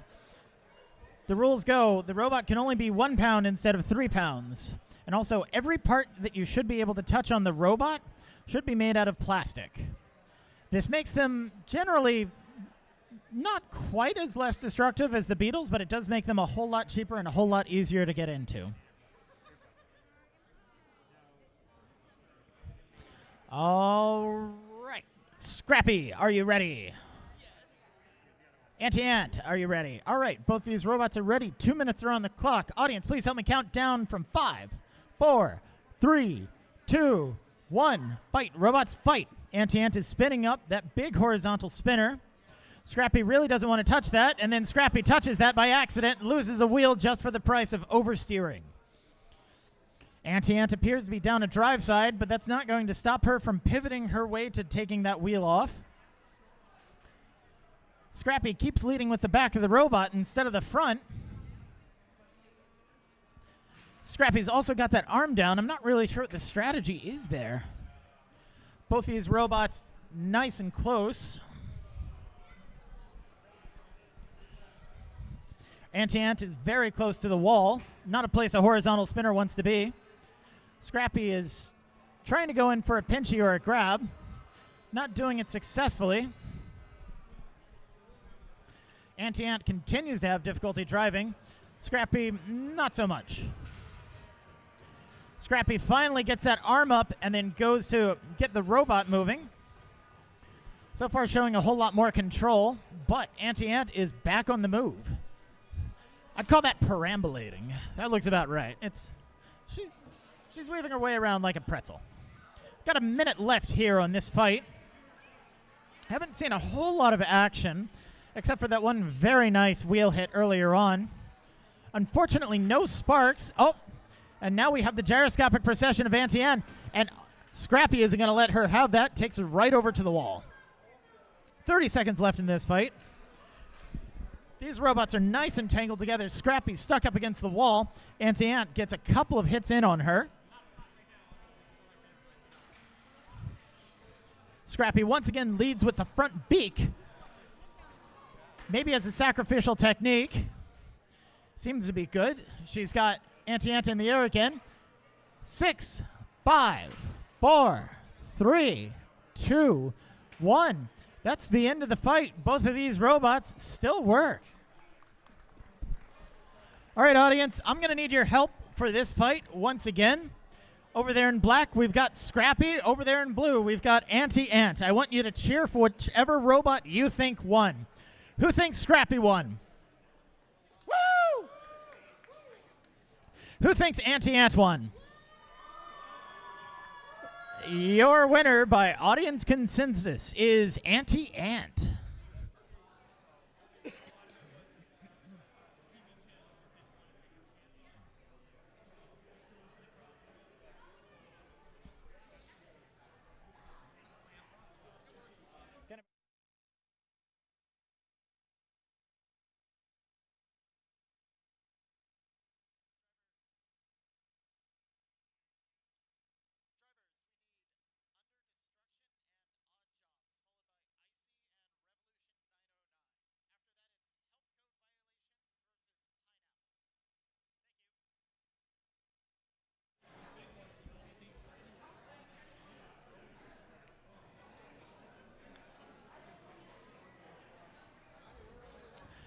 Now entering the arena, we've got Odd Jobs and Under Destruction.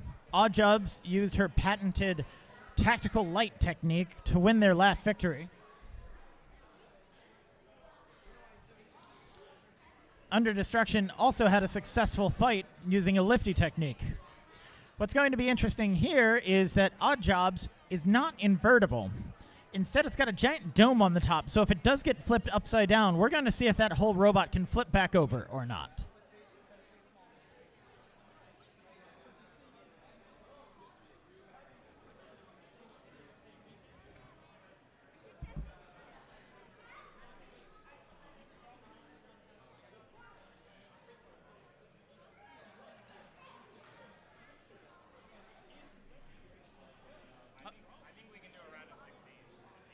Yeah, I agree. So what we have right now, we have 50. We have 50.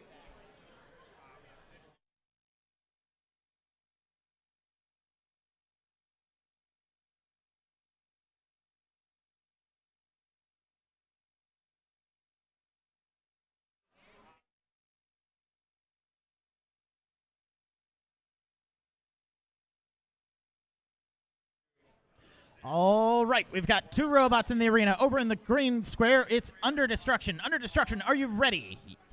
Yes, she's ready. Over here in the red square, we've got Odd Jobs. Odd Jobs, are you ready? Oh, yeah, she's ready. She's got that tactical light. She's going to make this happen.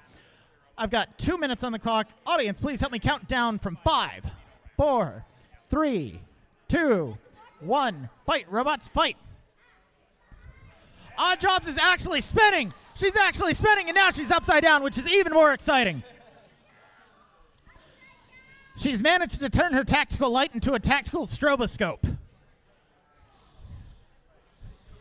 She's trying to flip the robot back over, but Odd Jobs is not letting her, keeping her bullied the whole time. Under Destruction doing a fantastic job of bullying Odd Jobs. I will be surprised if Odd Jobs gets flipped back over anytime, but I'm going to be entertained no matter what. She looks like a UFO or a kid's toy. I love this.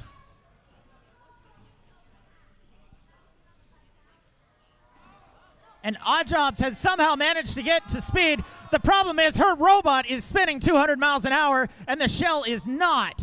Her wheels just touch the ground much faster than they were ever able to, and one of them has come off. And another one has come off. You can still drive with one or two wheels, and if she can make the weapon start spinning again, instead of making the weapon spin, she's making the robot spin. 50 seconds left in this fight. So far, dominating performance by Under Destruction, but entertaining performance by Odd Jobs.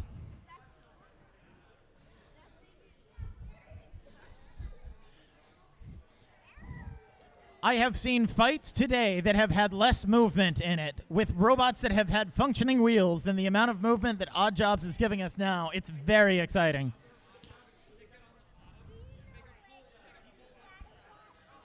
The lights have stopped spinning in Odd Jobs, and they started spinning again. 15 seconds left in this fight. Fantastic control from Under Destruction, though. 10 seconds left. 6, 5, 4, 3, 2, 1. That's the end of your fight. Your winner by judge's decision is Under Destruction. But let's give a round of applause for Odd Jobs, because that was hilarious.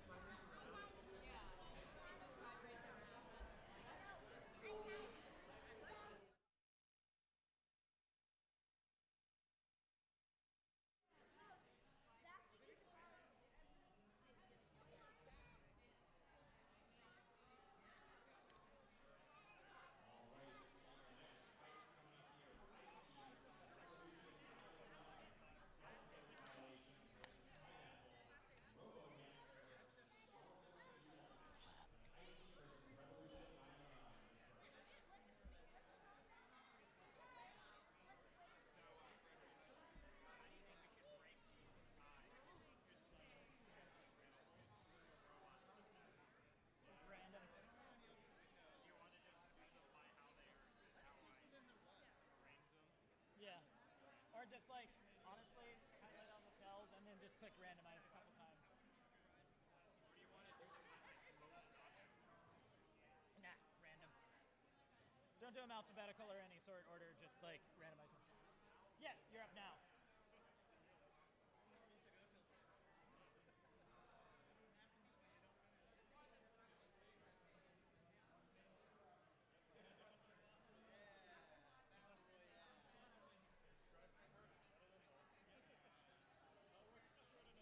What's up, dude? I'm always having fun. Got my cowboy hat. I got an entire bottle of honey that I've been chugging. You know, I thought of you the other day. Battery electric vehicles. Fiskars coming out with the Ocean. Yeah. When they're coming out with an Alaska pickup truck that has a cowboy hat holder in the cab. It's got straps on the roof. I love it's this. like a grid work, but they stick the cowboy hat in here. Yeah. And it made me think of you. I gotta get one of those for my Tacoma. Exactly. I gotta get a cowboy hat for my Tacoma. We can do that.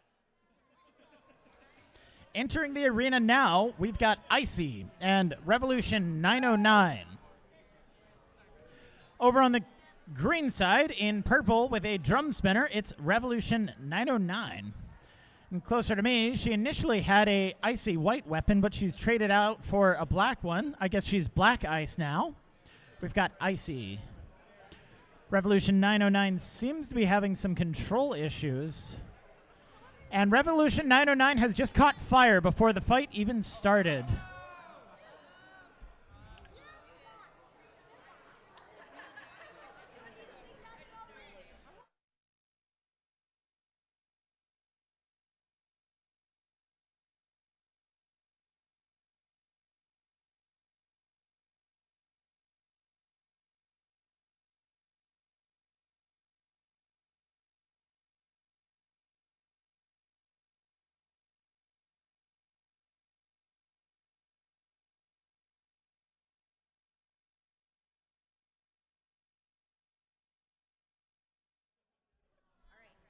Your winner by knockout is Icy.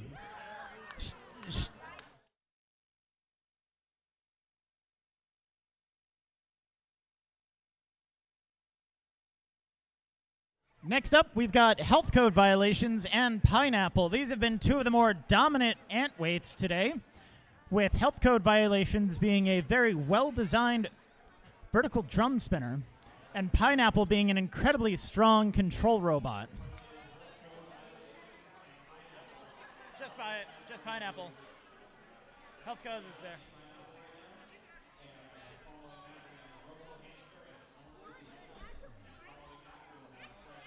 Can you grab me a seltzer? What flavor? Any. Pineapple.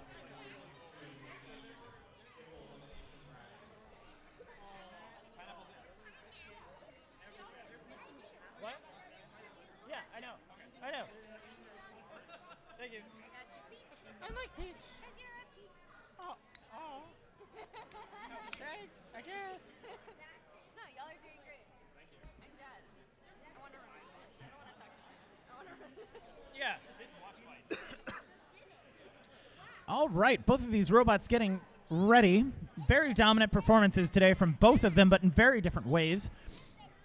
Health code violation with a very powerful vertical drum spinner, and Pineapple with a stick. I think it's a frond, but he's been doing a fantastic job of just controlling other robots with it. Looks like he was stuck under a little bit of shmoo at the start there, but he's gotten that resolved. Health code violations, are you ready? I know Pineapple's ready. Health code violation is ready. 2 minutes on the clock. Audience, please help me count down from 5, 4, 3, 2, 1. Fight, robots, fight. Health code violation's not spinning up. Pineapple's going to make him pay for that. Pineapple's got him flipped over already, not even utilizing the stick yet, just the scoop and move. Pineapple is a surprisingly big robot with a giant hole in the middle of it, but he's using his superior size to just bully all of the smaller robots. Pineapple's going in with his patented safety snake technique, trying to clamp down on the weapon of health code violations. Health code just very stuck upside down, but now he's right side up. He's where he wants to be. Cheeky hit there on Pineapple. First hit that I've seen on Pineapple all day. Pineapple's struggling a little bit with that wedge up at the front. He's trying to get a better angle, and he's going to use his superior speed and size to get it, and he just does. Picks up health code violations and takes him to the wall. And he takes him to another wall, and health code violations is upside down again. We are at the halfway mark in this fight. Cheeky hit earlier on from, and another one right into the safety snake, but it's still together. Pineapple keeping up the scoop and move technique, not giving health safety violations a chance to get back over. This is what it's like when you drive a perfect control match of just not letting your opponent get anything done. Keep them in an uncomfortable position and keep running them into the wall. Pineapple has been doing a fantastic job this fight. He's gotten health and safety violations up or right side up, but there's only 10 seconds left in the fight to really figure out who's going to be the winner of this. 5, 4, 3, 2, 1. That's the match. What a great fight between two very good robots. But your winner by judges' decision is Pineapple.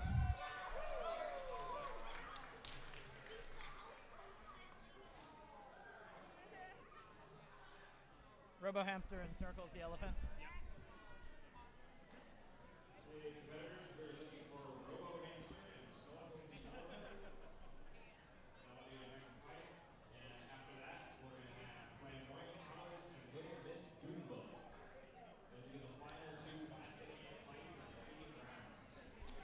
And after that, we have a treat especial for you, audience.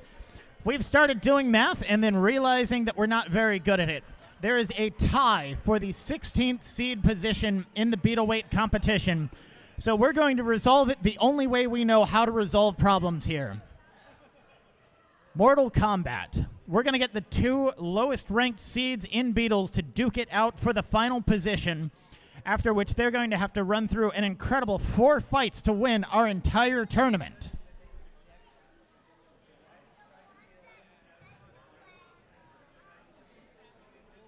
Entering the arena right now is Robo Hamster and Snorkels the Elephant. Snorkels the Elephant featuring a very strange, gyroscopically stabilized, huge-style robot, and Robo Hamster with a patented 4-bar lifting arm. Snorkels the Elephant is completely unable to drive in any direction unless he spins his weapon up like a propeller. Look at that control. That's incredible. I love that. All right. Both of these robots look like they're ready to go. Snorkels, you ready? Ian, you ready? All right, 2 minutes on the clock. Audience, please help me count down from 5, 4, 3, 2, 1. Fight, robot, fight. Robo Hamster going in cautiously. Snorkels remaining as unpredictable as ever. Nobody's really clear which direction Snorkels is pushing or how he's going to be doing his attack. I don't think even Snorkels knows which way he's driving. He's just here to have a good time. No real contact yet, 20 seconds in. Robo Hamster playing it very conservative, while as Snorkels is trying to get a line up, and we get a bit of a hit there. If you notice, due to the gyroscopic precession, Snorkels can only drive in the axis that his weapon is pointing. Oh, wait. We're good. We have 16 even. With Wormhole FF, we have... Snorkels is still trying to get lined up, but Robo Hamster isn't going to let him do that. Snorkels getting pushed up on the side of the arena, but he doesn't care. He's got big wheels. He can do this all day.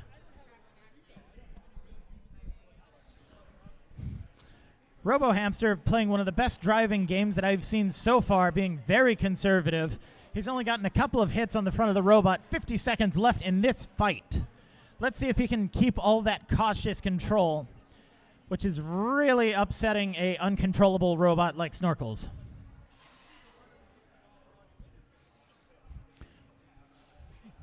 Snorkels still trying to do the most that he can with his weapon, but it doesn't seem like it's doing a whole lot of damage. Robo Hamster still getting a great pen. All right. Randomized. I just randomized, yeah. 16 seconds left in this fight. Still no big hits between these two robots. Not anymore. So they're just in the bracket. 8, 7, 6, 5, 4, 3, 2, 1. Oh, that's the end of the fight. You two should stop hitting each other. Stop hitting yourselves, guys. Snorkels is going to try to get out of there. We'll see if he can do that in a relatively safe way. Give that to Robo Hamster. He didn't use his weapon, but Your winner by judge's decision is Robo Hamster.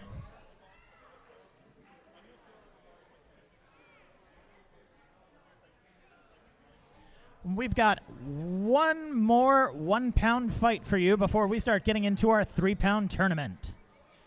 Flamboyant Cuddles versus Little Miss Dumba.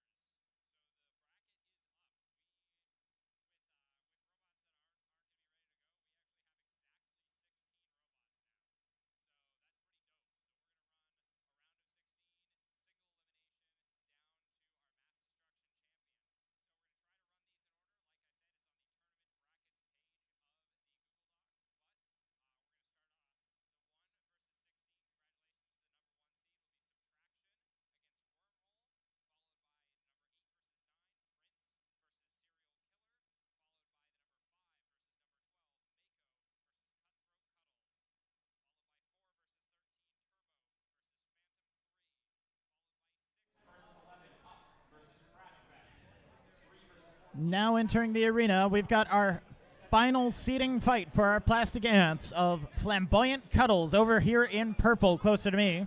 And it's the big black box on the far side of the arena, Little Miss Dumba and her undercutter.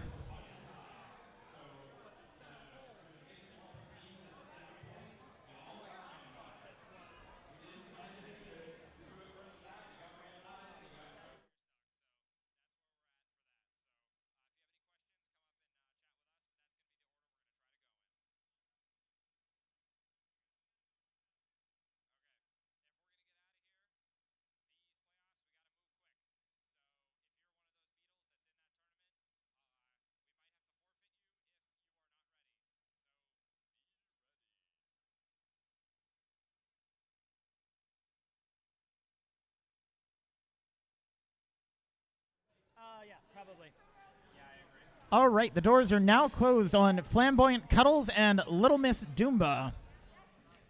Flamboyant Cuddles heading over to her red square. Little Miss Dumba heading over to her green square. All right, Little Miss Dumba, are you ready? Beep, beep, beep, beep. Yep, she's ready. Flamboyant Cuddles is ready. Audience, please help me count down from 5, 4, 3, 2, 1. Fight, robots, fight. I said fight.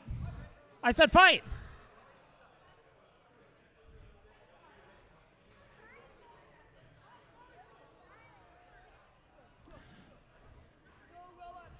Not a whole lot of action here. Little Miss Dumba continues her love of the walls. Flamboyant Cuddles is trying to go for any kind of angle to get a good hit on Little Miss Dumba. A little bit of wedge weapon action.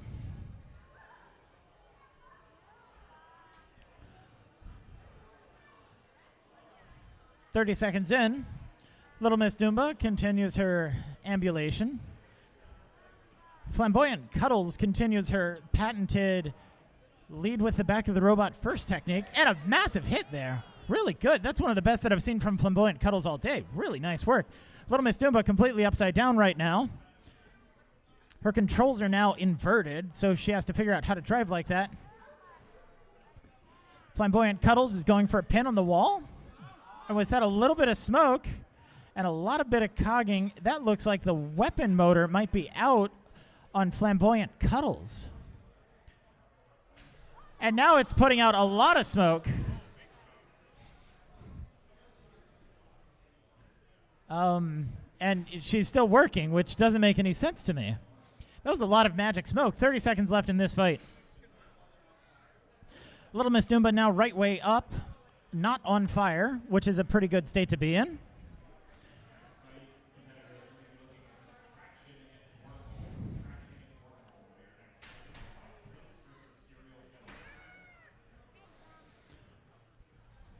Ten seconds left in this fight. Little Miss Dumba still going in for cheeky little hits, but she can't get over her love for the walls. 4, 3, 2, 1. That's the end of the fight with a nice little last hit there from Little Miss Dumba. I have no idea. Audience, I need your help. You're all experts in watching combat robots here, so I really need you to tell me. Little Miss Dumba is in black. Flamboyant Cuddles is in purple. Which robot do you think won? Who think Little Miss Dumba won? Those kids did. Who thinks Flamboyant Cuddles won? Your winner by judge's decision is Flamboyant Cuddles. Got a really nice flippy there on Little Miss Dumba. And it's time to go back to beetle weights, as we have now forced all of our competitors into a tournament of doom. So there's 13 robots alive. Are we just going to chop them? Yep. Chop them.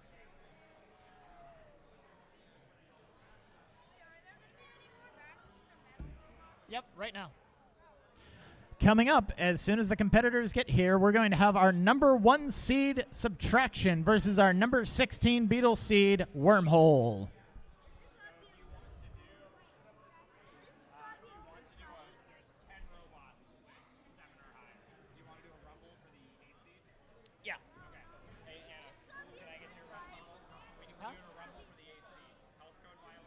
Should be a good fight. Wormhole is now in the arena. We're just waiting for Subtraction.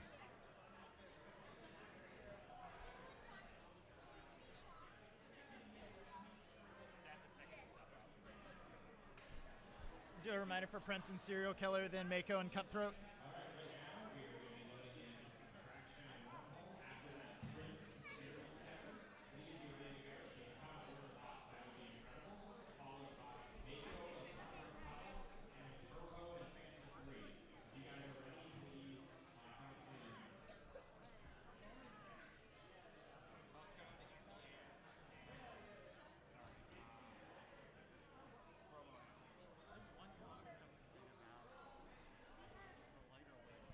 Thank you, Wormhole, for being on time. I really appreciate it. Yep. And here's Subtraction. All right, ladies and gentlemen of the audience, our tournament is going to take a change for the better. All of the previous fights, those have just been warm-up. That's been practice. That's been fun. That's been games. What we are now getting ourselves into is the tournament proper at 4 p.m. I know this is a little late, but, you know, we're going to do our best. And we're going to start off our tournament with our highest seed, best performing robot, number 1, Subtraction, over here in red with the blue bar. He's going to be going up against the number 16 seed, Wormhole. Wormhole's put on an incredibly good performance lately, but just doesn't seem to be getting the wins that he needs to get a particularly high seed. Sure is taking his time turning his robot on. But, you know, that's just a hallmark of quality.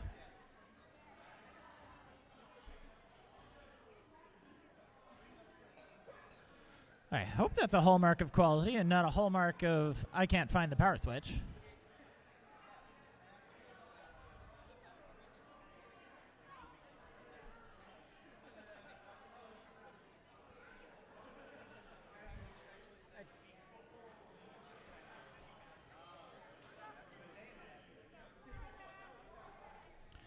Wormhole has pulled out his cell phone camera so that he can actually take a look inside of the dark abyss, but he seems to have found what he was looking for.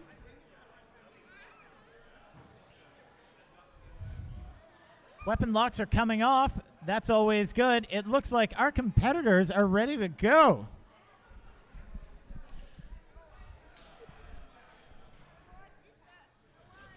All right, ladies and gentlemen, children of all ages, are you ready for our MassDestruction 2023 tournament to begin?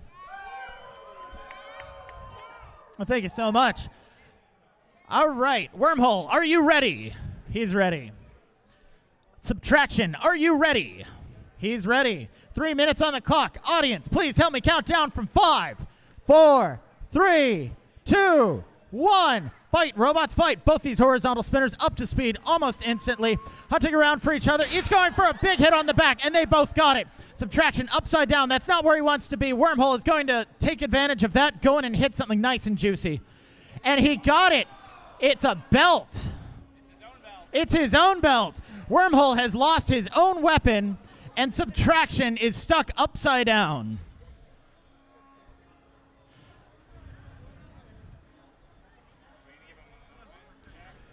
Two very powerful I think he's fine. That counts as translation for me. Two very powerful robots almost completely disabled their weapon on the first hit here. Subtraction trying to do anything that he can to get moving.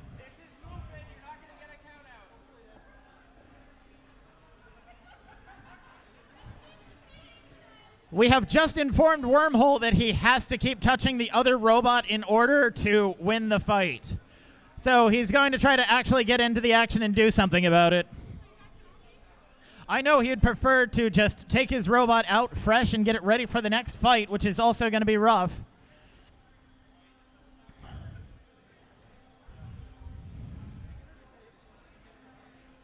Subtraction is still missing on the ability to flip himself upside down. He is very stuck, but he is also still very moving, and we're not going to count him out until he stops.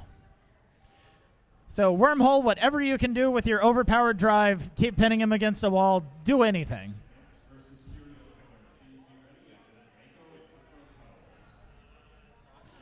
Subtraction has stopped rotating, and he started again.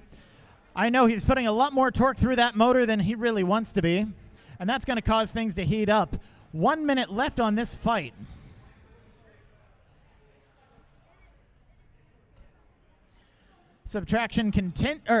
Wormhole continuing a fantastic campaign of keeping Subtraction from rotating. If Subtraction gets up to a high enough speed, there's a chance that he can flip himself completely over and get back in the fight. But he's still got a whole lot of catching up to do in the next 40 seconds, even if that does happen. Subtraction trying a different direction. It's still not working out. 30 seconds left.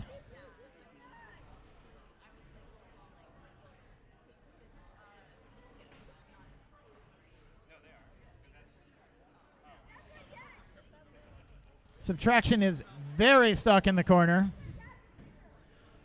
Wormhole is actually doing a decent job of maneuvering him around, getting him into worse and worse positions, but there's only 7 seconds left.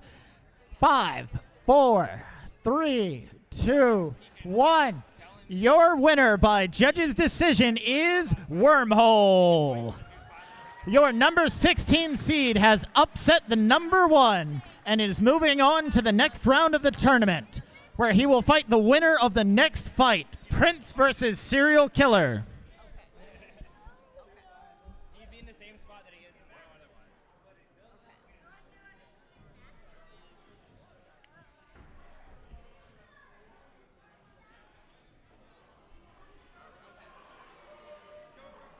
So that was Wormhole, right? Yeah. I moved him forward. Prince and Serial Killer.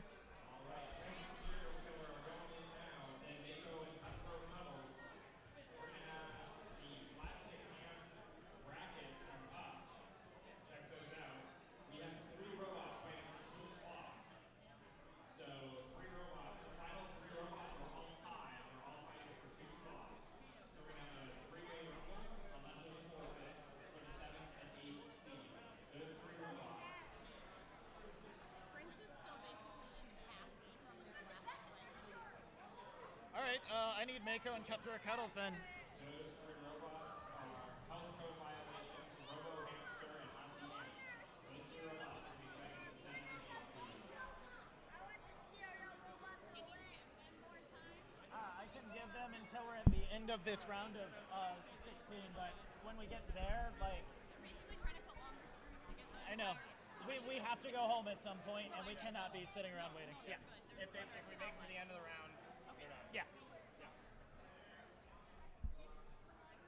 Yep. So we're moving on to Mako and Cutthroat Cuddles, followed by Turbo and Phantom 3. All right, Serial Killer, I see you standing there. Your opponent's not quite ready yet. So we're going to go to... 1 second. We're going to go to Mako and Cutthroat Cuddles, followed by Turbo and Phantom 3. So Mako and Cutthroat Cuddles versus Turbo and Phantom 3.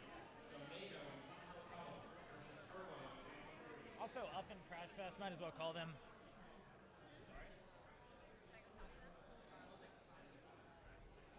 I go ahead and call Up and Crashfest. Oh, just say that they're going to be coming up soon.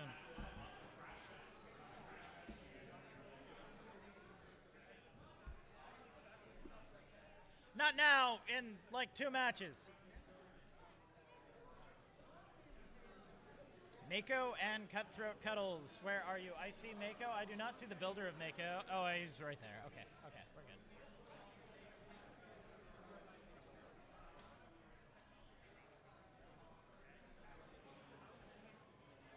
You call Turbo and Phantom 3 too?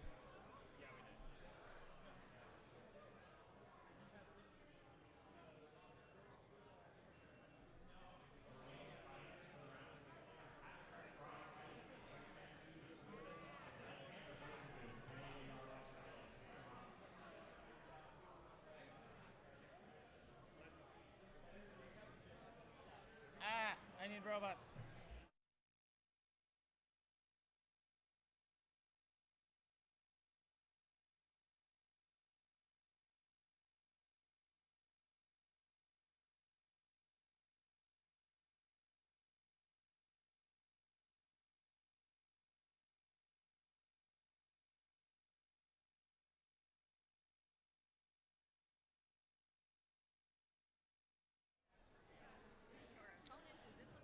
coming to the arena right now is the number 5 seed Mako versus the number 12 seed Cutthroat Cuddles. Cutthroat Cuddles has had a spotty career today, but his last fight was a fantastic all-knockout brawl up against Prince. It was a very close judge's decision in an extremely destructive fight that managed to split Prince into 3 parts, and Prince is actually still trying to get it back together after that. Cutthroat Cuddles has had a similarly strange career with very nice cuts in multiple fights against Phantom 3 and Crashfest.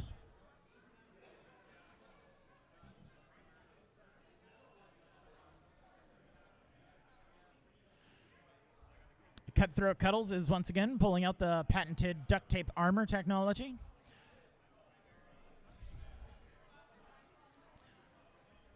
Hopefully it'll help keep all of the magic smoke inside of his robot. Mako is removing his incredibly stylish guards.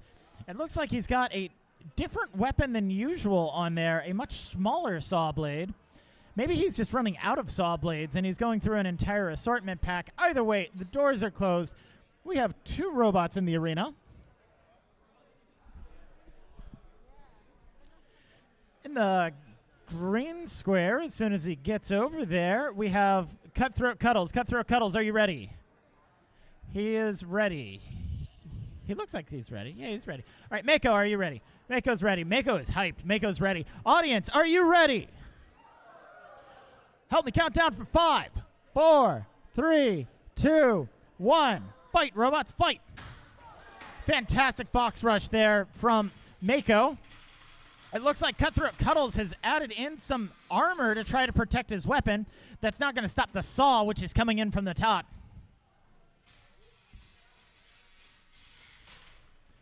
I've never seen this technique before of trying to put an armor plate underneath an undercutter, and it looks like it's working out kind of okay. We're still getting those big hits, but we're not getting the catastrophically ones that would be sending Cutthroat Cuddles into the ceiling.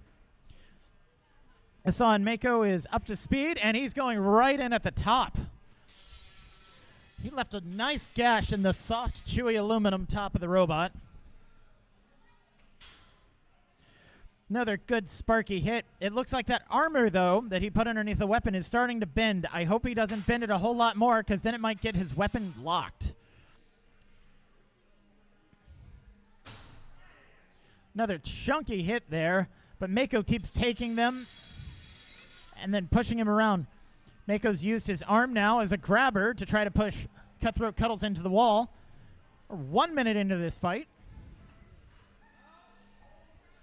Fantastic control and technique here from Mako. He's just getting the scoop, and then he's going in. The saw blade does not look like it's working right now on Mako, which is a tragedy. So he's just going to play full control bot to see what he can do.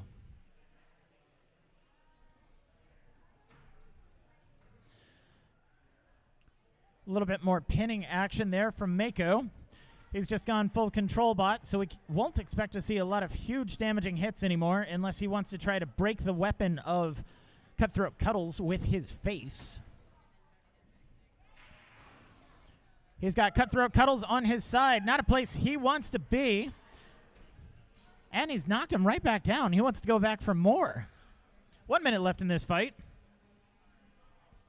A couple of big hits early on from Cutthroat Cuddles, but nothing that seems to have affected this drive and momentum that Mako has.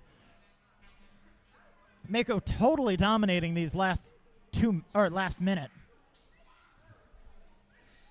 Let's see if Cutthroat Cuddles can't get in one more big hit to try to influence the judge's decision.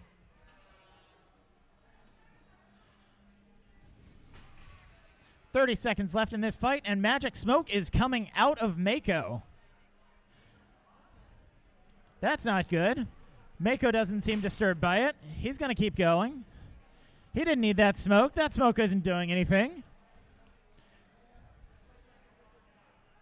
10 seconds left in this fight.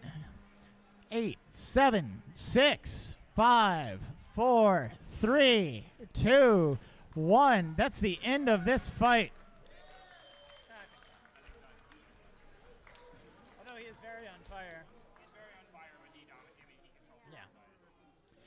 So, the judges have conferred, and they've decided, Mako, you have a very hard time ahead of you of fixing whatever just caught on fire and going on to the next round because you are the winner.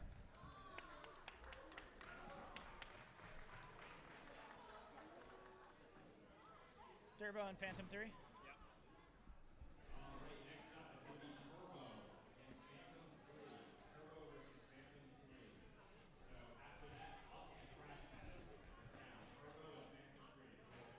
Also, Hat Trick and Frostbite.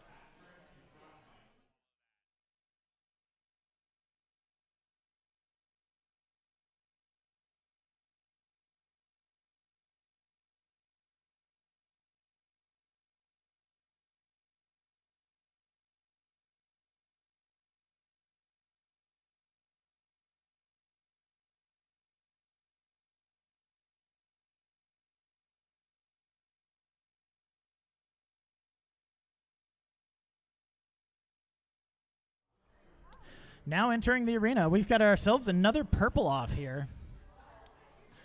In the more purple, we've got Turbo over on the green side.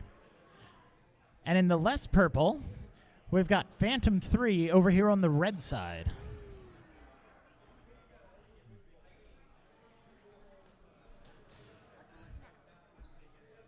The bracket.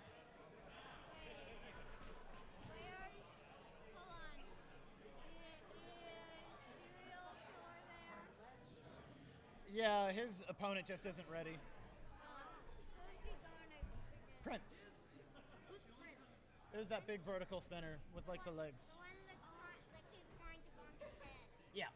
He just keeps leaning back and hitting his head. Wait, Prince is just gonna ram into one of those eyeballs and kill itself. Like damage spinner. Yeah. That'd be fun. Like the eyeball comes off and comes into the spinner and just jams it. Oh, that's why I'm probably to happen. Yeah. Looks like Turbo is doing a little bit of last minute tuning to his robot. You don't really want to be doing that when your robot is in the arena, but needs be. Both these robots taking off their weapon locks. We're sealing the door. All right, 3 minutes on the clock. In the green square, we've got Turbo, and in the red square, we've got Phantom 3. Two very purple, very painful robots. Are y'all ready? Yeah, all right, I think they're ready. Yeah, Nick's ready. All right. All right, audience, please help me count down from 5, 4, 3, 2, 1. Fight, robots, fight. Phantom 3 up to speed before Turbo can even do anything. Turbo stuck in the floor. Massive hit there. Turbo's upside down. Phantom 3 getting it together. Both these robots keep ending up upside down. Not the place they want to be. Turbo's going turbocharged with it. He's teeing up for a massive hit here on Phantom 3. And he's juggling him up against the wall. That weapon is back in action. This should be catastrophic. Big painful hit there for Turbo, but he doesn't care. He's going to flip himself right back over. They're both judging each other, lining it up for a shot. And there we go, right into the plexiglass. And another one right after that. Phantom 3 just waiting for another dose of pain, and he gets it. Back upside down, and he's right side up. The weapon does not know when to quit. Turbo is not letting him quit. It looks like there's a massive hole. And ladies and gentlemen, Phantom 3 has just cut his own power cable in half. What a fight. Let's give a round of applause for both of our competitors. Incredible ending to an incredible fight. Your winner, Turbo.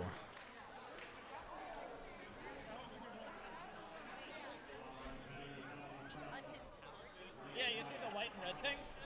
It stuck out after one of those big turbo hits, and then he spun his weapon up and he immediately cut it. Yeah. I've never seen a robot kill themselves so efficiently before.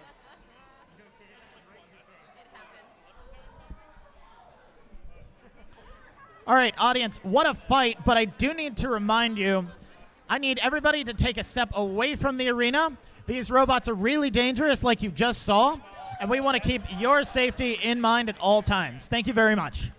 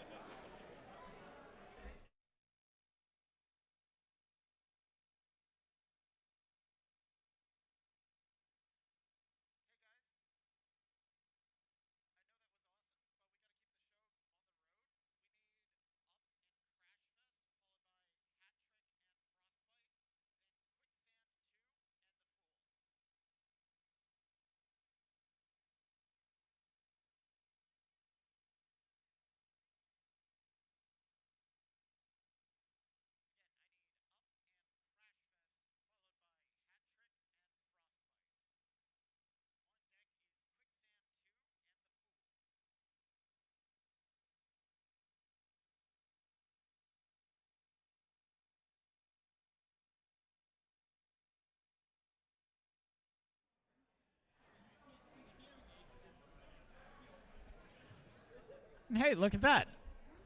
Up and Crashfest are both ready to go. I love when that happens.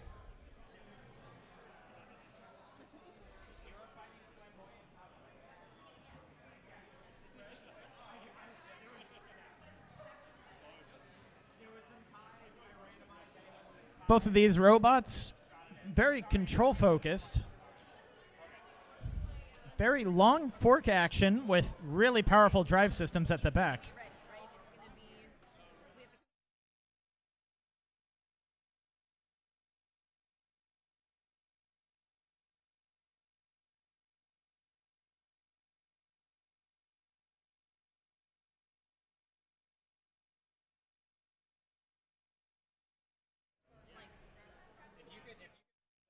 I'm going to get this rolling. All right, in the arena, over in the green square, it's Crashfest. Crashfest, are you ready? Crashfest is ready. Over here in the red square, it's Up. Up is ready. Everybody is moving super fast. 3 minutes on the clock. Audience, please help me count down from 5, 4, 3, 2, 1. Fight, robots, fight! We're not going to see quite the same level of kinetic action that we had in the last fight, but there's going to be a lot of strategy in the driving and a lot of strange robot forking action. That paddle on Crashfest is not really doing a whole lot of damage, but it is taunting Up incredibly well. So far, it seems like the cleats on Up are... Oh, we got a lift there from Crashfest. Can he do something about it, or is he just going to keep bouncing him? It's like ABS. Every time that his wheels touch the ground, he can outpush Crashfest.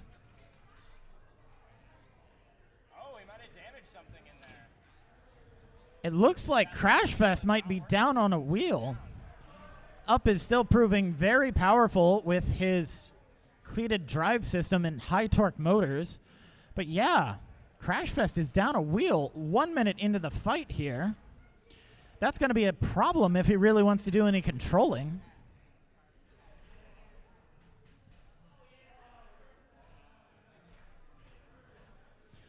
Pin going on from Up.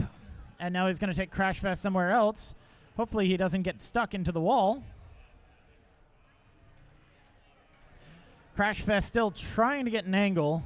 Try to get some way to get under Up, but it's so hard with only one wheel. Up is giving Crashfest another ride around the arena. Nice peg there.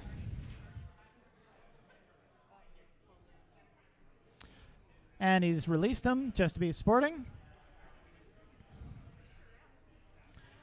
He went straight into the forks that time. But he's circled around this side. He's got the wheels up off the ground. He's got the control he wants. It looks like that one remaining wheel on Crashfest is not happy anymore. 1 minute left in this fight. Up seems to be shooting along just as well as he always has. But Crashfest is starting to get gassed.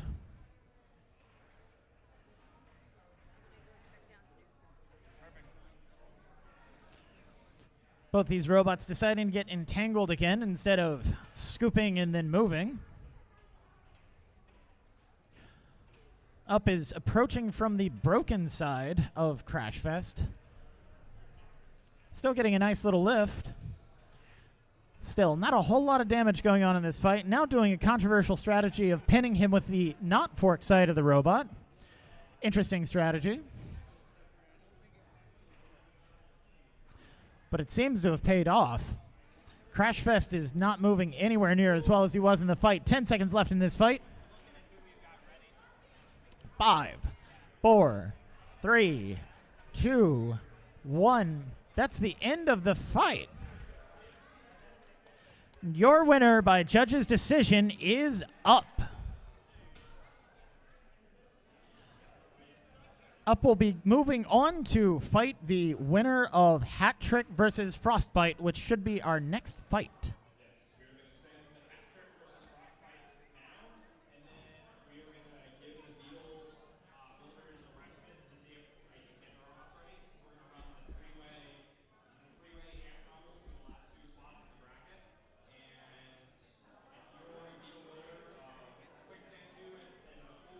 Red Panda and Hert Caboose for Prince Incinerator Killer. We're going to run after that last hand fight.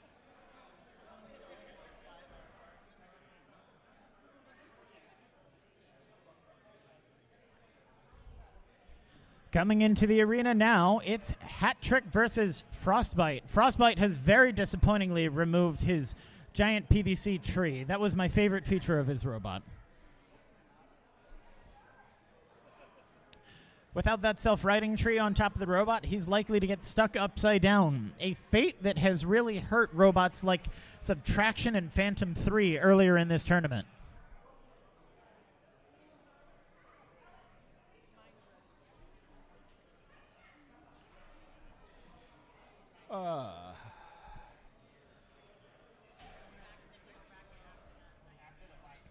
This fight is somewhat reminiscent of the Phantom 3 versus Frostbite fight that happened earlier. Horizontal on horizontal action. Hat Trick, are you ready? Hat Trick. Hat Trick. Hat Trick.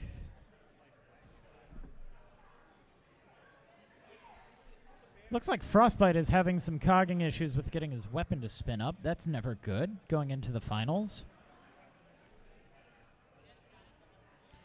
All right, it looks like all of our robots are ready to go. Audience, please help me count down from 5, 4, 3, 2, 1. Fight, robots, fight. Hat Trick up to speed instantly. Frostbite is taking a little bit of time, but he's knocking off those hits wonderfully. That is such a satisfying noise whenever he's hitting that armor on Frostbite. Frostbite weapons might be down for the count, and I spoke too soon. I can't tell if he's having cogging issues or if there's just too much torque there. Something's sounding really angry on the inside of that robot. 30 seconds in, and already both of these horizontal spinners are showing the pain of having to fight at mass destruction over and over and over again.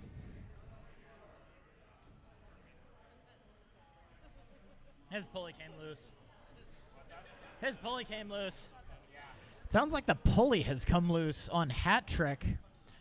Both these robots now weaponless 1 minute into the fight. Unfortunately, we're going to have to endure the next 2 minutes of these two robots trying to fight each other. The belt has fallen off of Hat Trick. If Frostbite could get his weapon working, he could really make a comeback here. Anything's possible. I keep seeing it try. Hat Trick is changing tactics into weaponized slamming, but that requires a lot more accuracy than his robot has.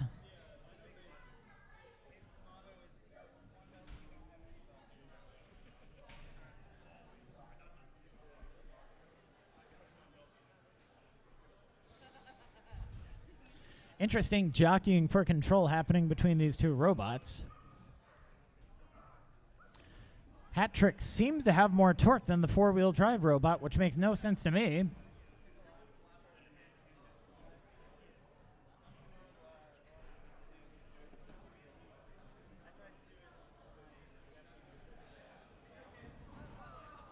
Hat Trick is now trying an advanced spinning maneuver where if he spins fast enough, he can artificially get his weapon up. And then if he smacks it into Frostbite, that does count as damage points.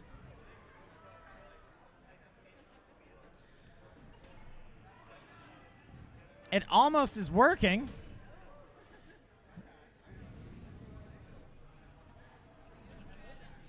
I really appreciate this dedication to the bit. This is the man who wants to win.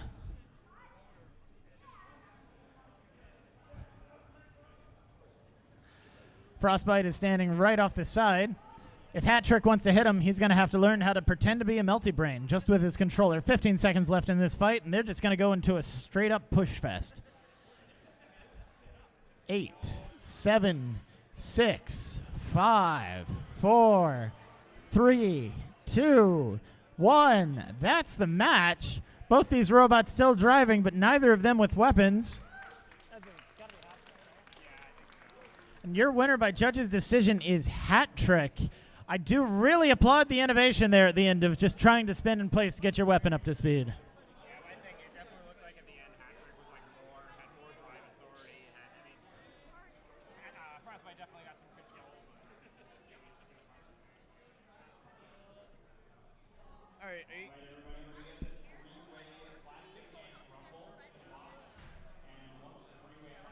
It'll be fun.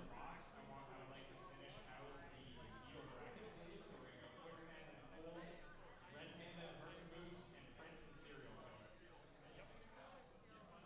If you've already told us that you're ready, thank you very much. We're just going to keep repeating the brackets.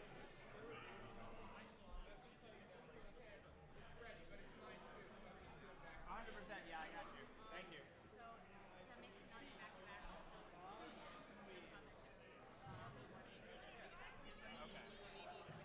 We're just trying to make time so that everybody gets ready. It's in a folder drive, right?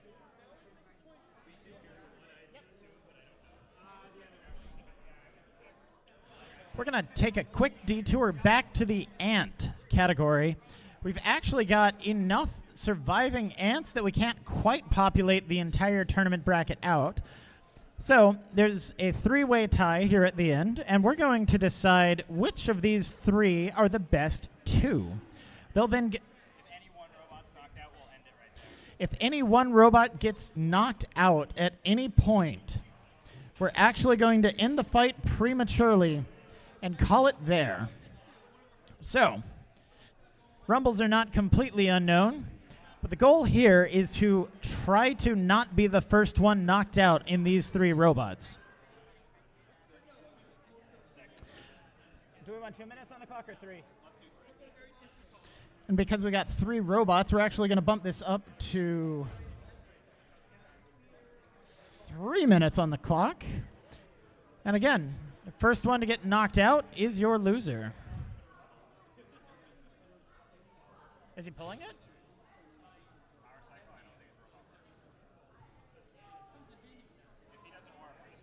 Yep.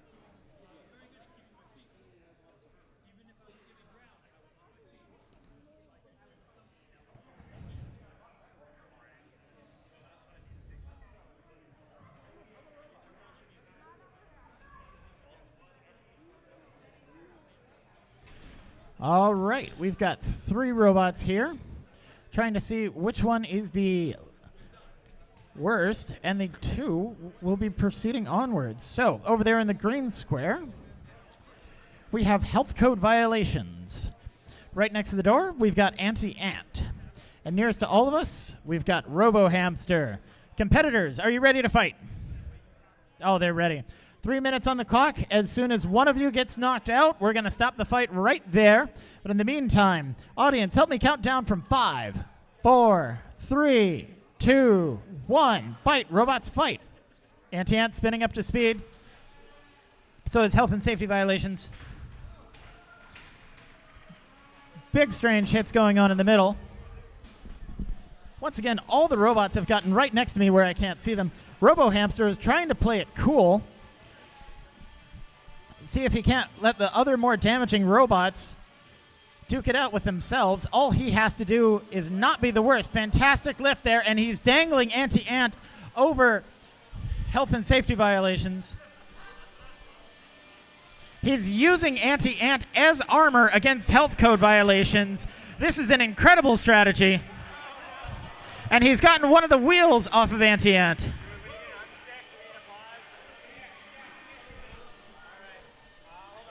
Hold on, we're going to call for an unstick really quick. Pause, pause, pause.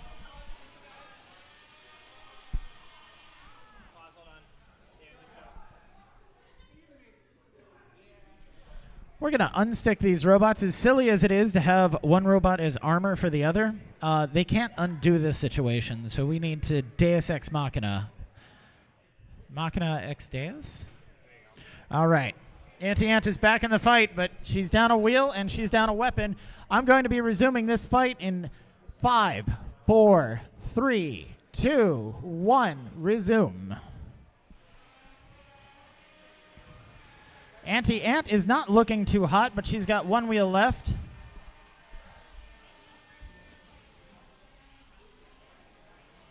Whereas Robo Gerbil...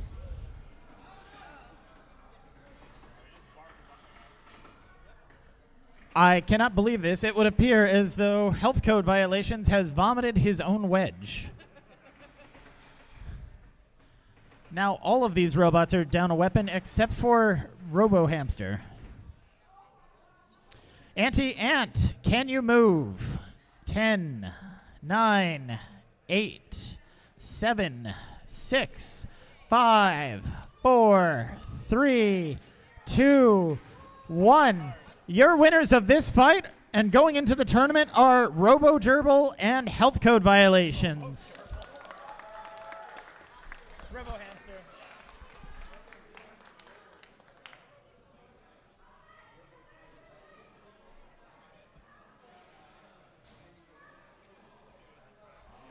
Back to the 3-pound brackets. Can we please get Red Panda and Hert Caboose?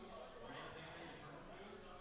And then the other two final fights are going to be Quicksand 2 in the pool, and then Prince and Serial Killer. Quicksand 2 is good, we just don't want to go back to back.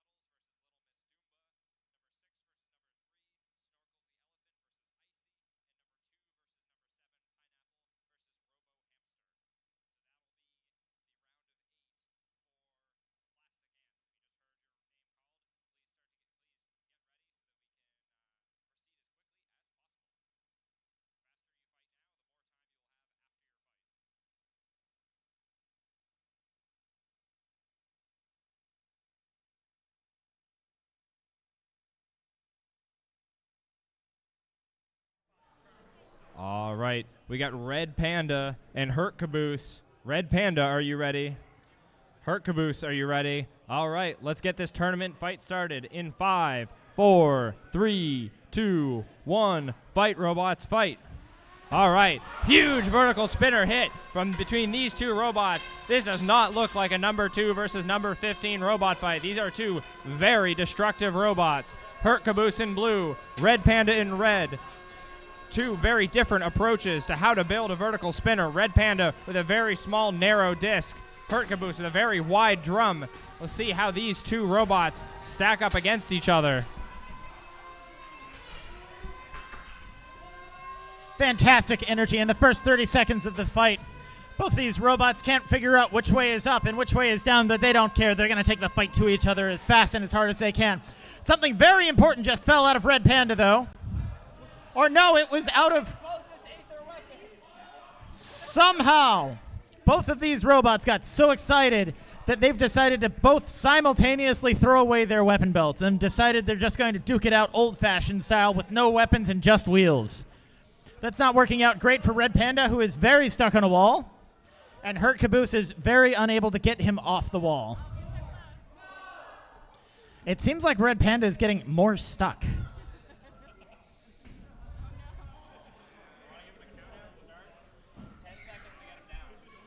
All right, Hert Caboose. Unfortunately, we do have to get a move on.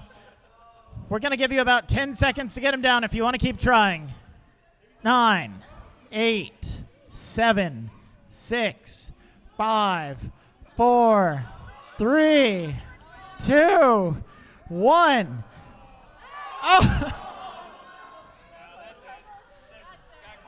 All right, your winner by wall out, Hert Caboose.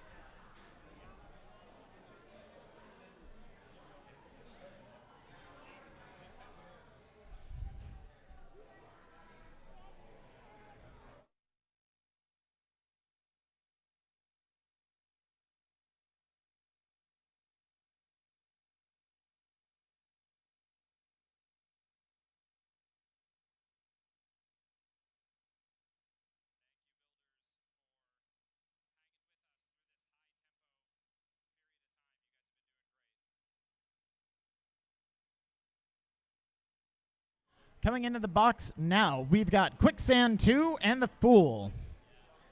Both of these control robots are going to be playing a very strategic match against each other. Knockouts are somewhat unlikely, so they're going to have to convince the judges that they've got the dominant performance and are worth going into the next fight against Hert Caboose.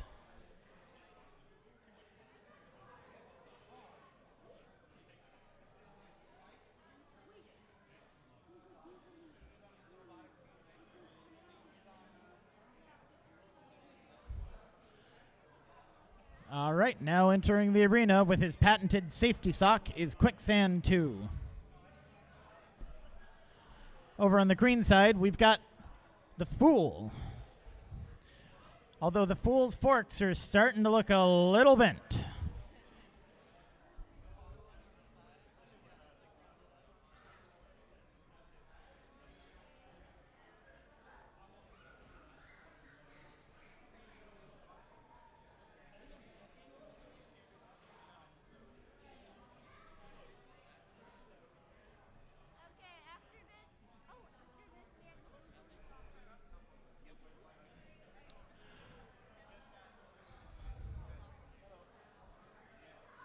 All right, doors are getting closed on this control robot fight.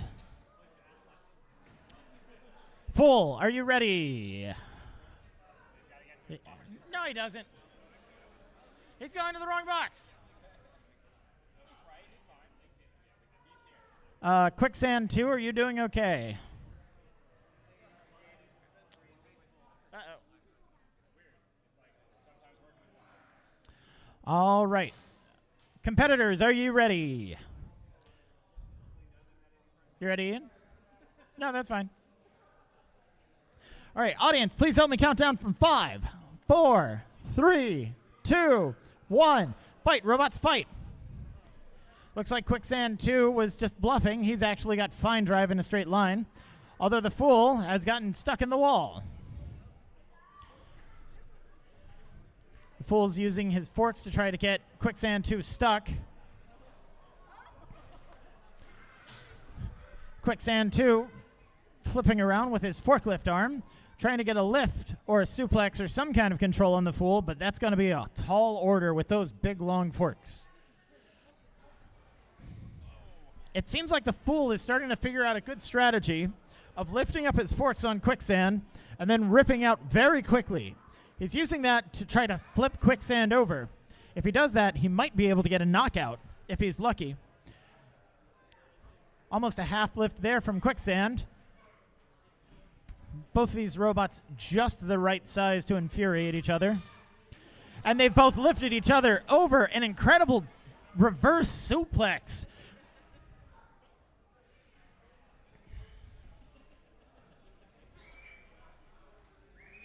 Both robots still sort of squaring up and trying to get control. Great pin there from the Fool. But he's released it. And now we've got a pin from Quicksand. Another pin from the Fool.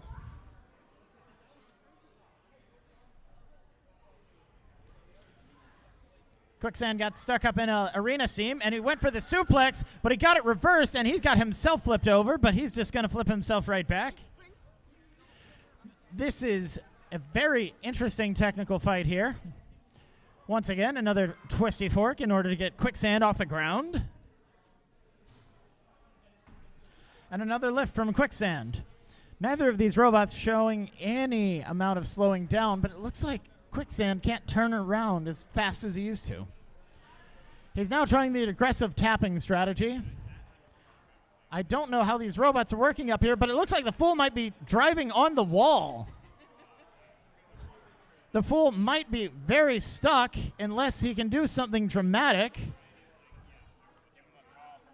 All right, I need to see motion, Fool.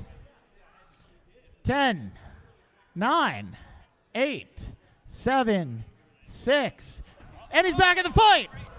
All of a sudden, he's made a massive reversal. Quicksand's the one stuck in a wall, and he's going to make him suffer for it. He was this close to snatching defeat from the jaws of victory. Another double inverted suplex. I don't know. I don't watch wrestling. I don't know what to describe these moves. 5 seconds left. 3, 2, 1. That's the end of the fight. Hey, hey, hey, you can top it and cut it out now. Your winner by judge's decision. So close to getting knocked out. It's the Fool. He will go on to face Hert Caboose in the next round. Fall. Jesus, I don't know how to spell.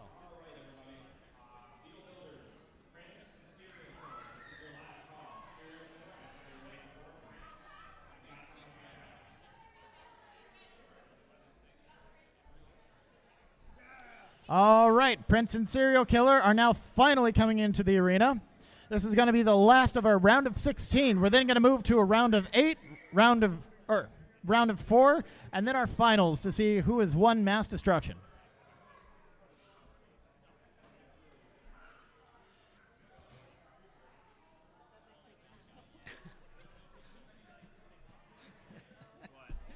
I said he needed to put stupidly big googly eyes on it. Oh my god. It would appear as though Serial Killer was listening to my commentary and design suggestions and has replaced his 100 of tiny googly eyes with 2 fantastically large googly eyes.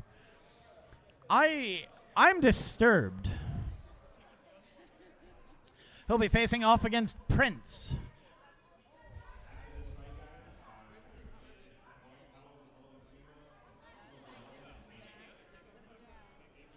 Both of these robots driving to their squares. This should be a very interesting fight. If you have aversion to seeing bad things happen to eyes, maybe look away. Prince, good. Fool's good. All right. 3 minutes on the clock. Audience, please help me count down. 5, 4, 3, 2, 1. Fight, robots, fight. Prince is coming up to speed. He's going straight for the eyes or straight for the neck. I don't even know. The head on Serial Killer is wobbling all over the place. Prince is now stuck on the side. But Serial Killer's going in straight for the big hug. Look at him. He's just eating that robot. All right, guys, are you stuck?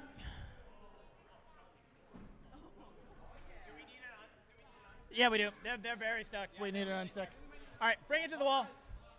All right, we're going to put a quick pause on that match. Seems like there was a little too much feed and speed, and the weapon of Prince got stuck in one of the speed holes of Serial Killer. There's no way these two robots are going to get separated from each other, so we're just going to go in with a little bit of manual action to try to get them clear.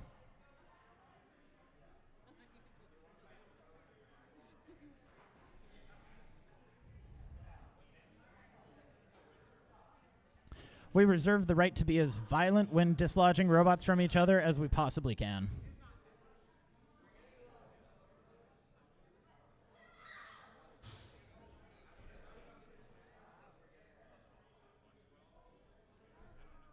All right, we've gotten these two robots popped apart. We're going to leave them exactly where they are, and we are going to resume the fight in 5, 4, 3, 2, 1. Resume.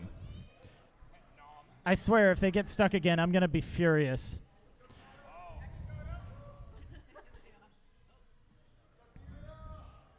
Prince is in a very uncomfortable place for Serial, but I heard some very angry whining coming from some motor. I'm wondering if that's the weapon motor on Prince, because I'm not seeing a whole lot of weapon movement.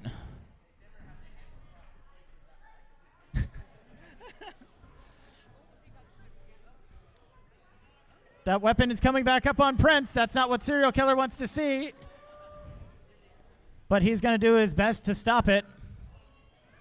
1 minute into this fight, and I have not seen anything terrible happen to Googly Eyes yet.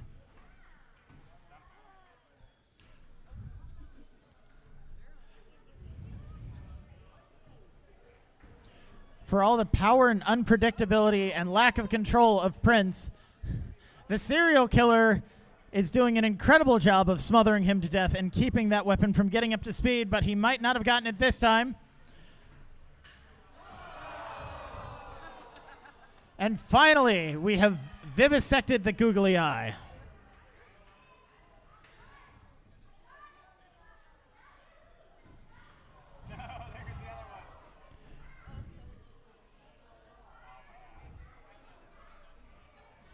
All right. Unstick. Oh, no. We're back in the action. These robots figured it out. Prince is trying to rally on driving, but he's got 1 minute to do that in a control fight that has been dominated by the Serial Killer. All right, Prince, you got to release the pin. Prince's weapon just isn't there, but here comes the cereal box of shame in order to make, patented headbang. Couldn't go anywhere without that. I'm astounded with this technique. 30 seconds left in this fight.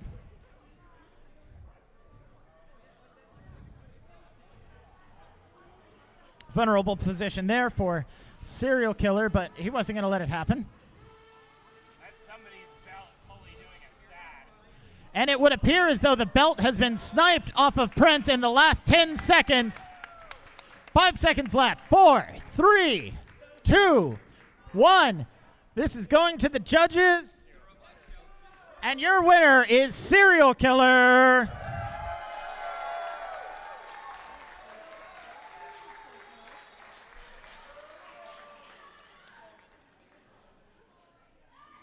We're going to take a quick detour back to the Antweight tournament because they're going to have the exact same kind of tournament but with a lot less robots because most of our ants got completely destroyed over the course of a day.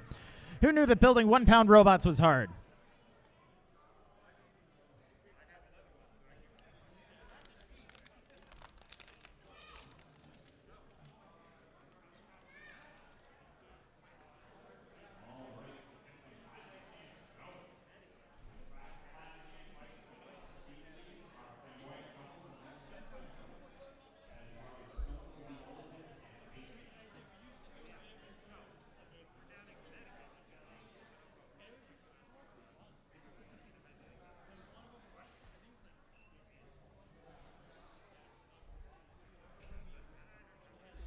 Plastic Antweights are great and easy way to get into the sport of combat robotics at a low cost.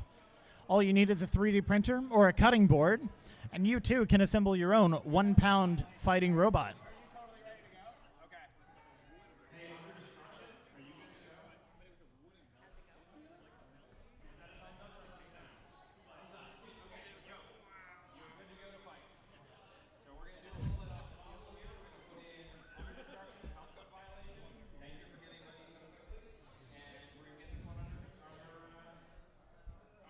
Health code violations is coming straight out of that 3-way rumble where he managed to destroy his own wedge.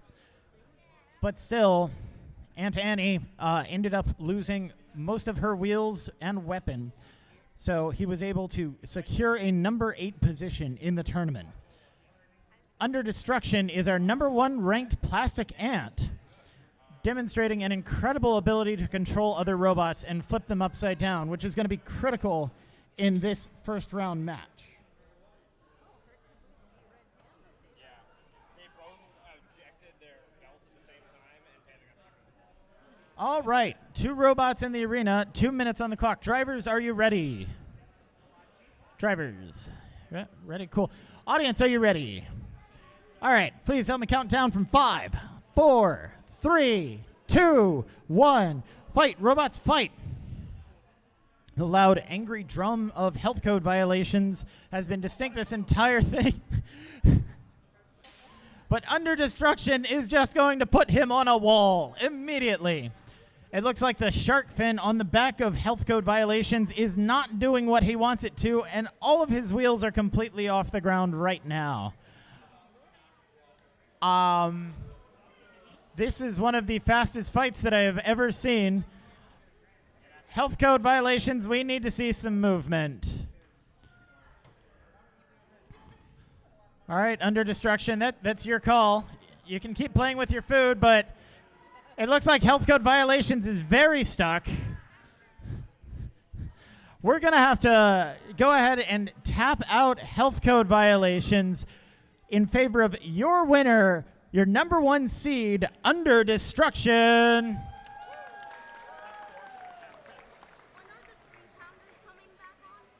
Oh, and like, yeah. Whenever they're ready.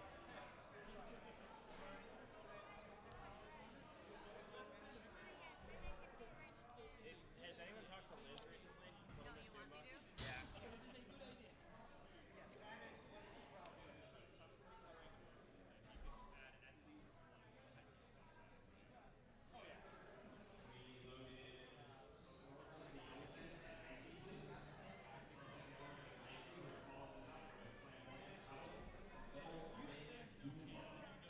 Two of our favorite very destructive robots here with the very conventional, very smoothly driven, very controllable Icy, who managed to set her last opponent on fire before the fight even started. Incredible knockout potential. She'll be going up against Snorkels the Elephant, a very uncontrollable but equally powerful horizontal vertical spinning thing. All right, doors are closed. Snorkels is going to put on a show for us as he tries to meander on over to the box, whereas Icy can just drive right on over.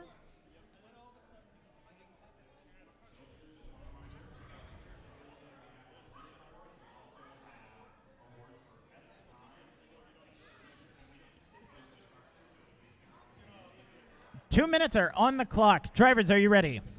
Audience, are you ready? Please help me count down from 5, 4, 3, 2, 1. Fight, robots, fight. Fantastic box rush for Icy, but she broke her weapon in half on the very first hit. Snorkels is untouched from that initial damage, whereas Icy is going to do the best she can with what she has. Snorkel's still doing his point and shoot tactic, which is going to take a while to line up anything. We'll see if Icy is going to try to play control by going around the wheels, or if she's just going to try to smash straight into the weapon and see if she can't break Snorkels. Snorkels is lined up. Icy is just going to do a quick little bypass on that. Icy's starting to get some very nice control in there. Has a pin, but that weapon of Snorkel's is a lot closer to her tires than she wants it to be. Backing off, but Snorkel's is pointing the way he wants, and she can't get out of the way fast enough. She goes ahead and flips over, though, to try to get a sight of the... Oh, she put the broken side down. Putting on a top plate. She is on her way. The other two fights are ready. If you want to get her. Strategic driving here from Icy. She's managed to flip herself over so that her broken horn is now up in the air, and now she's flipped back over, and now she's flipped back over. She's now trying to feed her wheels to that giant bar of Snorkels. 30 seconds left in this fight. Love to see some more action happen to try to really sell it to the judges. We are seeing fantastic control coming out of Icy. But that weapon on Snorkels is just relentless, and it's done another massive hit there against Icy. 5, 4, 3, 2, 1. That's the fight. Give a round of applause for our two very talented competitors here.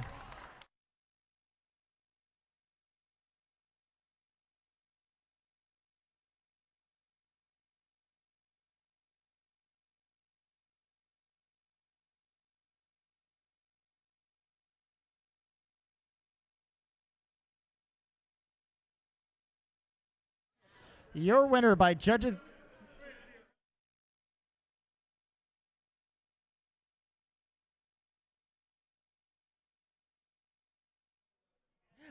Your winner by judges' decision is Snorkels the Elephant.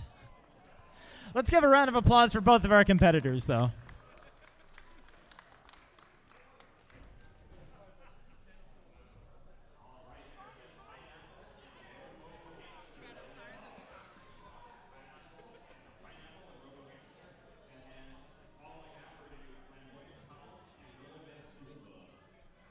Can you start calling the 3-pounders too?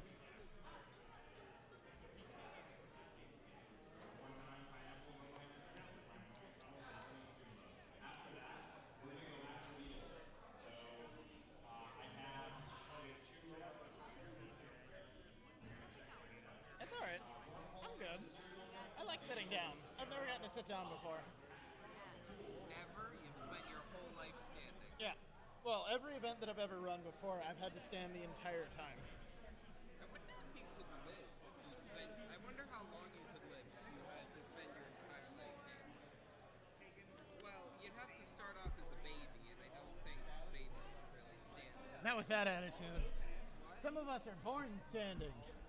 We never sit down. We're too energetic. Sit down in a football game.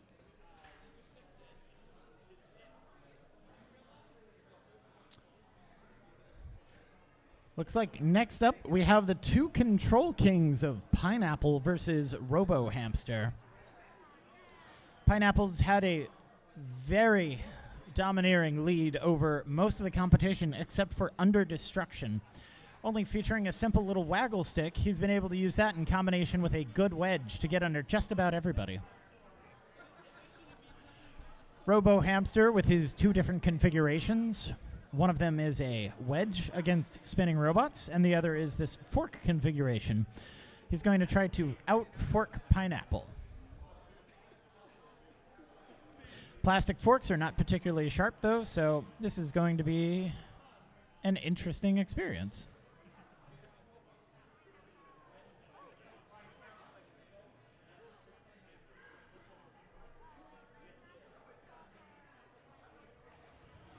All right, doors are closing. Two robots are in there. 2 minutes are on the clock. I like that Pineapple is just already pointing that safety snake. All right, drivers, are you ready? Drivers are ready. Audience, are you ready? Please someone count down from 5, 4, 3, 2, 1. Fight, robots, fight. 2 minutes on the clock here for a bit of a control fest. We'll see who can get underneath who. It looks like those wedges on Robo Hamster are actually much better than Pineapple's, but Pineapple can still maneuver around. Pineapple's got the speed advantage, and he has the giant safety snake. Nearly gets a throw there just by loading up Robo Hamster onto his safety snake. Nice little lift there from Robo Hamster. Both these robots lining up for position. Pineapple's finding it to the side. Robo Hamster's finding it to the front.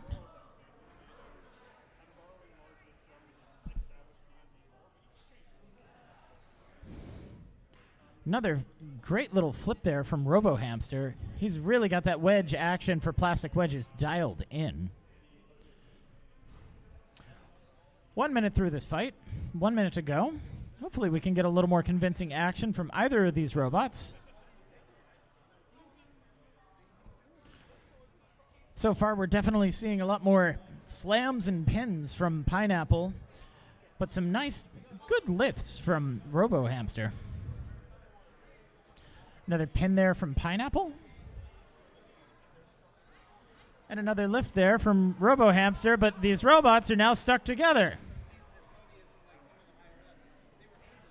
Do y'all need an unstick?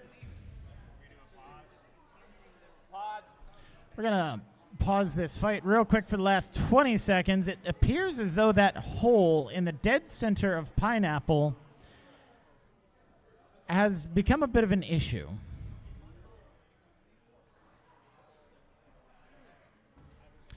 All right, these robots are unstuck, and we've got 20 seconds left. We're going to resume in 5, 4, 3, 2, 1. And let's see what we get for our last 20 seconds. It's more of the same. Good lifts from Robo Hamster.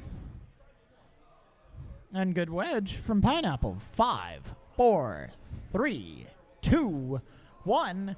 That's the fight. Audience? I couldn't see it either way. That was like dead nuts equal. Yeah, I think that the stick was really smart on Hamster's turn. Like, I thought that was like I don't know if that was on purpose, but It's better use of weapon. yeah. Okay, we'll call it. All right. Your winner by judge's decision in a shocking upset. It's Robo Hamster. I've checked through all the Beatles. Their colors are updated. Oh, perfect. Those are Thank you. Next fight. What? I'm gonna put it on Quicksand.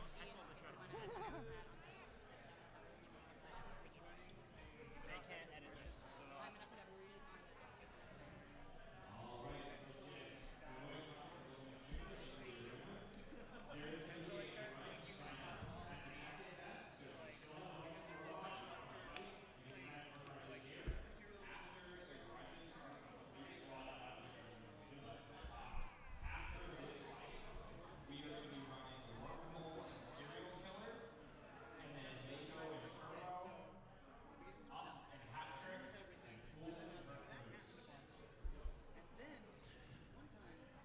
Serendipity has struck us in the bracket because due to their seating positions, Flamboyant Cuddles and Little Miss Dumba are right now going right back head to head again.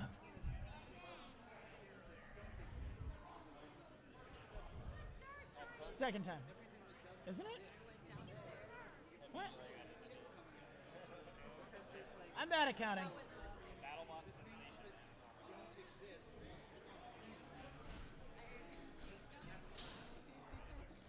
All right. Drivers, go ahead and head over to your squares. I'm going to press reset on the clock. Little Miss Dumba.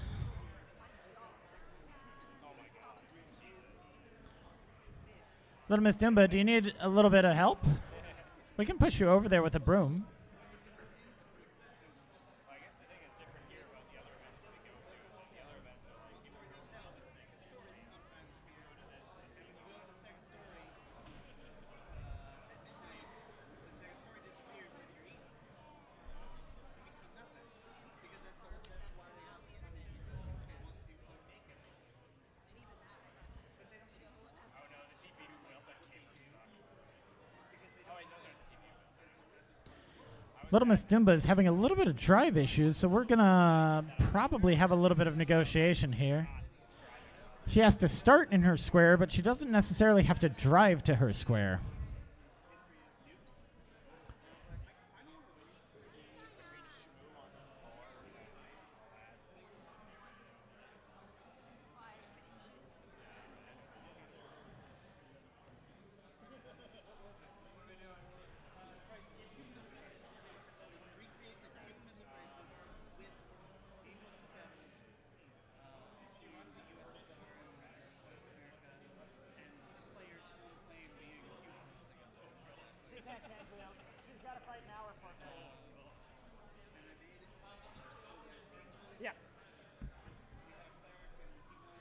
A little bit of negotiation going on here to see if Little Miss Dumba has time for a last-minute configuration change, if she wants to try driving upside down or not. But either way, we need this fight to happen to go to our semifinals. Oh, yeah, that's way better. All right. Little Miss Dumba, can you get over to your square?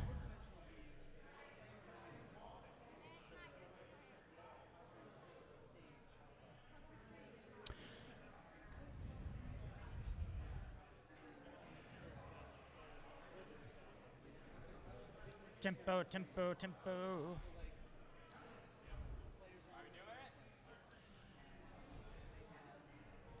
We're going to do a little bit of an unconventional start here, although it looks like Little Miss Dumba is inching her way over to her square. That's good enough. Yeah. Send it. All right. Drivers, are you ready? Yeah. All right. Audience, please help me count down from 5, 4, 3, 2, 1. Fight, robots, fight. Little Miss Dumba's weapon is up to speed, although it continues to be silent but deadly. Flamboyant Cuddles, also on the quiet side.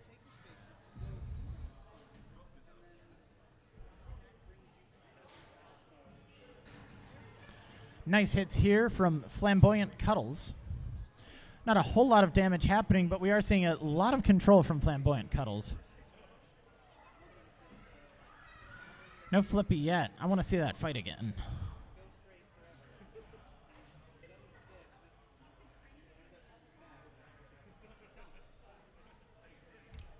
These robots just keep getting so close to each other. Flamboyant Cuddles, you almost had a hit there. Why did you turn away at the last minute? It's fighting robots, not hugging robots.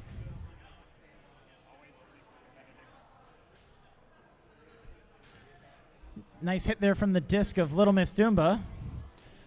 Chipping away at the uprights of Flamboyant Cuddles, but Flamboyant Cuddles is responding in turn with a couple of quick pops.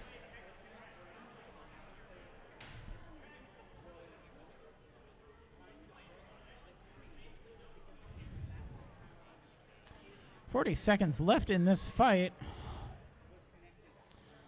Not a whole lot of decisive action. Little Miss Cuddles is trying, Little Miss Cuddles, geez. Flamboyant Cuddles is trying to use the back of a robot to push off against Little Miss Dumba, but it's not working great.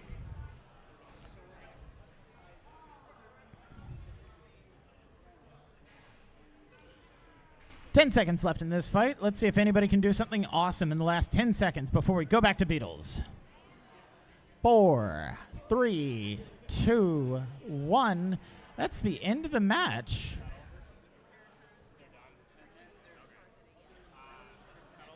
Yeah, I think your winner by judge's decision is Flamboyant Cuddles.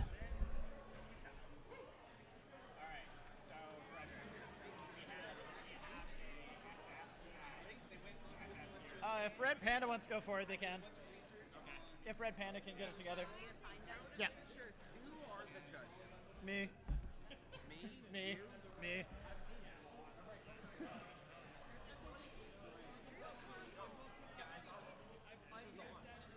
that a Manchi? Yeah, I saw this. It's in Pepperton. I saw it. And it was, I drove by it. I thought it was an XJ because it's got the 90s front set.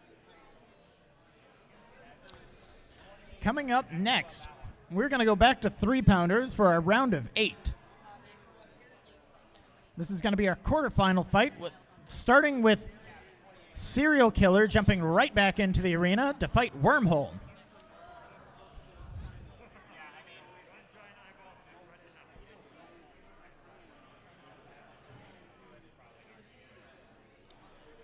Serial Killer appears to be in his Cyclops mode. I wonder if he can shoot lasers out of his eyes. Wormhole coming up after an incredible upset over Subtraction in the first round. He lost his weapon pretty quickly, but he was still able to take the most advantage of Subtraction being upside down for the rest of the fight.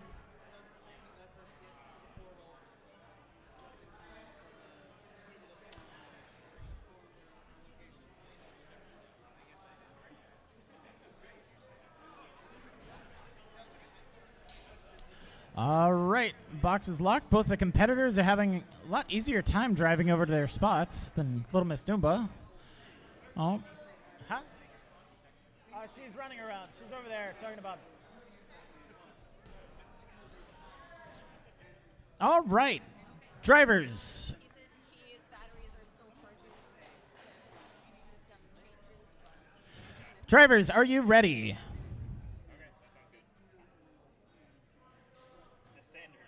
Whenever you give me a thumbs up, Serial Killer. Are you good to go, Serial Killer? Oh, okay. Do you want to broom him? He's good. All right, drivers are ready. Audience, are you ready? Help me count down from 5, 4, 3, 2, 1. Fight, robots, fight. Wormhole is getting all the way up to speed. And he's decapitated Serial Killer in the first hit. No questions about it. Serial Killer still has a giant wedge and 2 wheels on the bottom. He can also still bully people into whatever is left of his Cyclops head. We might as well call him Ulysses, though. He's going to be taking that one back to Greece. Wormhole getting stuck on the wall, but then getting unstuck. A little bit of hesitancy in the weapon, but we've got a lot of hesitancy in the drive of Serial Killer.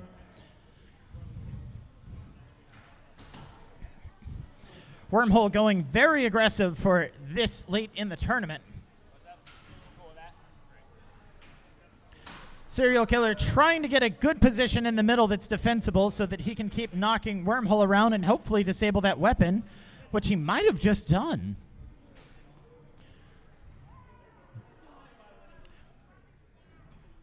We are through 1 minute in this fight, and both of these robots they've been pretty eviscerated. We've lost the weapon from Wormhole. We've lost half the drive in the head of Serial Killer. But they're just going to keep going. Anything can happen in the next minute and a half, right?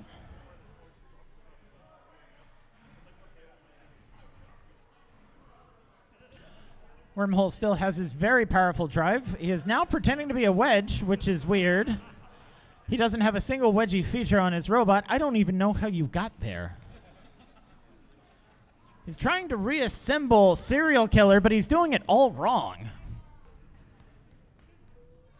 Serial Killer is out of his good defensive position and now stuck in the corner. His options are limited, but Wormhole still has full drive control of everything that's happening.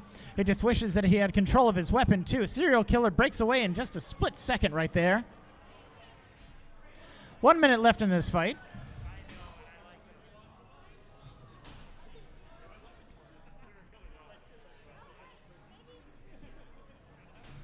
Wormhole is jockeying for position. Serial Killer doesn't want to let him have it. I don't really know what they need position for. It'll be strategic, though, right? Wormhole's gotten around the back instead of the armored front. He's done a little bit of a flippy.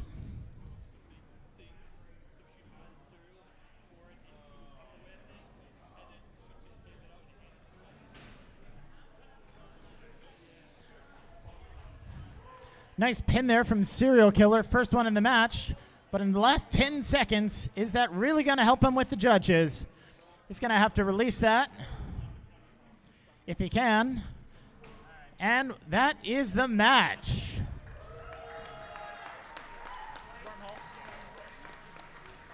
Your winner by judge's decision, it's the Deadly Decapitator, Wormhole.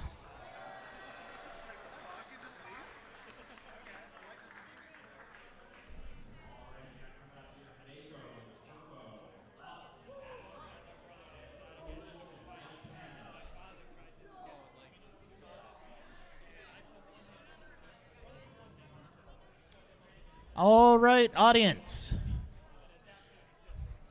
It's time to remind everybody that you all need to take about one step away from the side of the arena. We're putting really dangerous robots in here, and your safety is paramount to us.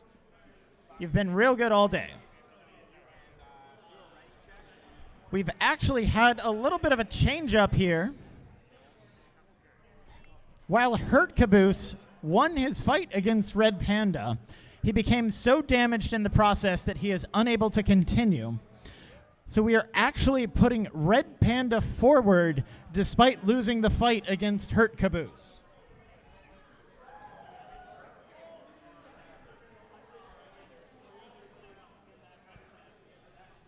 Mako and Turbo in the arena right now. Both of these robots with an incredibly dominating performance in their last matches. Turbo sending Phantom 3 into the walls over and over again. Mako losing his saw blade early on, but he didn't let that bother him. He turned the tables, became a control bot, and just punished Cutthroat Cuddles for most of the match. Both of these robots are made primarily of 3D printed plastic. All right. Drivers, are you ready? Drivers are ready. Audience, are you ready? Help me count down from 5, 4, 3, 2, 1. Fight, robots, fight. Instant disc spin up there from Turbo. And it seems like Mako has lost drive almost from the word go. I don't know what happened between the time that he got to his space and he got there, but he's down some wheels. Turbo, hit him. Turbo, we're not going to count him out. Hit him. One more. There we go. Mako's back on the drive, but he doesn't have a whole lot left for it. And Mako, we're going to need to see some movement. Calling it from 10, 9, 8, 7, 6, 5, 4, 3, 2, 1. Your winner by knockout is Turbo. Turbo will be going on to face Wormhole in the semifinals. Yeah. Huh?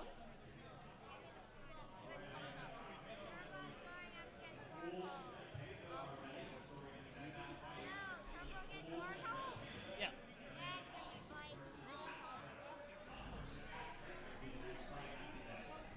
Who's up next?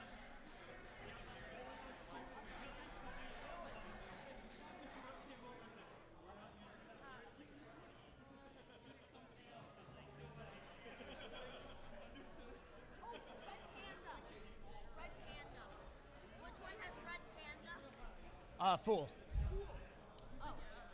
Coming into the arena next is Red Panda and Fool. As I mentioned earlier, while Hert Caboose did technically win the fight against Red Panda, he was unable to continue after that fight. His robot was in such a bad shape of repair and he lost all of his spares. So, in his stead, he has allowed Red Panda to go forward. Red Panda will be facing off against Fool. Wait, did we say Fool won that or Quicksand 2? I thought we said the Quicksand. Remember, because they get stuck on the wall and they almost lost. Oh, yeah, you're right. Yeah. Yeah, full one, that's fine. We goody. Fool is once again using his patented twisting fork technology. This is a nightmare situation for the low and close to the ground Red Panda. But we'll see who can really work this one out. All right. Drivers, head to your squares.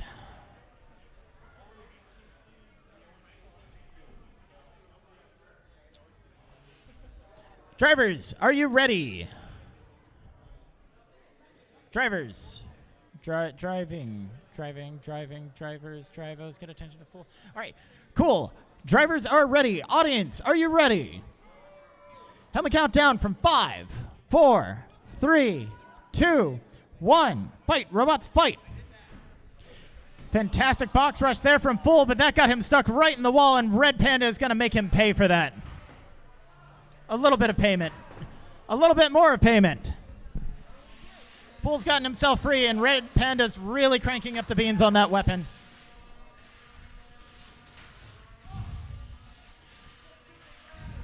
Fool needs to start using his forks, and he does. He's got Red Panda up on one of them. Just holds for a little bit. Red Panda's turned down his weapon again. We're now at the cheeky weapon speed instead of the violent weapon speed. The little cuddling of a Fool is not working the way he wants it to on Red Panda. He's able to slip out super fast. Fool once again does another very good pin on Red Panda. And he lets it go, but Red Panda's stuck on the wall. He's now free. He's going to try to get one of those angles, but Fool is starting to learn his game. It seems like Fool is regaining the momentum in the fight. Until that happened. His forks are now upside down, and Fool is once again stuck against the wall, an inconceivable position. But Red Panda goes ahead and brings him down, just so that he can beat up on him some more. Fool rewards him with another pin. I think he's not yet. Red Panda's out for blood. Fool's upside down. Now he's right side up. He's flying through the air. He's taking a licking.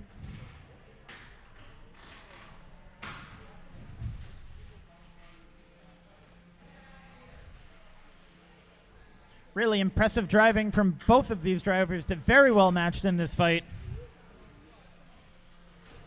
Red Panda knowing he can't get those head-on hits, and he's just going for the angles. While Fool is just trying to keep the front of the robot pointed at Red Panda. Red Panda chasing him around the arena. He gets a reversal. Another big hit from Red Panda. Another very good hit from Red Panda. Looks like one of those forks is upside down and not functional anymore. 30 seconds left. Red Panda is starting to rally. Red Panda is screaming in anguish as he's forked to the wall. One final release. Let's see if we get a final hit or a pin, and it's a hit. 15 seconds left. These robots are now stuck perfectly inside of each other, but Red Panda isn't going to take that for an answer. 5, 4, 3, 2, 1. That's the fight. Round of applause for both of your competitors. Your winner by judges' decision, Red Panda.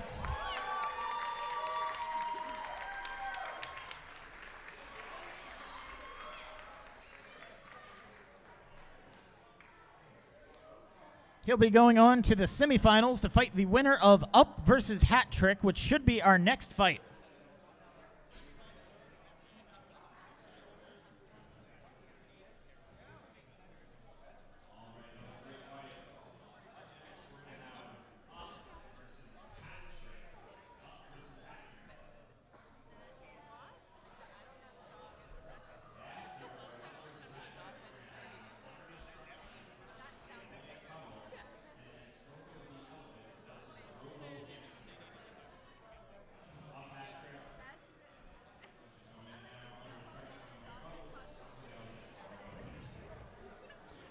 Hat Trick versus Up.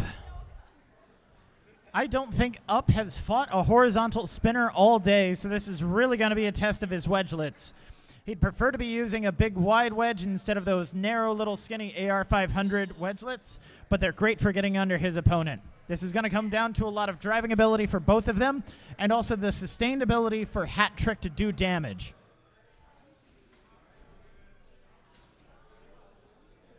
If Up can get Hat Trick in enough pins that he wears out his battery or wears out the clock, he could just pull this one through, but he's not really currently configured for a win. We'll still see what happens. 3 minutes on the clock. Drivers, are you ready? Drivers are ready. Audience, are you ready? Please help me count down from 5, 4, 3, 2, 1. Fight, robots, fight. Hat Trick spinning up almost immediately. Slow but steady. Up is crouching his way over, trying to get under. Unstable, or destabilizing. Oh. All right, we have a bit of a mutual stick right here. Up is trying to get out. They're making it happen. Hat Trick has gotten unstuck as well. What a catastrophic first hit. Hat Trick is tearing up our arena as much as possible, and Up is doing exactly what I said of getting those fantastic pins. You can only hold a pin for so long, though, and he's going to have to release Hat Trick. Hat Trick is getting his weapon back up to speed. He's got a big gash in the side of Up, but Up tries to take him over to the wall. Hat Trick bounces off of it and then rips the wheel off of Up, leaving Up almost defenseless. Hat Trick only has to finish off this wounded horse, and he can make his way to the semifinals.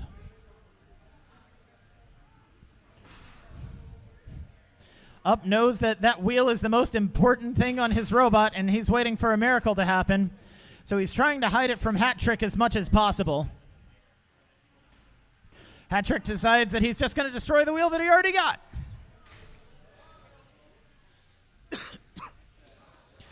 Halfway through this fight, we've already seen a big reversal here. Up starting with a really good control gang. I'm hearing somebody say, "Oh no," over there, and I don't know what they mean. Hat Trick is still trying to get that wheel on the side.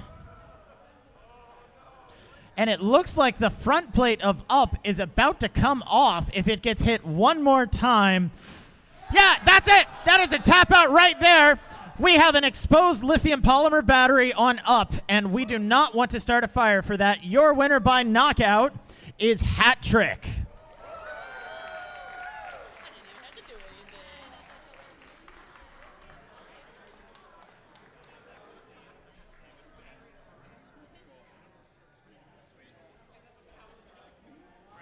Could you take a look at the chat with respect to awards and see if you have agreements or disagreements? Basically, my suggestions were Elephant for the silliness one, Crave Monster,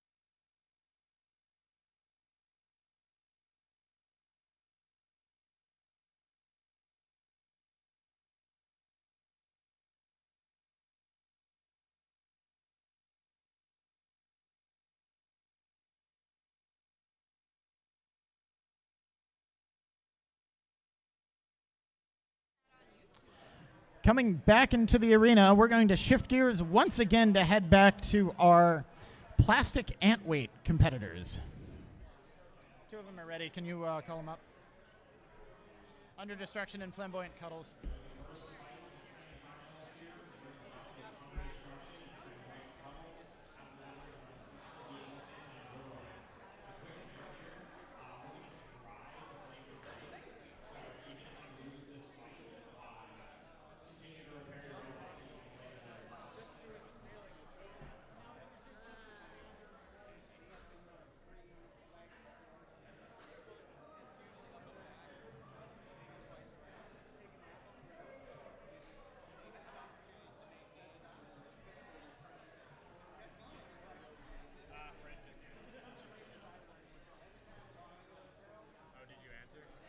about to. This is not a very active chat. Not much. We've had mid-30s numbers the whole time. Just fine. It's just like A total of 590 people watched. that's pretty good. Wasn't there another one where somebody got completely eviscerated?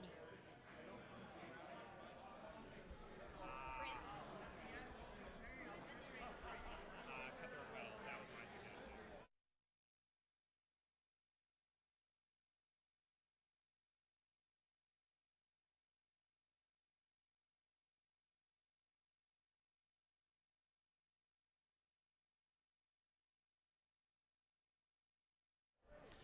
All right. We are here at our plastic Antweight semifinals. Over in the green square, we have Flamboyant Cuddles, who's been burning their way to a series of victories. And over here in the red square, we have Under Destruction. Drivers, are you ready? Drivers are ready. I'm not ready. I need to fix the clock.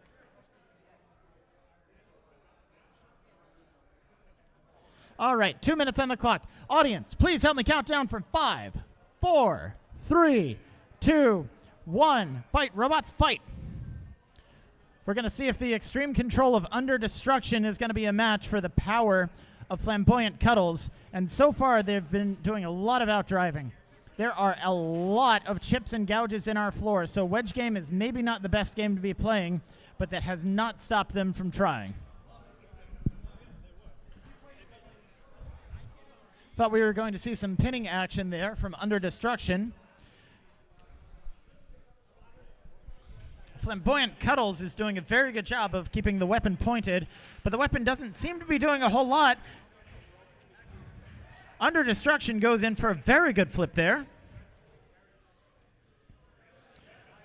The design of Under Destruction is almost perfect for getting up and under a robot like Flamboyant Cuddles. Halfway through this fight, does not look like Flamboyant Cuddles has gotten a lot of good hits here. They're also sitting in the far side of the arena, just for a second, where all the detritus is built up. Under Destruction is still going face on face, trying to get Flamboyant Cuddles up on the wall. See if she can't get a knockout over there. Very good driving coming here from from Under Destruction. Weapon temporarily goes down for Flamboyant Cuddles. 30 seconds left in the fight. Great time to make any final arguments to the judges. Who should be going on to the finals?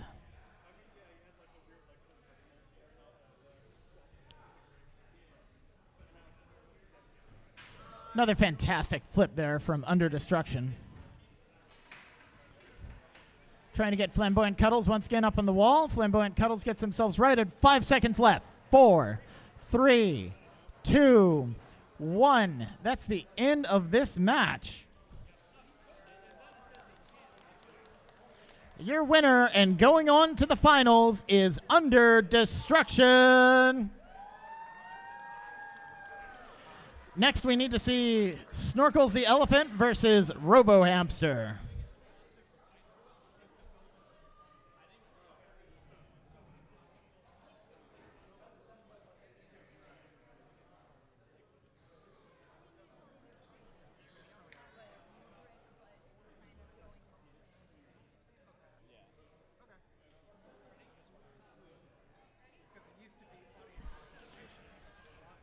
We've been giving some audience ones, typically when it's like a wedge fight or nobody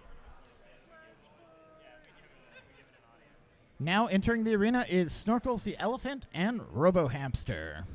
The winner of this fight will go to the finals to fight Under Destruction for the title of MassDestruction 2023 Plastic Antweight Champion.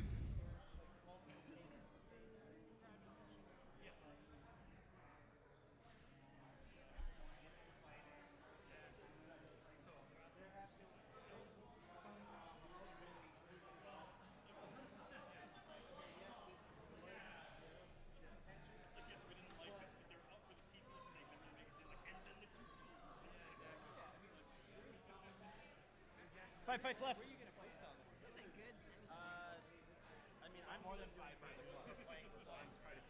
Are we? We can. We have a third place trophy. All right, yeah, we can play for place. All right, door is locked. Snorkels the elephant is doing his patented point and drive technique. He's really good at that. I'm actually astounded. I could never drive a robot that well. Drivers, are you ready? Drivers are ready. 2 minutes on the clock. Audience, please help me count down from 5, 4, 3, 2, 1. Fight, robots, fight. Robo Hamster is trying to use his wedge to pulley around Snorkels the elephant. Snorkels has done a full inversion on Robo Hamster, and Robo Hamster can't flip himself back over. Robo Hamster's doing his best here. Yeah, that's movement. We're going to call that. That's definitely movement. Look at him. He's bouncing. He's hopping along. He's having a time. All right, Snorkels, time for you to shine. Snipe him from across the box.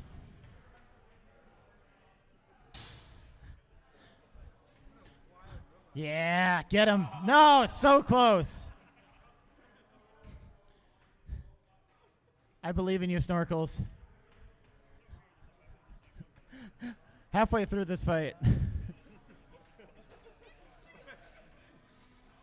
Getting some nice juicy hits on the underside of Robo Hamster, but it's just not feeding enough. Snorkels the elephant is now trying to drive up the side of Robo Hamster, who he's just inching along. He's just making it happen. Good hit on the wheels there, and he's flipped Robo Hamster over. Robo Hamster is going to make him suffer for that one.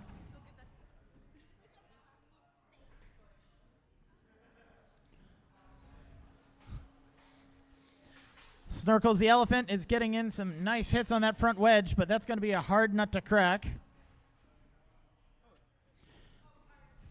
15 seconds left. We're getting some nice jamming action here from Robo Hamster, trying to make a comeback here at the end. But he ends up just getting himself flipped in the last 5 seconds. 3, 2, 1. That is the end of the fight.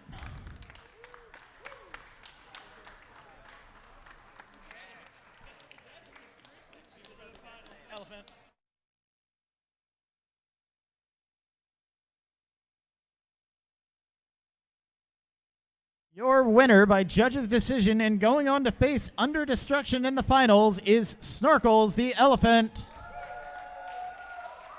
But don't worry, we're going to make Robo Hamster and Flamboyant Cuddles battle it out for third place.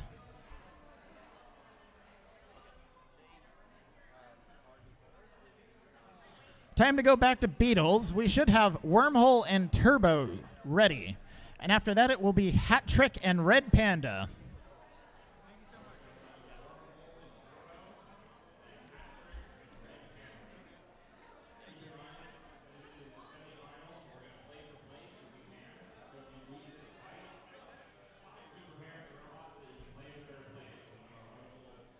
Be prepared.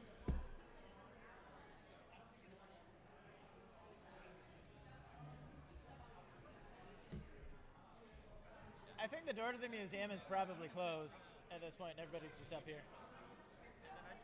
Oh, yeah.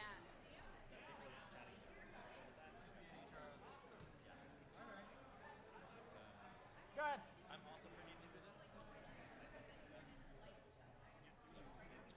Now loading in is Wormhole and Turbo.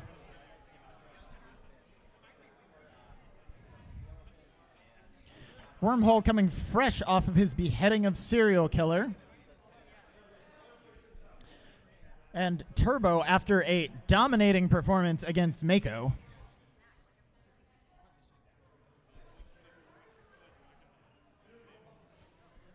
The winner of this fight goes on to the Beetleweight Finals and is guaranteed a first or second place finish. There, they're going to meet the winner of Hat Trick and Red Panda. So we're going to have a horizontal versus vertical back-to-back semifinals.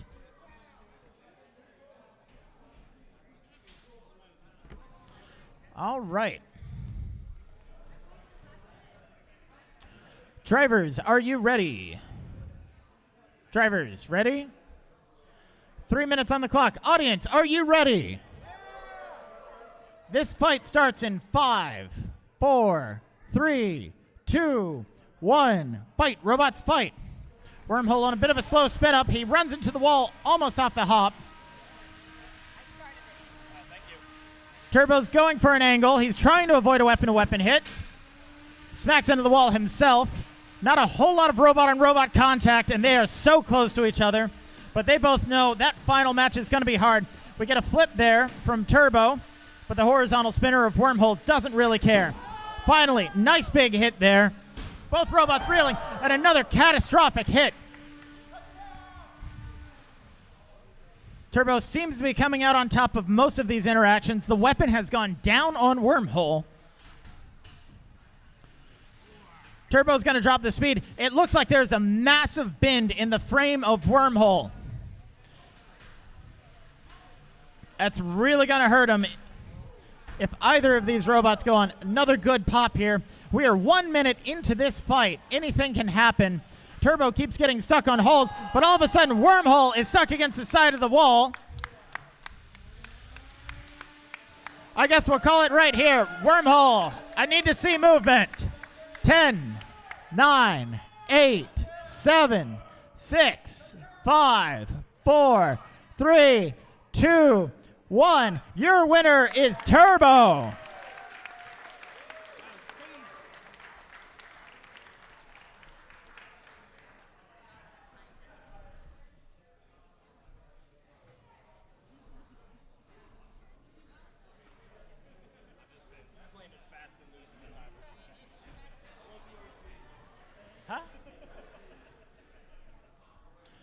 All right, Turbo's going to leave it up to the professionals to unstick Wormhole, who it looks like from everything that he's tried, he could not get him down. So I am very comfortable calling that a knockout.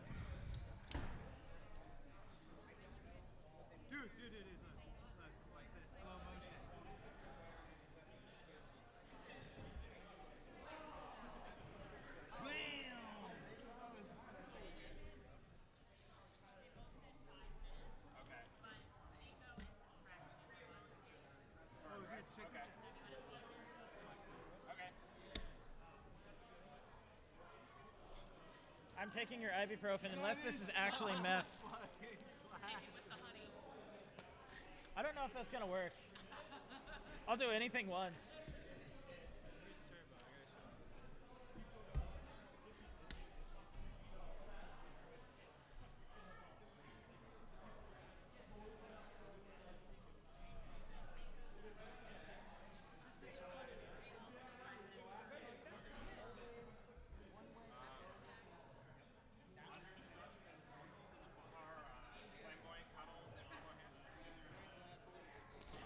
We are now at the very good part of the night when all of the robots are broken and we've only got 3 or 4 fights left.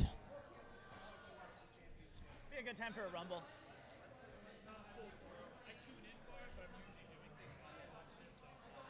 All of our competitors have said that they need 5 minutes. In my history, that usually means they need about 10 minutes. But at least it's a better lie than saying that they're just putting the top on.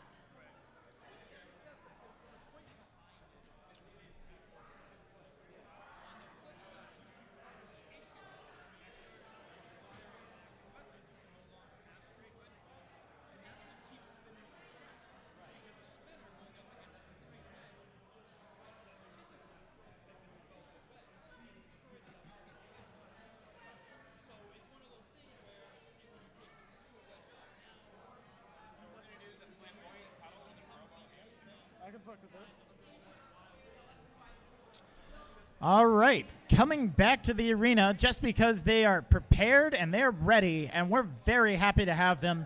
We've got a battle for third place here between Robo Hamster and Flamboyant Cuddles. This is going to be a 1-pound plastic fight. 2 minutes on the clock.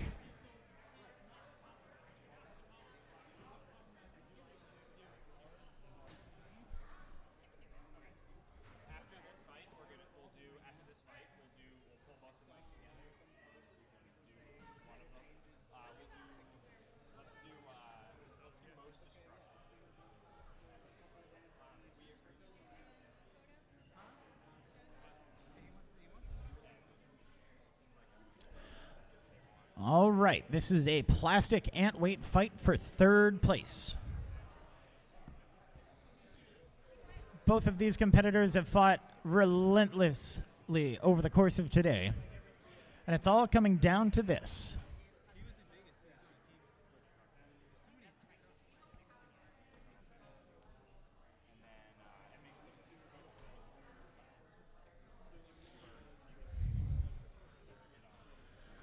Hopefully we'll be able to get right back to our regularly scheduled Beetle tournament brackets after this, but the robots are very worn out and they need time to repair. So in the meantime, we figured a fight is better than no fight, and this is a fight for third place. Drivers, are you ready?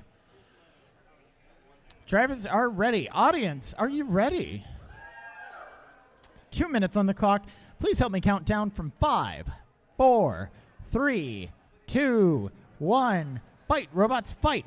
We've got the drum spinner of Flamboyant Cuddles going up against the lifter of Robo Hamster. Robo Hamster's on his head again. This is a familiar tactic for him, but he's still able to drive. He's just got to figure out a way to get back over. Chug. Flamboyant Cuddles playing a standoff game here. Doesn't want to get Robo Hamster back over. Robo Hamster's so close. If Robo Hamster got against the wall, they might be able to get themselves back over right now.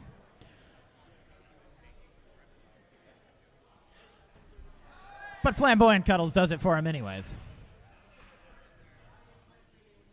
Robo Hamster rewards them with a little bit of a lift. Nothing too destructive.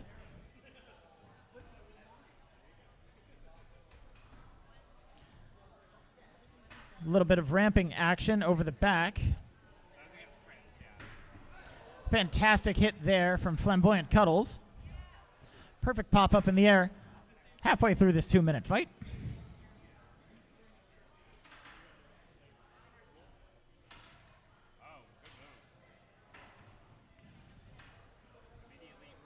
Robo Hamster gets Flamboyant Cuddles upside down, but they immediately self-right.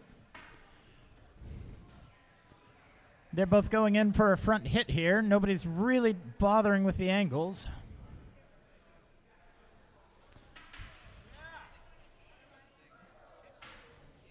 Another good hit there from Flamboyant Cuddles.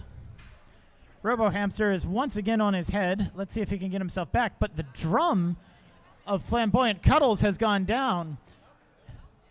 And then it's back. The drive's there, but with 5 seconds left, 4, 3, 2, 1. That's the match. And by virtue of not being stuck on top of their head, your winner and third place for the plastic Antweights at MassDestruction 2023 is Flamboyant Cuddles!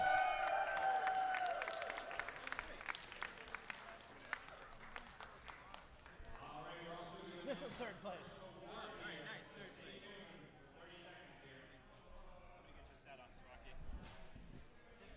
Oh, it's very short. Okay. Spocky, you can sit in my seat. I'm stealing Brandon's spot. Oh my gosh. This is going to be a bit of an atrocity. Yep.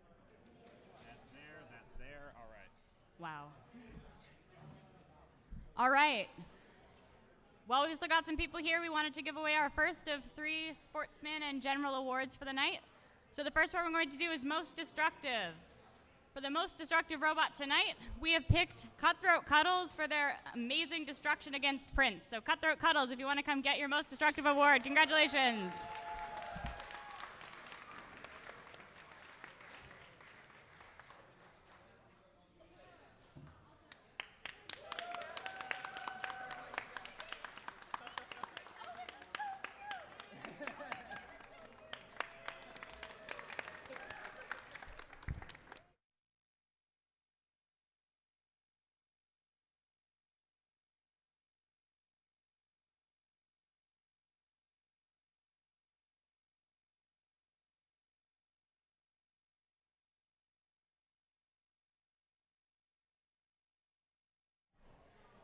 Here's our last semifinal Beetleweight fight.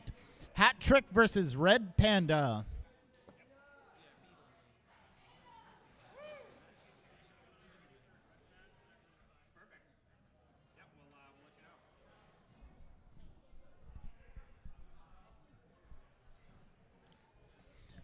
Both of these robots are going to be a mirror image of the other semifinal in Beetleweights, which was Wormhole versus Turbo, a horizontal spinner versus a vertical. The vertical came out on top with that one. Let's see if Red Panda can come out on top here.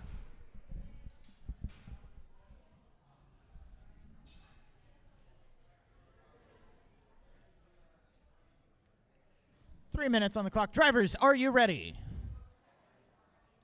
Don't leave him hanging. Fist bump him.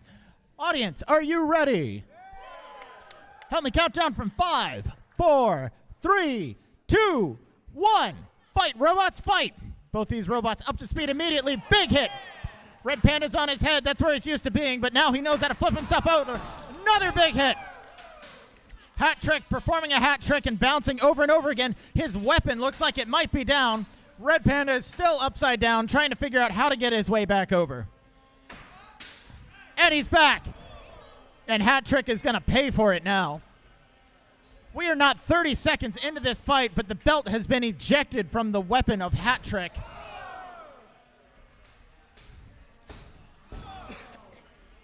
It's now Red Panda's fight to chew on Hat Trick to see if he can't get a knockout.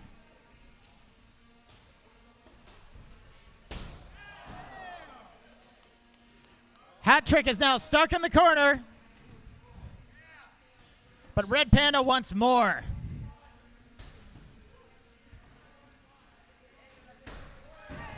Fantastic hits coming here from Red Panda. This is some of the best performance that we've seen him have all day. 2 minutes left in this fight. Can Red Panda keep this up? Is Hat Trick just going to give in at some point? Is Red Panda going to get stuck on his head at the 5th hour? Who knows?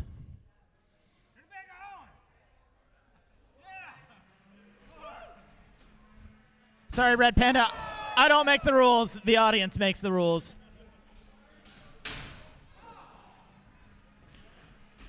Not a great hit there into the wall for Red Panda.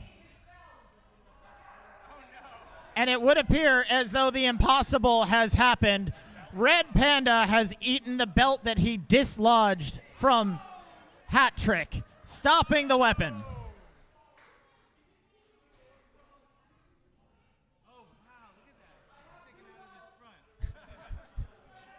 Red Panda proving that 2 belts is not necessarily better than 1. Not a whole lot happening with Hat Trick here.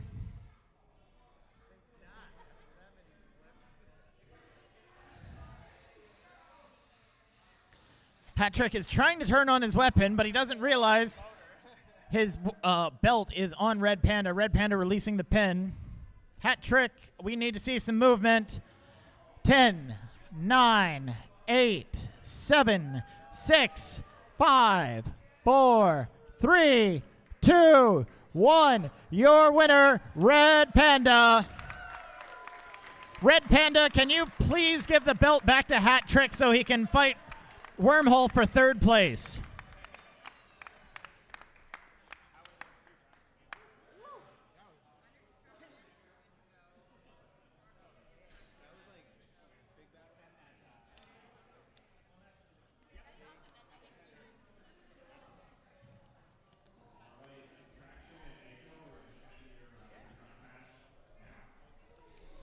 So, audience, I don't know how many combat robot events that you've been to before, but when we get here to the end of the tournament, we've got a whole lot of broken robots, and we've got a whole lot of winning robots.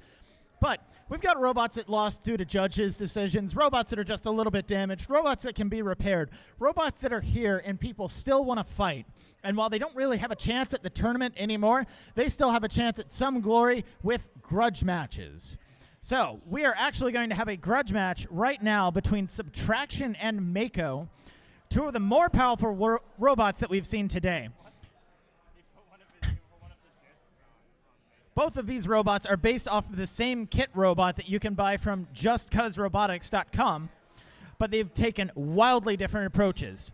Subtraction with a giant bar on top of his robot, and Mako with what was supposed to be a saw blade, but he has now put a giant bar on top of his robot. We're really willing to allow the silliness. We want to see what happens here. And audience, we know that you want to see what happens here.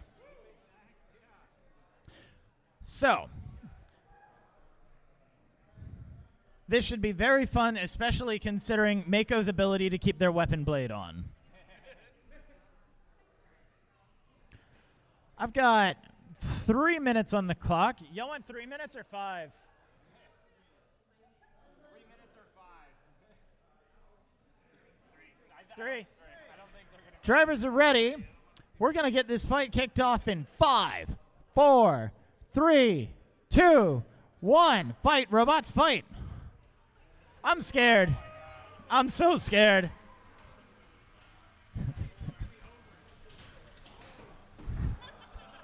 Mako has found themselves a little too unstable. Subtraction goes in for the kill, but he doesn't get it.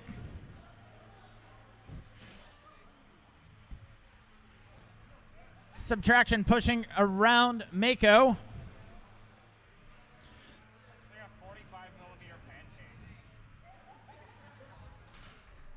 Subtraction seems to be down on drive, but that weapon isn't stopping.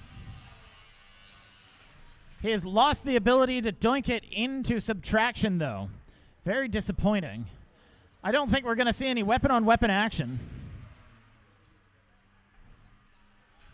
Subtraction is playing a cautious game. And there it goes. He has removed the weapon from Mako. And that's a tap out from Mako. Your winner, Subtraction.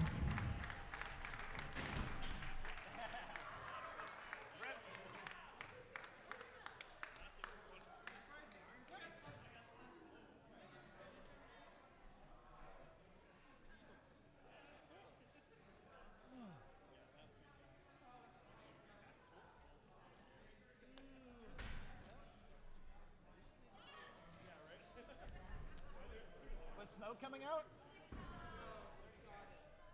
Okay.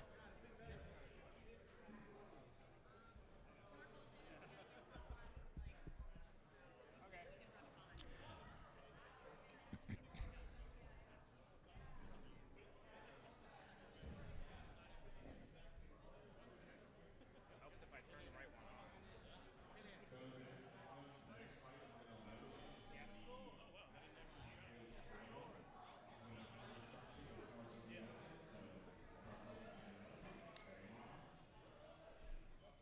Was that the only grudge match that we got? Sad. We did earlier. Yeah, and they were the only two that signed up. There might be a couple more. Now loading into the arena. Ladies and gentlemen, we have a very special fight for you. It is the Plastic Antweight Finals. This is the first time that we have run plastic Antweights in Massachusetts in 5 years. And everybody has been clamoring for this class to come back ever since. We have not seen a lot of the same domination from people who have gone to other events. These robots have been hand-built for this competition specifically. And we have some of our most unique designs here today. And I am so happy to see both of them. So,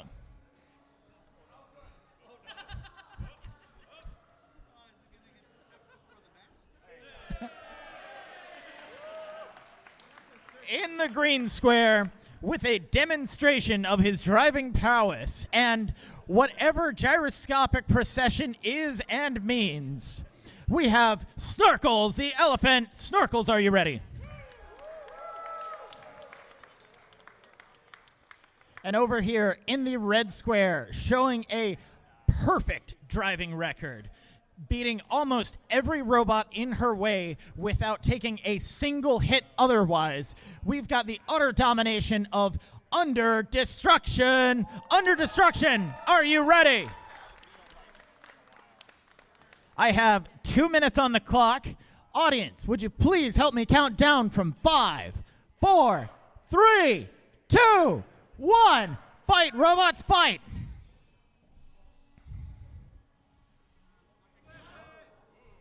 Under Destruction finding that this is one of the most difficult robots to get under without taking a hit from the big blade of the elephant. She's lost a little bit of her fork in the weapon, but she can still control this as long as she still has drivability and she can get around the sides. Snorkel's the elephant lining up for another shot. He has to spin down his weapon whenever he wants to change direction. It's a critical error, and he manages to get another cheeky hit in on Under Destruction. Snorkel's attempting to pull out of the corner and go somewhere that he can get a line or a shot on Under Destruction. And we've got a lift.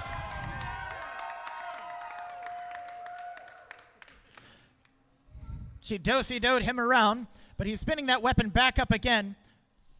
1 minute left in this fight. Both of these robots doing an incredible job of driving. This is some of the finest driving that I've seen. Under Destruction has sacrificed a lot of her arm, but she does not need it to get underneath Snorkel's the elephant. Snorkel's not really sacrificing all that much, but losing out to a lot of control and position. Another quick lift there from Under Destruction.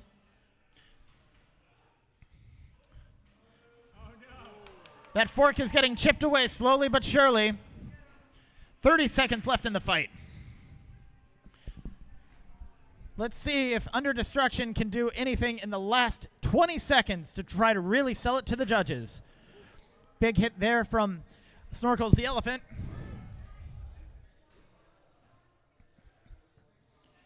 Snorkel's has really leveled up his driving game, but the 5 seconds left. Is there going to be one more hit?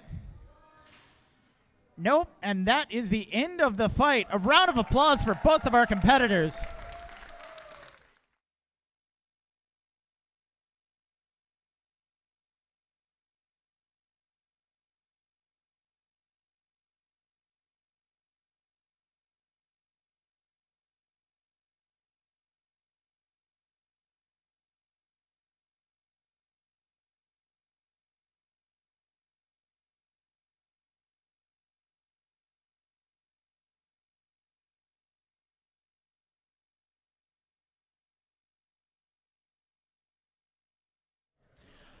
All right.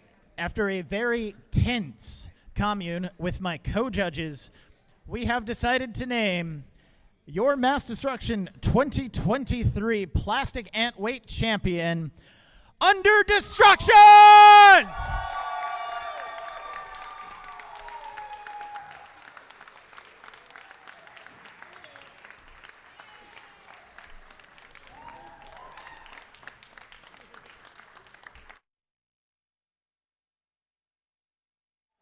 But it's not over yet. Snorkels has decided to give our cage manager, David, a chance to drive the robot.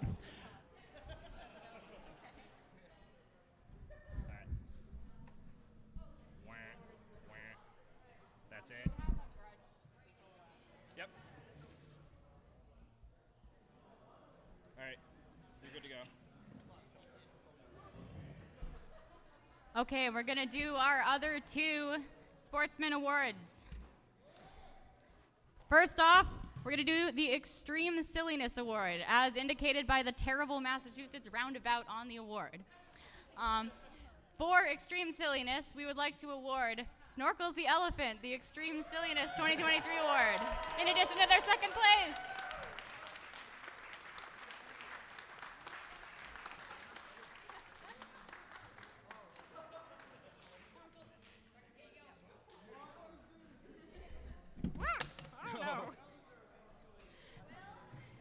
And for Interesting and Best Design, we would like to give Mako the Best Design Award for their cool saw.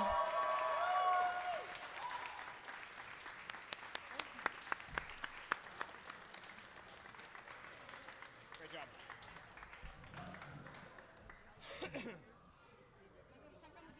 Yep. You got one? Brandon, did you get one? I had one at one point, but it vanished. Oh, this is yours. Yeah, you're going to have it. No, I'm good. I don't do stickers.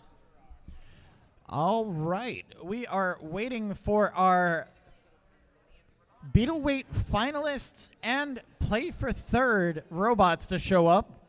And that's going to be Turbo versus Red Panda for the finals and Wormhole versus Hat Trick for the third place playoffs. We're going to send Grudge. But before that, we are going to have another grudge match.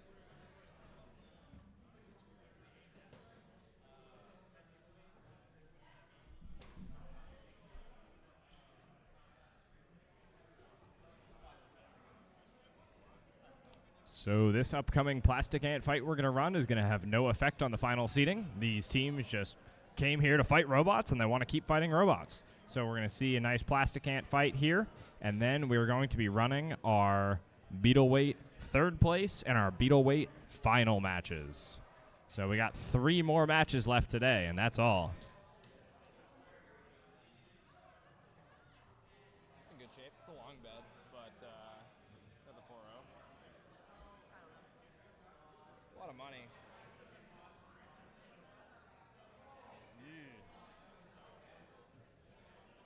Just needs floors. Unironically, looks like it might just need floors. Yeah, 4 straight.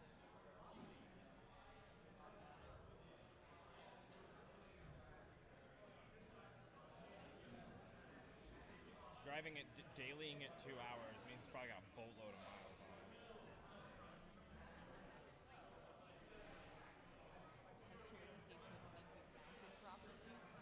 There's a lot of funky stuff. I think 8500 is a little bit nuts. I think like 4.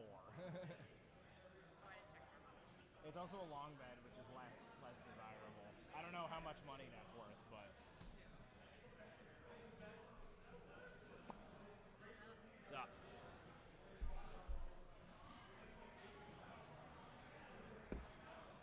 I am gonna sleep so well tonight. I did not sleep well last night.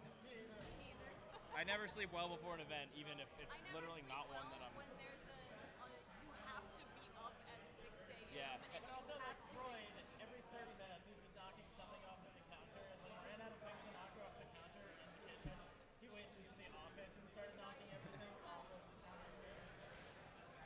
This is the only convertible I would drive. That is based. Is that an Austin? Yeah, look at that.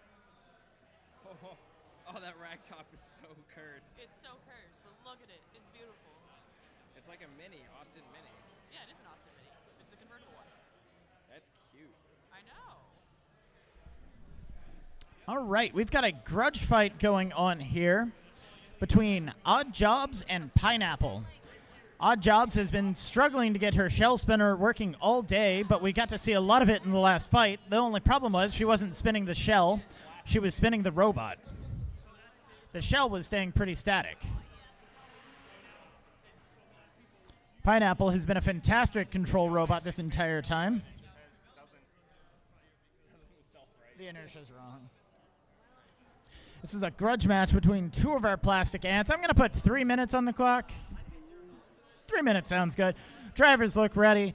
Audience, are you ready? All right, let's get this fight started in 5, 4, 3, 2, 1. Fight, robots, fight. Odd Jobs is actually doing the weapon thing. This is incredible.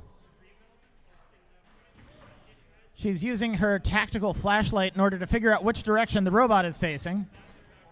So far, she's not gotten turned upside down yet. Pineapple is going, and she's upside down.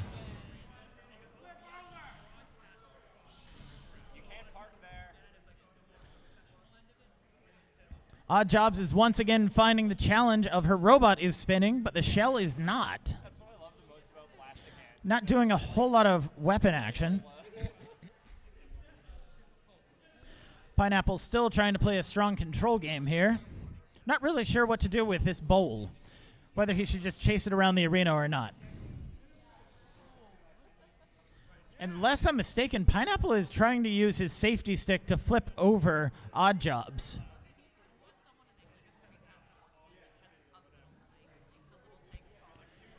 1 minute into this fight. Oh no, there was a really good one back in the day called Buddy Lee Don't Play in the Street. Now, Buddy Lee Don't Play in the Street is a certified sit around robot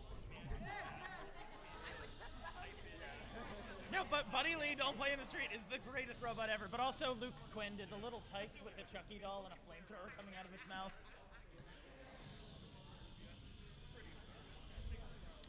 Odd Jobs is oddly jobbing.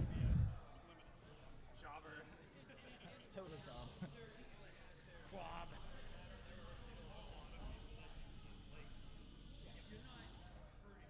Both of these robots appear to be collaborating to see if they can't flip Odd Jobs back over.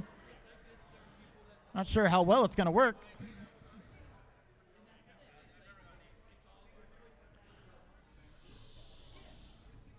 Really nice spin up there. Gets put into a vertical position, but she just can't get it over vertical.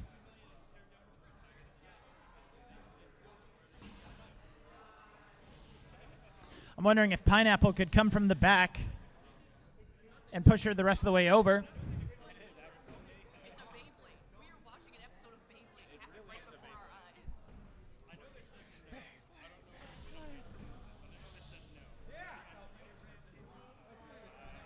30 seconds left in this fight. I'm wondering if Odd Jobs can get back over. Pineapple is doing their best.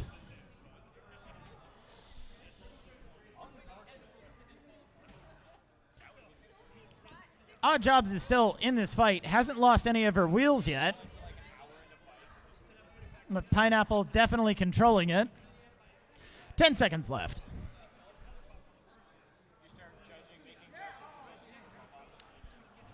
3, 2, 1. That's the end of this fight. Do you guys really care who the winner was? You're all winners. You're all winners.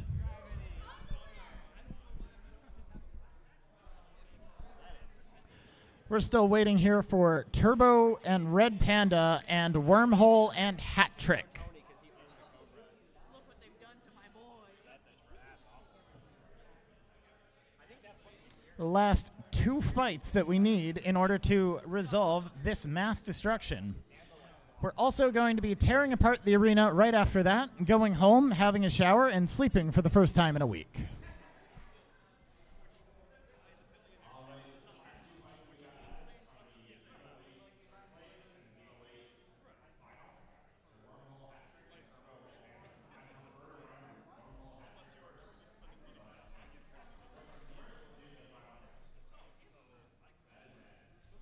Is there any packing up that we could start doing? That's getting packed up. Yeah, that bucket. Yep. Yeah, it's fine.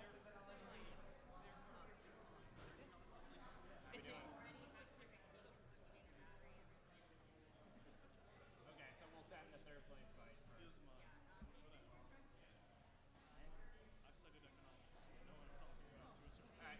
Just ask if anybody wants to come Grudge. The arena's open.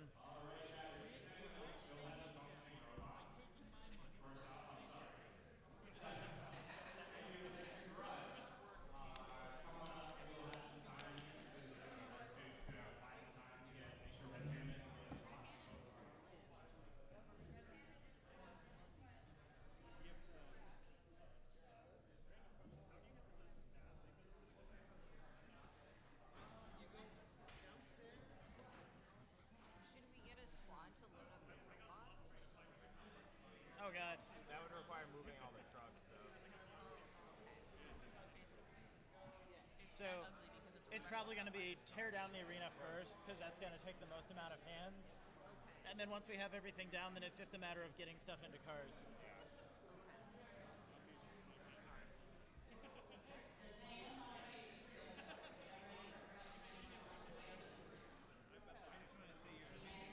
Thank you. I try. I haven't done it in 5 years, so I forgot everything. Never heard of it, but I also haven't heard of it. Well, send Wormhole and Hamster. I wish Robots the show was you were the host. You know what you're talking about. I got Chris Rose with the greatest D's Nuts joke in the world during the last filming. I mean, that show's gotta be full of nuts. And they cut it.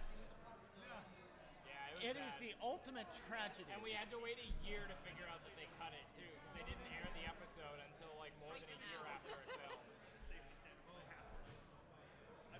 Well, really the key here has just been teamwork with all of this. I used to do all of this stuff, like what he's doing, what I'm doing, and what Spocky is doing, and that was terrible. So now that I've got him doing the stuff that he likes, I'm doing the stuff that I like. I'm not going to say that Spocky enjoys organizing the entire thing, but she's doing a fantastic job of it.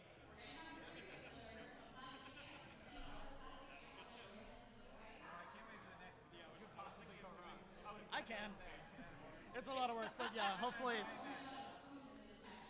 We got a few problems to solve, but like nothing fundamental.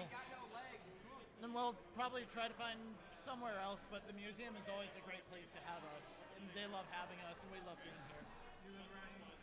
I'm in Watertown, just like 10 minutes away. Yeah. All right, this is the time of night where stuff starts to get quite silly. We got 2 more beetle weight fights to run. However, in the meantime, while we're waiting for those beetles to be ready, we're just going to throw a bunch of robots in the arena and have them run into each other. So right now we got Serial Killer and 2 plastic Antweights, 3 plastic Antweights? I think 2 right now. So, funny. Are you not entertained? I officially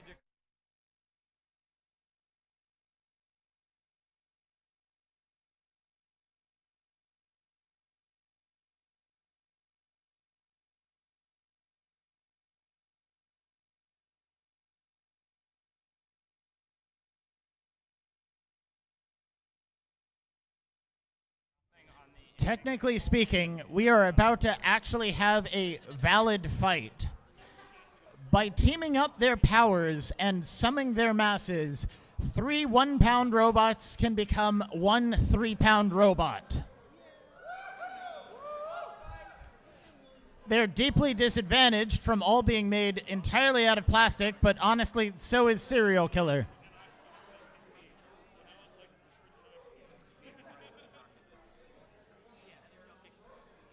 Serial Killer is going to be using a patented spoon technology this fight.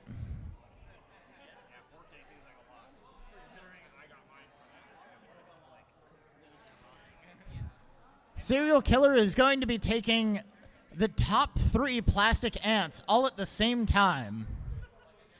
I don't know. I don't know who's going to win. Looks like we're having some radio issues.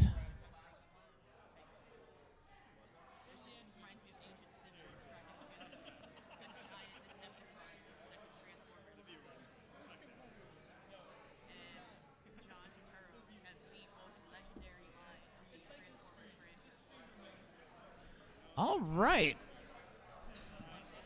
Doors are locked. I'd like to see some movement on the plastic ants. Oh, yeah, we've got all 3. Plastic ants, what are you calling yourselves? Pants on fire?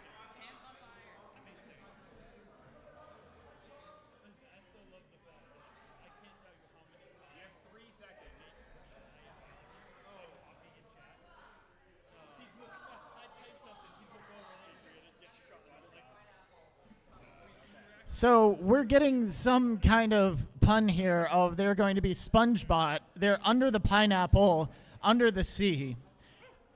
SpongeBot square wheels, are you ready? They're ready. Serial Killer, are you ready? All right, 3 minutes on the clock. Audience, help me count down from 5, 4, 3, 2, 1. Fight, robots, fight. Good start there from our 2 control bots. And there we go. Under Destruction has high-centered serial killer almost immediately, while the pineapple is attacking the spoon. I don't think that sentence has ever been stated before. Unique sentences are not accurate sentences. It would appear as though the destruction is total. I think serial killer has become unplugged. Friendly fire is on. Is serial killer dead? Flamboyant Cuddles is doing their best to do damage to something that weighs 3 times more than them. But at this point, it looks like serial killer is dead. That was really anticlimactic, guys. I wanted someone to be flipped with the spoon. Y'all can keep playing with him if you want, or you can take out your anger on each other. It doesn't matter. All right. Sorry, guys. I think you've had your fun, but looking at it, you unplugged serial killer. Yeah, there's that little piece of tape on the back that was holding in serial killer's power plug, and it's gone. It's gone. All right. We're gonna call this fight. Serial killer has been knocked out. Your winner by unplugging the other robot, SpongeBot Square Wheels. I have never seen 3 Antweights beat a beetle before. But here we are at 6:30 p.m. on a Saturday.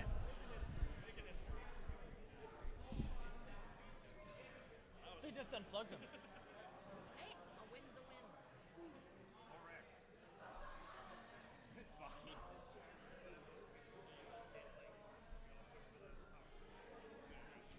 You know what's awesome?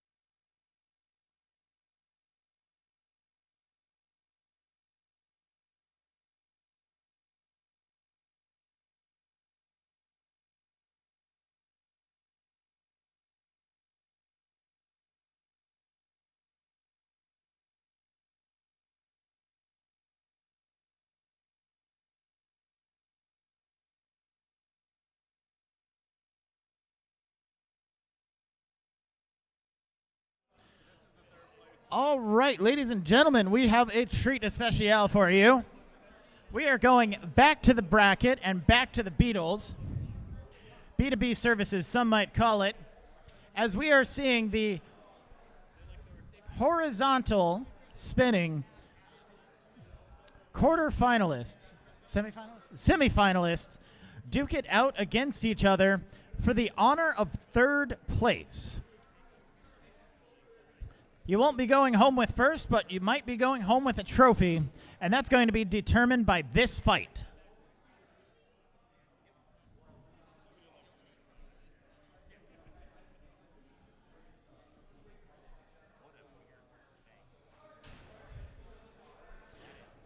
All right, over there in the green square, we have a black horizontal spinner called Wormhole.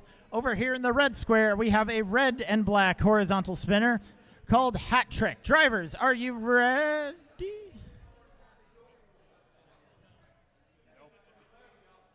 The answer is fries. Also no. We have a last-minute configuration change here for Hat Trick. They're going to try to snipe each other's belts. This should be fun. I don't like that cogging that just happened on Wormhole, but we'll see what happens here. All right, drivers, are you ready? Drivers are ready. Audience, are you ready to see who gets third place? This fight for mediocrity begins in 5, 4, 3, 2, 1. Fight, robots, fight. Sure enough, Wormhole is having issues spinning up. Big hit right off the from Hat Trick, and the belt is gone from Wormhole.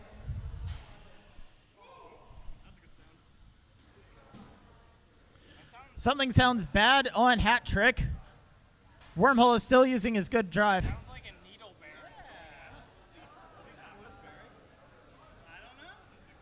I don't know what it is. Like it sounds like one of the needles is spinning. You're letting the air out.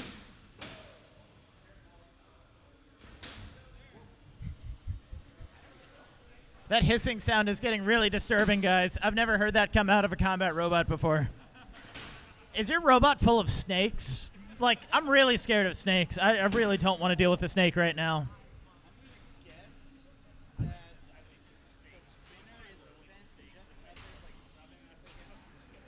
Something just exploded off of Hat Trick, and it was his pulley. Here we are just after the 1 minute mark, and both of these robots have been completely incapacitated.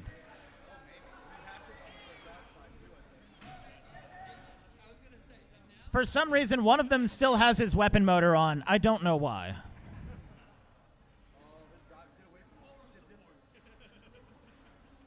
Hat Trick is starting to slow down. Unclear if he's lost battery, lost traction, lost the will to live.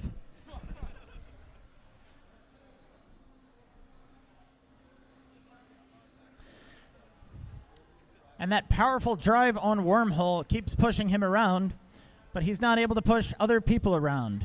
And it looks like he's down a drive side now, too. There's 1 minute left of this, but Hat Trick, can you move? Oh, he can. Sad.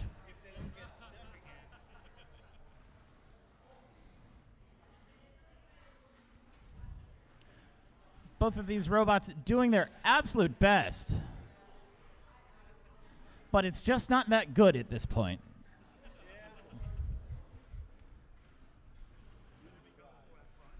It's like a ballet. It's like poetry, it rhymes. 20 seconds left in this fight. Well, fight.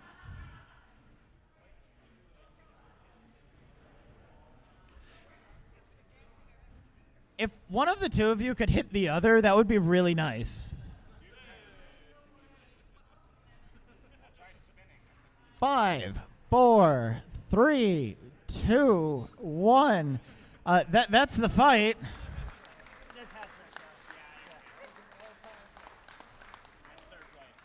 All right, and your winner, taking home the third place trophy for Mass Destruction 2023, is Hat Trick.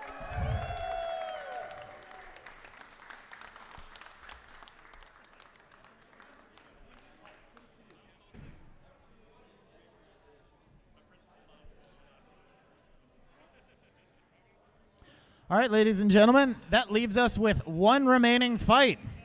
It is the penultimate showdown. It is the Beetleweight 3-pound finals. I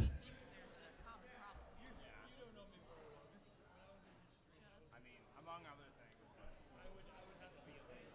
The brain bends and the center to center is this. Like, nah. I'm trying to be nice. I'm good. It's fine. That's the reason why I'm screaming.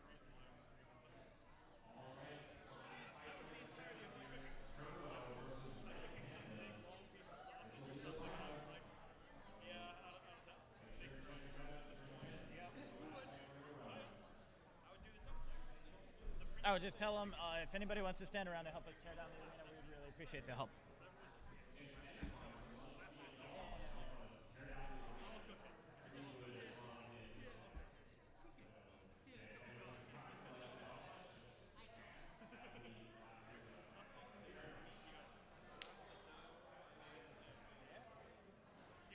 We're going to do one final sweepy sweep here, just so that no detritus affects our final match.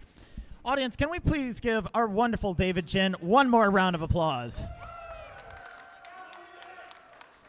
He's really sweeping away the competition.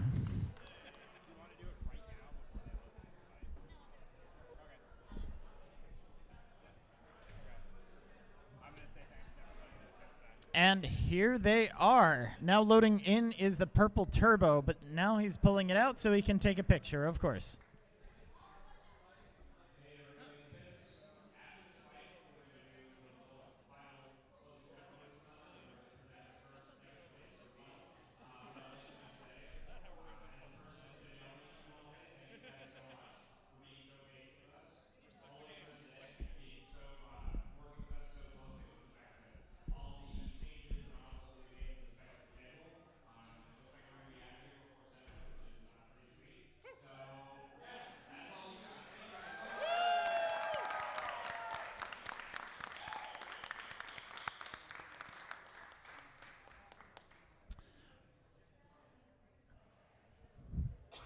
All right, audience, we have our final Tale of Two Spinners.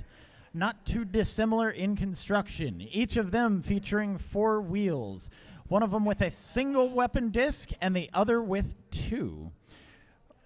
Over on the far side away from us, once again demonstrating his purple power, we have Turbo, who has been tearing up the competition. Fantastic driving, powerful weapon. He can balance and bounce robots against the walls or the roof. But that's not to say that Red Panda is without any accomplishment either. Red Panda initially had some issues with getting stuck upside down, but he has adapted, he has overcome, and he has proven to be one of the most destructive robots in this competition. They are going to do the WPI tradition of going bot butt to bot butt as a way to shake hands. But with that out of the way, drivers, are you ready? Audience, are you ready?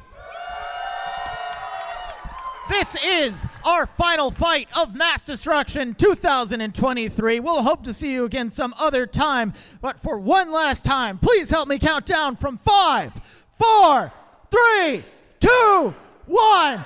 Fight, robots, fight! Both of these robots getting up to speed super fast, going weapon to weapon, trying to get an angle. And it looks like Turbo's got it. Red Panda's stuck on his head, both of them screaming with speed. Another fantastically powerful hit. Tearing into each other. Red Panda takes it onto Turbo, but they're not going to sit down. Red Panda's upside down, but he's figured out how to get the way back. Both these robots still staring each other down. It looks like Red Panda's wedges are still intact, but Turbo's lost the advantage there.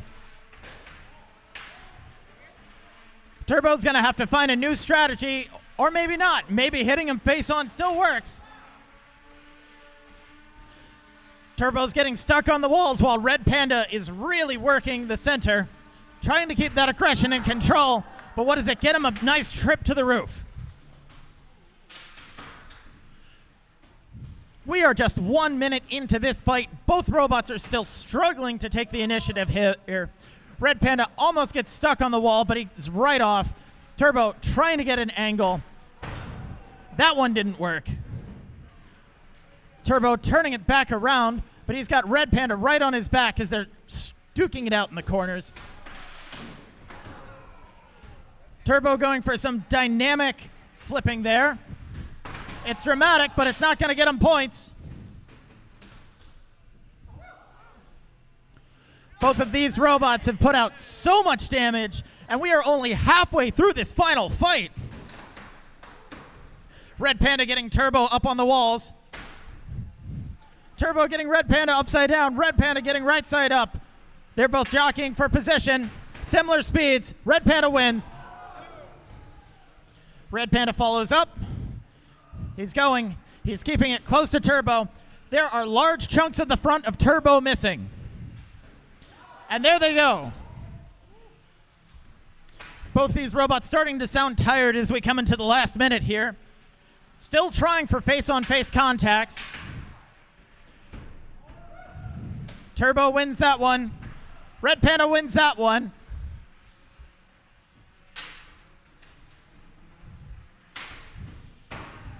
Fantastic rally there by Red Panda. Turbo is upside down. His weapon is dying. It's a lot slower than he wants it to be. Red Panda's going to capitalize on that. 30 seconds left in this match. Turbo's really slowing down, but still fantastic hit. And Red Panda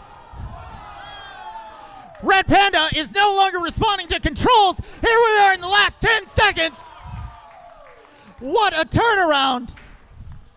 5 seconds left. 4, 3, 2, 1. That's your fight.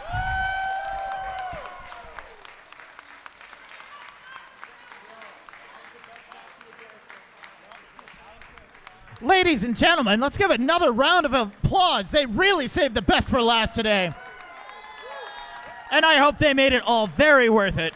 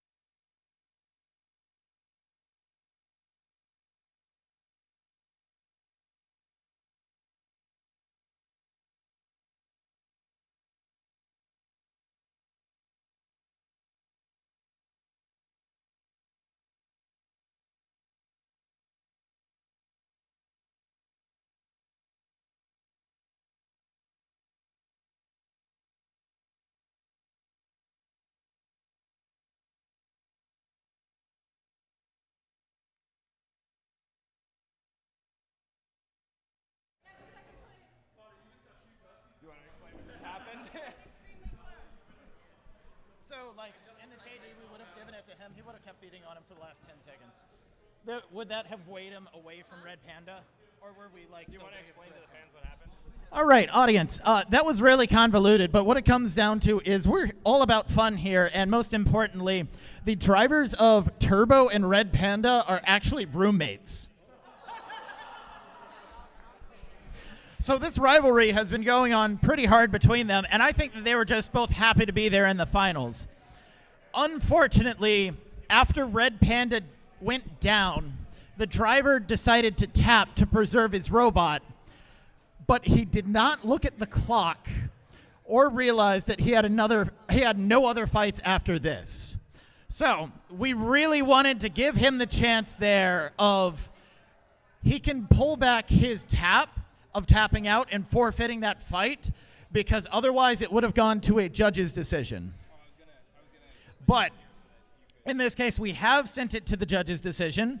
Okay. And we did decide for Turbo.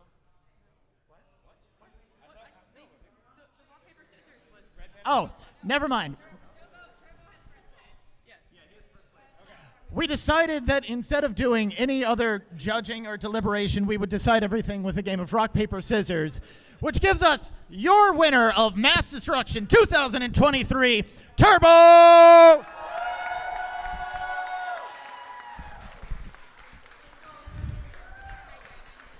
All right. right, thank you all for coming out tonight. I know we went a lot later than you would have expected, but I hope it was worth it, especially for that final fight. We're hoping to do this event again sometime soon. We really cannot commit to a schedule right now. There's a lot of logistics in it. But again, thank you for coming out. Thank you for supporting us. Thank you for supporting the museum. I've been Frederick Moore. Most importantly, I need everybody to thank Sarah Paretsky for organizing this right now. She is the only reason that this came back, and it has been stressing her out for weeks. And she's done a fantastic job. Thank you all so much. I'm Frederick Moore. Good night. Drive safe.